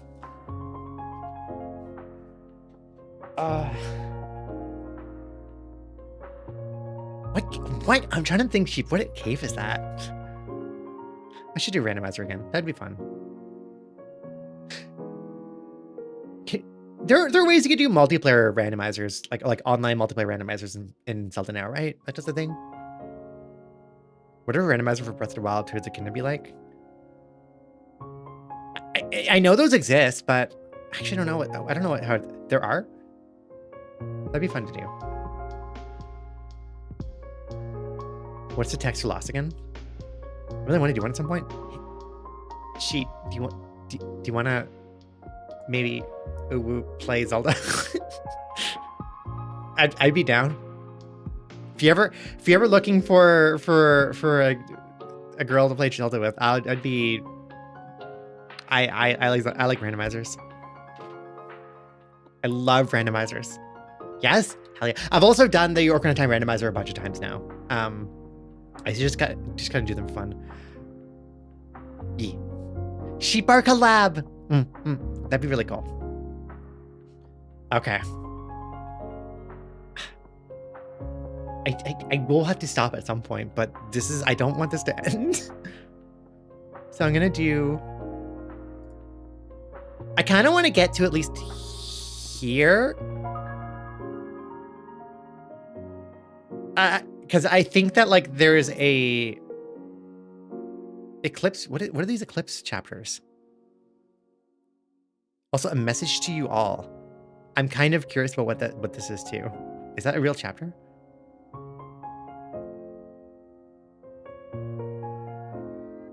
Okay. Oh. Yeah, we could also do a part 2. Let me try to read through. Let's try to see if we can get like a couple more chapters in quickly-ish. And then I think we need to do a part 2 to this stream because this is a lot of fun. It is 1 AM over here, yeah. Okay. Chapter 10. Hesitation, comma, confrontation. Her surroundings were completely enshrouded in darkness as she jumped into the opening, into the large cavernous underground hollow. The fur on her neck stood on end. I actually feel like we need spooky music for this. Hold on. Maybe I have something for this. Hold on. Do I have well,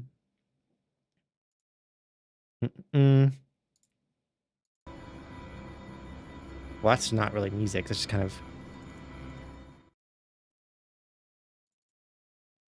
Wait, this one? Actually, sure. This works. Okay, her surroundings were completely enshrouded in darkness as she jumped into the opening into the large, cavernous underground hollow. The fur on her neck stood on end. She did not like the feeling she was getting from this place. There was an eerie mustiness about the air. She felt like the two weren't alone in that cave. She could feel like the very walls were alive, watching them, waiting for them, coursing and encouraging them to travel further into the mouth of the cavern. She didn't trust it here, and every part of her screamed at her to run as far as she could. The dragon in front of her let out a jet white hot flame onto the rock, causing it to glow in heat. It first stopped and looked back at the wolf. "Are you alright, Smallpaws?" She must have sensed my distress, she thought in dismay. "Yes, Saphira, I'm fine, thank you. It just feels eerie here. I don't really like it, but I'm fine." She wasn't completely lying. "Yes, I feel it too. I don't like it either, but I have to go on." Saphira began walking forward. "If something is wrong, please tell me." "Okay." The two started walking down the long, narrow, pitch-black path. She was becoming increasingly anxious with every step they took. The wolf didn't want to say anything. Luna knew how much finding Eragon meant to the dragon. Oh. This song is from Oxenfree, by the way. Okay, cool. Luna knew how much finding Eragon meant to the dragon. She wasn't about to desert her now or cause any problems for her. She knew that Saphira was already stressed as it was. The cavern proved to be ridiculously long, making them walk for over an hour. It was uncomfortably cramped in there, causing them to move at a very slow pace. Eventually, after staring into nothing but darkness for so long, Saphira suddenly stumbled and stopped, freezing in place. "What's wrong?" Luna asked, being behind her. Yes, she is behind her, yes. "I think the floor ends here," she replied. Looking around, she found another rock. Picking up in between her teeth, she held it in the air. It heated up with a flame until it glowed in heat. Then she dropped it down in front of her. Is that something that happens in the books? So she's like superheating rocks to make little like loaf pebbles. It's kind of neat. Luna had come to join Saphira at the front, feeling more confident now that there was limited light from the flame. Also, yep, kinda. Huh, okay. Limited light from her flame, and watching as she dropped onto the ground. Also, why doesn't she have dark vision? She does superheat rocks to the point of being molten. Okay. Instead of bouncing near her feet, the rock instead continued down, falling farther and farther, until the glow dimmed to darkness from falling too far from their sight span, even with their enhanced vision. "That's a long way down," Luna nervously remarked. She had no problem jumping down long distances, and she was usually very brave about these sort of things, but this was ridiculous. Saphira crouched down and looked back at Luna. "If you still want to go on, get on my back. This is nothing for me." Luna sighed and tried to get on her back. She found it awkward, sprawled across her neck, but after a minute she found a more comfortable position and... Ow! Wolf riding dragon! Oh, cute. After a minute, she found a more comfortable position, and Saphira jumped down into the large hole, spreading her large wings to slow their fall. They glided down for maybe 10 minutes. But soon, Luna could see light beginning to reach their eyes. No. No. Why did it stop? She's doing what to her dragon? Writing.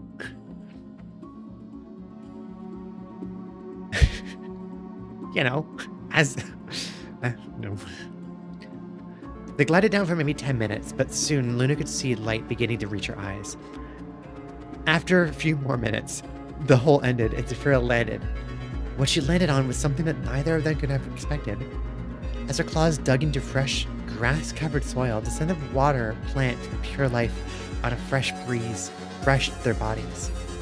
They were in a large room that stretched out far in front of them, walled in from all sides, yet teeming with life inside. A pond fell into a large waterfall, forming a river, which seemingly disappeared into the wall. There was no path, just trees and grass. The landscape was covered in a rare, rich, healthy green. Saphira stood stiff in shock as Luna slowly climbed off her neck. How is this possible? I really don't know. The two stood there, taking in the beauty of what they thought was nothing but a miracle. How such an abundance of life could exist in such a barren underground cavern. It wasn't until Luna spotted the large door at the other side of this room among the trees that she started questioning this. Maybe this isn't possible. Look. She nodded her nose in the direction of the door. Saphira followed her gesture, and nodded in agreement. This must be man-made, but how? It's also perfect. After another minute, Luna sat up and jumped down the small cliff beside the waterfall. Come on, let's find your rider. Saphira blinked her large cat-like eyes and jumped down after, opening her wings and gliding down past Luna a few meters. The wolf growled playfully as Saphira landed, winked at her, and padded off. Of course. Luna looked at the doorway and then back at the dragon. You will not open me again, dragon, she thought, and she jumped into an elegant run. Oh, they're racing! She jolted past Saphira in a flash. Oh, so you think you can outrun a dragon, mutt? Saphira jumped and opened her wings, instantly gaining speed and catching up to Luna. The wolf's speed was impressive, though, and she easily doubled her velocity, dodging past trees and rocks scattered in front of her. The dragon flew harder and met above her, keeping the distance between them the same. You run swift and true, small paws, she said, thoroughly impressed at her speed. But I'm not about to let a wolf best me. Saphira instantly picked up speed, soaring far in front of Luna. Ah, she was holding back, she thought, amused. Unfortunately for her, so was I. Luna closed her eyes, letting her senses guide her paws past this constant barrage of trees in front of her. Oh my god! Oh my god! She's trying to... Okay. So also Luna, you turned off your tracking computer. Is everything okay? Yes, I'm just using the force to run through the trees. She let her mind calm into tranquility and felt her soul surge through her body with energy. Saphira at this point was far in the lead and just a few moments away from reaching the door. A light behind her that she caught in the corner of her eye caused her to look back. Just in time to catch the wolf jolt past her, a bright streak of light. I am speed. Saphira stared in amazement as Luna slowed to a pad and looked back, placing a paw on the door. Ow, I'm in, she said, her head high with pride. They're so cute. I want them to date now. I need them to date now. It really feels like I would need to. I need to put on my list of things like life goals to rewrite this as wolf dragon lesbian story, because this is I guess wolf dragon lesbian story with a mix of like reality bending stuff. Probably I can just write Eragon out completely. It's not. It's not. It's. No, it's kind of there, isn't it? You have the ability to hear scenes. I just need. I need the time. But oh gosh, Shinji can't even start uploading Yuri with no context. Oh. Yeah. Eragon squirmed and fought, trying to break his bracings. The king had finally left him alone to tend to some other matters, and the second the door had closed behind him, Eragon began to struggle to break free. After a few moments, he could feel the metal begin to give away from his enhanced strength, one of the effects of the gifts he had received during the blood oath ceremony. Thanks. Thanks, details. He began to pull with all of his strength, reciting every spell in the ancient language he could think of that might break him free. Jirda, Losna, Maram, Thista, Brazinger. I don't remember. I know Brazinger's fire. I don't remember any of the other ones mean. Wow, I really did open the back of the Eragon books to look up the spell words. None had any effect, nor did they cause any feeling in him whatsoever. And the surge of magic in his body was inconspicuously absent as he said these words. The rules of magic must not apply in Galbatorix's world, he thought bitterly. Yeah, you're in Galbatorix's world here.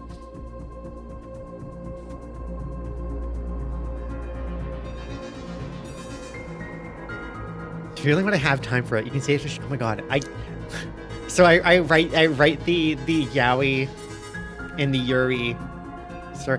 I mean, no, I probably even need to find a stand-in for Eragon and Galbatorix and have something happen, I guess. But I can write the yaoi yuri story for stream content, you know. After stream, could you check we've done something right? We've made an edit to something, and you want to check if we've done it right. You've seen the original meme. Okay, sure. Finally, the bands around his arms became very weak, bent out of shape from his strength. He pulled and pulled as hard as he could, and finally the metal gave, pushing Eragon back. He looked behind him. Two large poles wielding flags with unknown symbols to Eragon crisscrossed the back of the golden throne he sat upon. Grabbing one, he stripped it of the decoration and sat up, intent of sprinting as fast as he could towards the exit. A large hand clad in dark armor stopped him, though. Hitting his chest with such force. Oh, hitting him, not placing on him. Hitting his chest with such force that he was thrust back into the chair. Galbatorix walked in front of him, still smiling his hideous grin. Leaning down towards him, he grasped both of Eragon's arms against the arms of the throne, pinning him to the chair every time. Oh, don't leave so soon, he told Eragon happily, when the excitement is just about to begin. Saphira trotted through the door Luna had so graciously opened for her, grunting. What magic was that? She asked, annoyed that she lost to a dog. She's a wolf, Saphira. Wow. How did you run so incredibly fast? Saphira was about to make another remark, but she saw in front of her forced her to stop dead again. Luna chuckled as she followed after her. They don't call me Swift Moon for nothing, you know. Oh, okay, I guess they call her Swift Moon. Luna stopped laughing and stopped walking where Saphira did. They were in a medium-sized room, yet it seemed small compared to the room they just left. The floors and walls were lined in old stone, patterns and designs carved into them, which Saphira instantly recognized. The sight in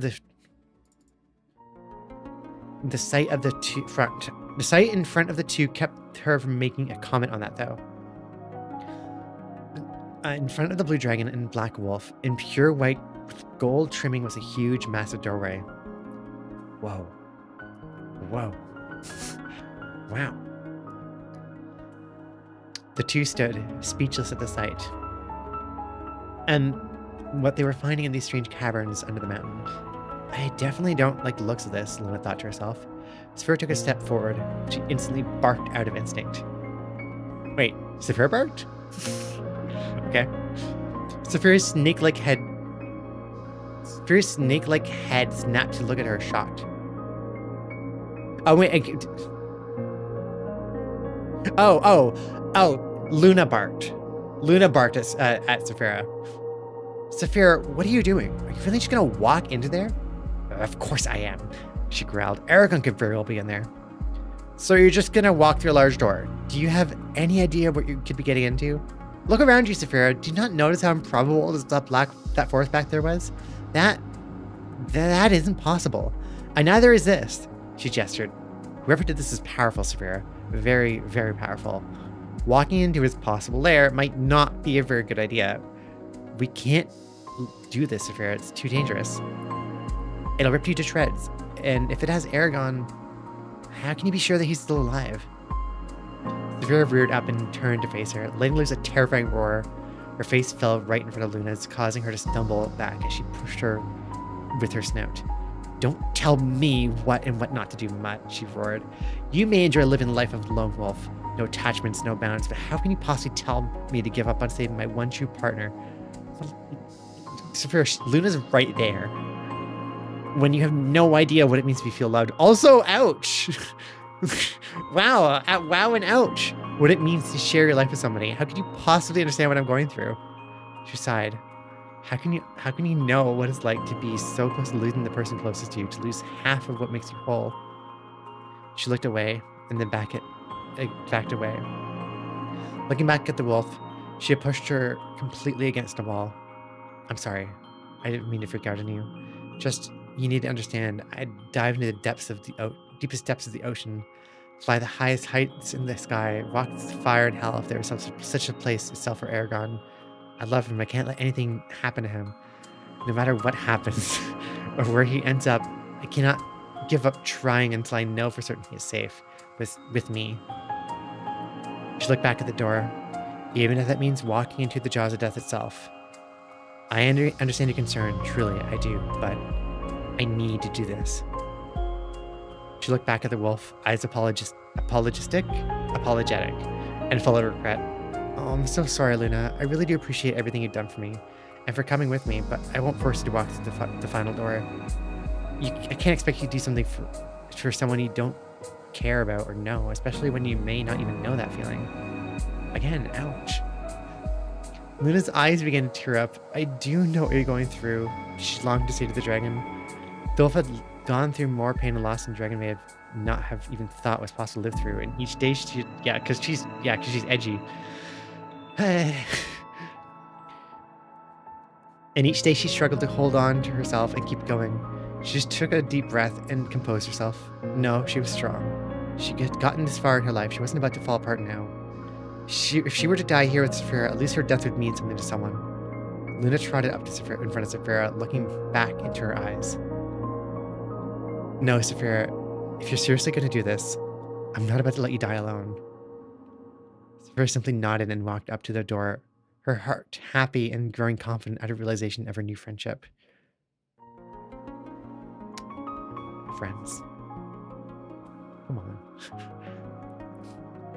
The two stood at the doors, placing a paw on either one. They looked at each other, nodded, and pushed the massive doors open. Inside was a long hallway, robed in pure white gold. At the very end was a golden throne, and sitting on it, head hung down, was a young man, about 20 years in age. Eragon! Saphira shouted, taking a step forward. A man dressed in dark and white armor stepped out from behind the throne. A long red and white cape flowed after him, a gold-hilted long blade scraping the ground as he walked. Saphira stopped and gasped, fear striking through her. Luna crouched down into an offensive position, growling viciously as the hair on her neck stood up. She recognized the man as the echo that she followed a few nights before. So nice of you to join us, Saphira Bright Scales. Galbatorix's powerful voice echoed through the hall.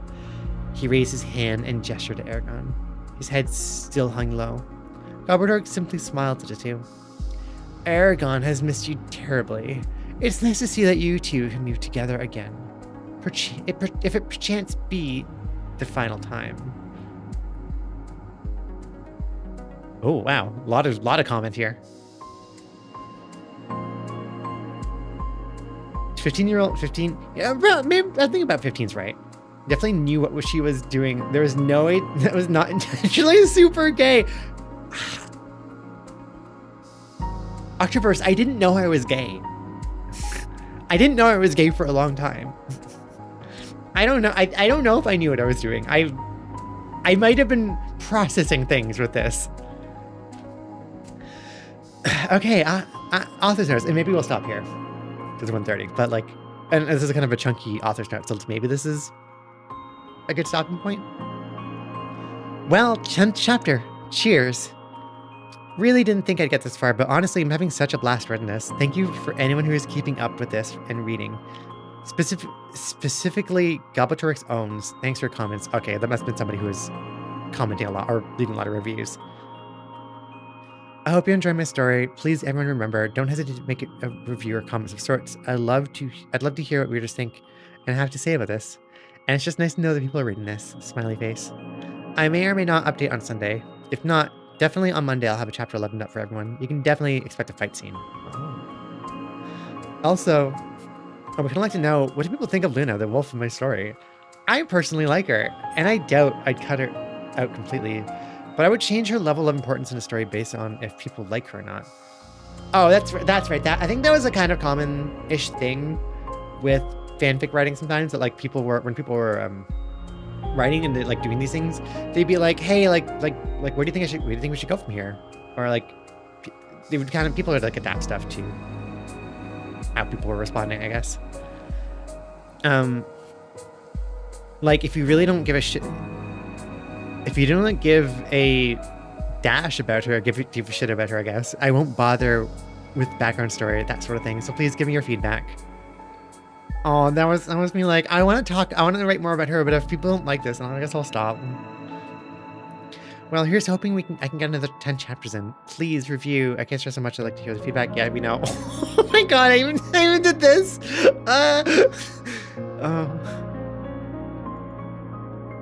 No colon 3s here though. I don't see any colon 3s. I wonder if this is before like I knew about them, which is possible. The story is far from over. I don't know where it's going, but wherever that is, I hope that I can keep y'all entertained. Thanks. Night all. Everything is a rough draft until you get the finished product. True. Okay. I might go check out whatever this author's note is. Not this one, but like, I'm curious what this message to you all is. I feel like this is not a chapter. Yeah, this is not a chapter. This is, I mean, should I wait to read this? But like, I'm really curious what this says.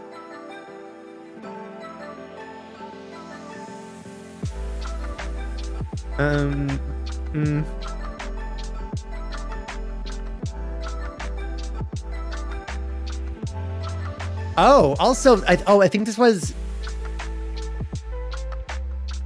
I think this was.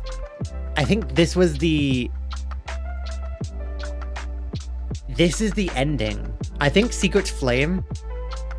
Oh my god, that's a. You know what? This title here. This is a. Smashing Pumpkins reference. I'm pretty sure. That just came back to me. I'm pretty sure the title of this chapter is reference to one of the lyrics from The Beginning is the End is the Beginning.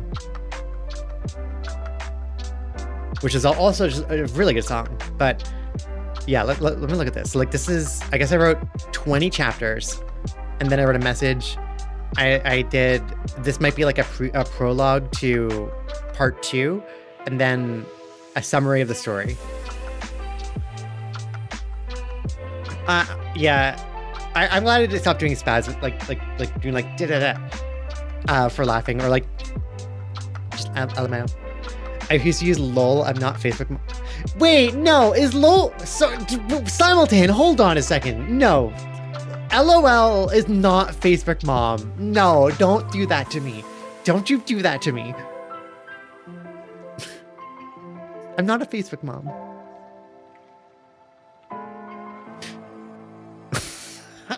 Slime, I swear, I know. Like, wow, way to just like honestly cut through many people who are watching right now. LOL, it's a Facebook Mom thing now. I'm sorry, Alice. Don't. I can't believe you. Okay, so let's read this. Whatever this final note is. This might be spoilers, I guess, for what happens, but yeah, okay. Well, hello there. It's been a while, hasn't it? I should take my time coming back to the story, huh? So it's been like a year pretty much since I first tried out this whole fanfiction writing thing, and it was fun. I got a lot done in a little amount of time. And don't get me wrong, I really want to keep doing this, but I've sort of hit a roadblock. So when I first started this year, I had absolutely no idea what I was writing. Everything that happened in my Eragon fanfic was last minute. I made up as I went. On just writing. Yeah, of course. I mean, obviously, everybody can see that. I hadn't even dreamed of adding the Wolf Luna until the chapter before. Huh. Interesting. So Luna, I really didn't plan the Luna in this. I was just like, just like, yeah, I feel like this. Okay, cool. I don't even know what sparked my compulsion to start writing. I think I just really wanted to experience a good story about Eragon and Saphira, not sexually. Thanks for clarifying. If only for limits of my writing capabilities and comfortableness, but just a nice story with them. And then that sort of twisted and turned into something else.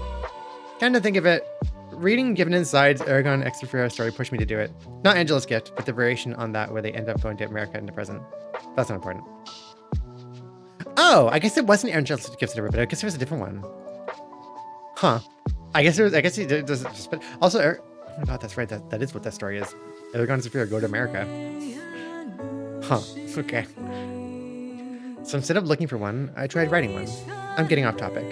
What I wanted to say was I originally didn't have a plan for this story, and also I remember beginning to feel unhappy about how the story was going, because I suddenly began to have an idea of what I wanted, but had to fit that into what I was already writing. And now that's what happens when you don't plan. And now for me to try to go back and write that now, it'll be difficult to get back into all the characters. To be able to make up the next chapter seamlessly with my last. To be able to not to screw it up. That's why I decided to stop this. The end. The story's over. End of story. Goodbye. Please understand that I just don't think I could write this anymore. It'll be too hard, and it would take all the fun out of it. So I hope you all enjoyed the story, everyone. It's time for Luna to go. It's time for Luna to go. No! Wait. If you need some closure, Luna leaves the group, mumbling something about Sorcerer's Stone in the mountains of Alcrelo. Arya quizzes Eragon and they get married. So everyone's company with a snail. Oh, that's a really beautiful story. Little story arc. Won many awards. Just a delightful scene that everyone enjoys. And Galbatorix is slayed by eventually Eragon. Happy ending. Oh, and the ending, everyone, though distant, is looking up at Aurora Lights. So that's it. That's the rest of the story. I hope this leaves no hard feelings between us. Until next time, I pick up my trusty keyboard and screen again. Goodbye, my friends.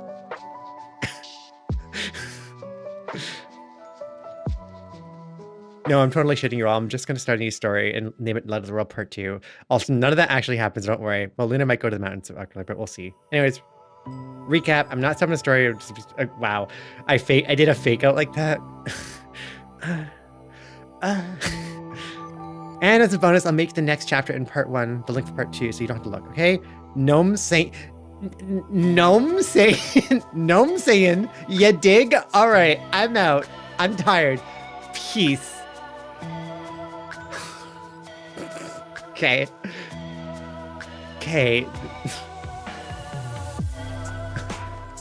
I was on the internet for the raffle area. Oh, you didn't get the raffle. You missed the raffle area.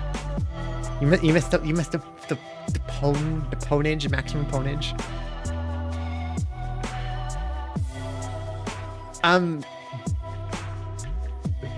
I think this is the cringe. I think this right here, this is the cringe that I've been looking for. This is the. I'm pretending like I'm gonna not do it. So like here's the ending. Bye. Just kidding. I'm making part 2. I fooled you.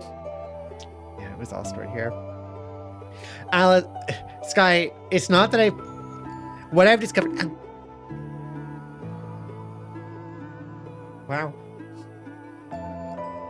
What I've discovered is that I thought I had written, I guess in summary, in conclusion of this,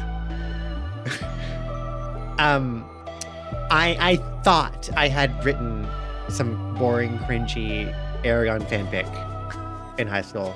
What I actually had written was very gay and very lesbian, like vibe energy stuff. Like I had no idea that I had such gay thoughts like this in high school. I didn't know that I would find clear evidence and signs that I was gay and trans in this. You don't want to hear get ruffle, your cheeseburgers, la mouse, lol.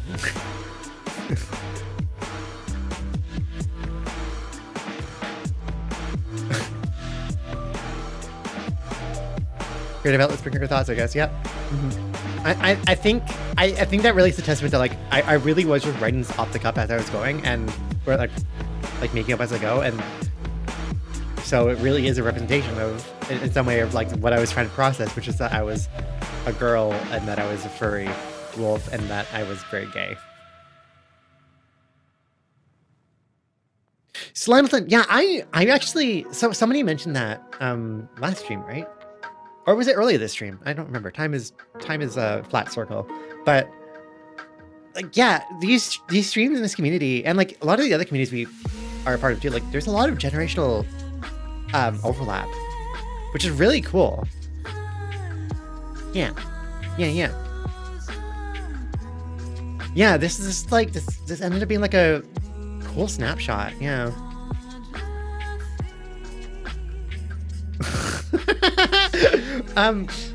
Oh, sorry, Miss Prime Minister, I just thought you post. That's fantastic. Oh, is that right? No.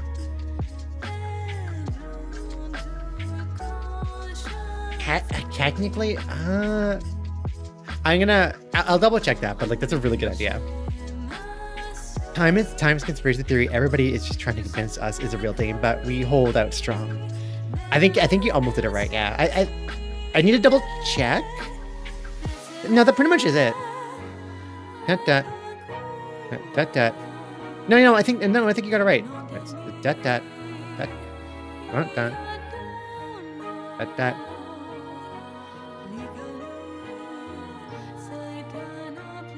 No, that. Yeah, I think you got it. I think, yeah. Yeah, one.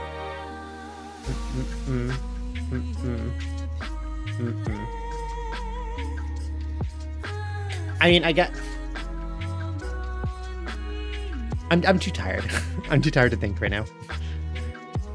The youngest I know of is 16, and just remember it was like 40 or something. I think 40 is old. Calm down. Yeah.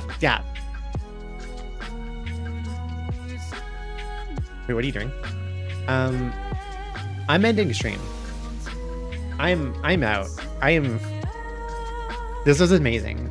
This was a huge amount of fun, and I'm tired, so I'm gonna go to sleep, and I'm gonna find something to raid. Thank you, everybody, for stopping by and catching the stream. This is a lot. This is a lot of fun. Yeah. I'm gonna use this scene more often. Maybe not every stream, but this is like a nice place to hang out and chat. We can come back here. We can come hang out by the pond whenever we want. I can like. It's also something to tweak and like do things to as well. You know? Yeah. And I can dangle my feet in the water, and it's cute.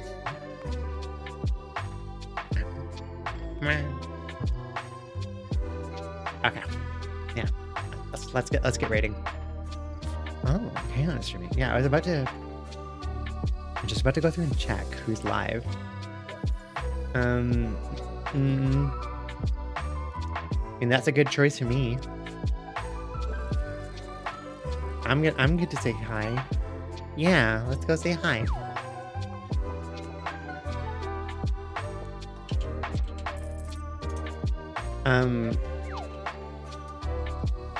Keihan got affiliate too. So now they have emotes. And they're great. Yeah, I like, there was a lot less cringe than I expected in here. Like really the cringe that I got was like oh really, like that was my level of pros. But of course it was, because I was like 15 in high school, 14, 15. Like kind of not as bad as I was expecting for this age, especially considering the English class in high school really doesn't teach you how to write. Yeah, the only actual time I cringed was like at the deer bit. Like I didn't need to write about a deer getting eaten by Saphira. That was kind of like, why? It's nice you're talking. All right, bye everybody. Bye. I don't know if he's here a bit. Yeah, there's, I think like in the second chapter I start off being like, oh yeah, there's a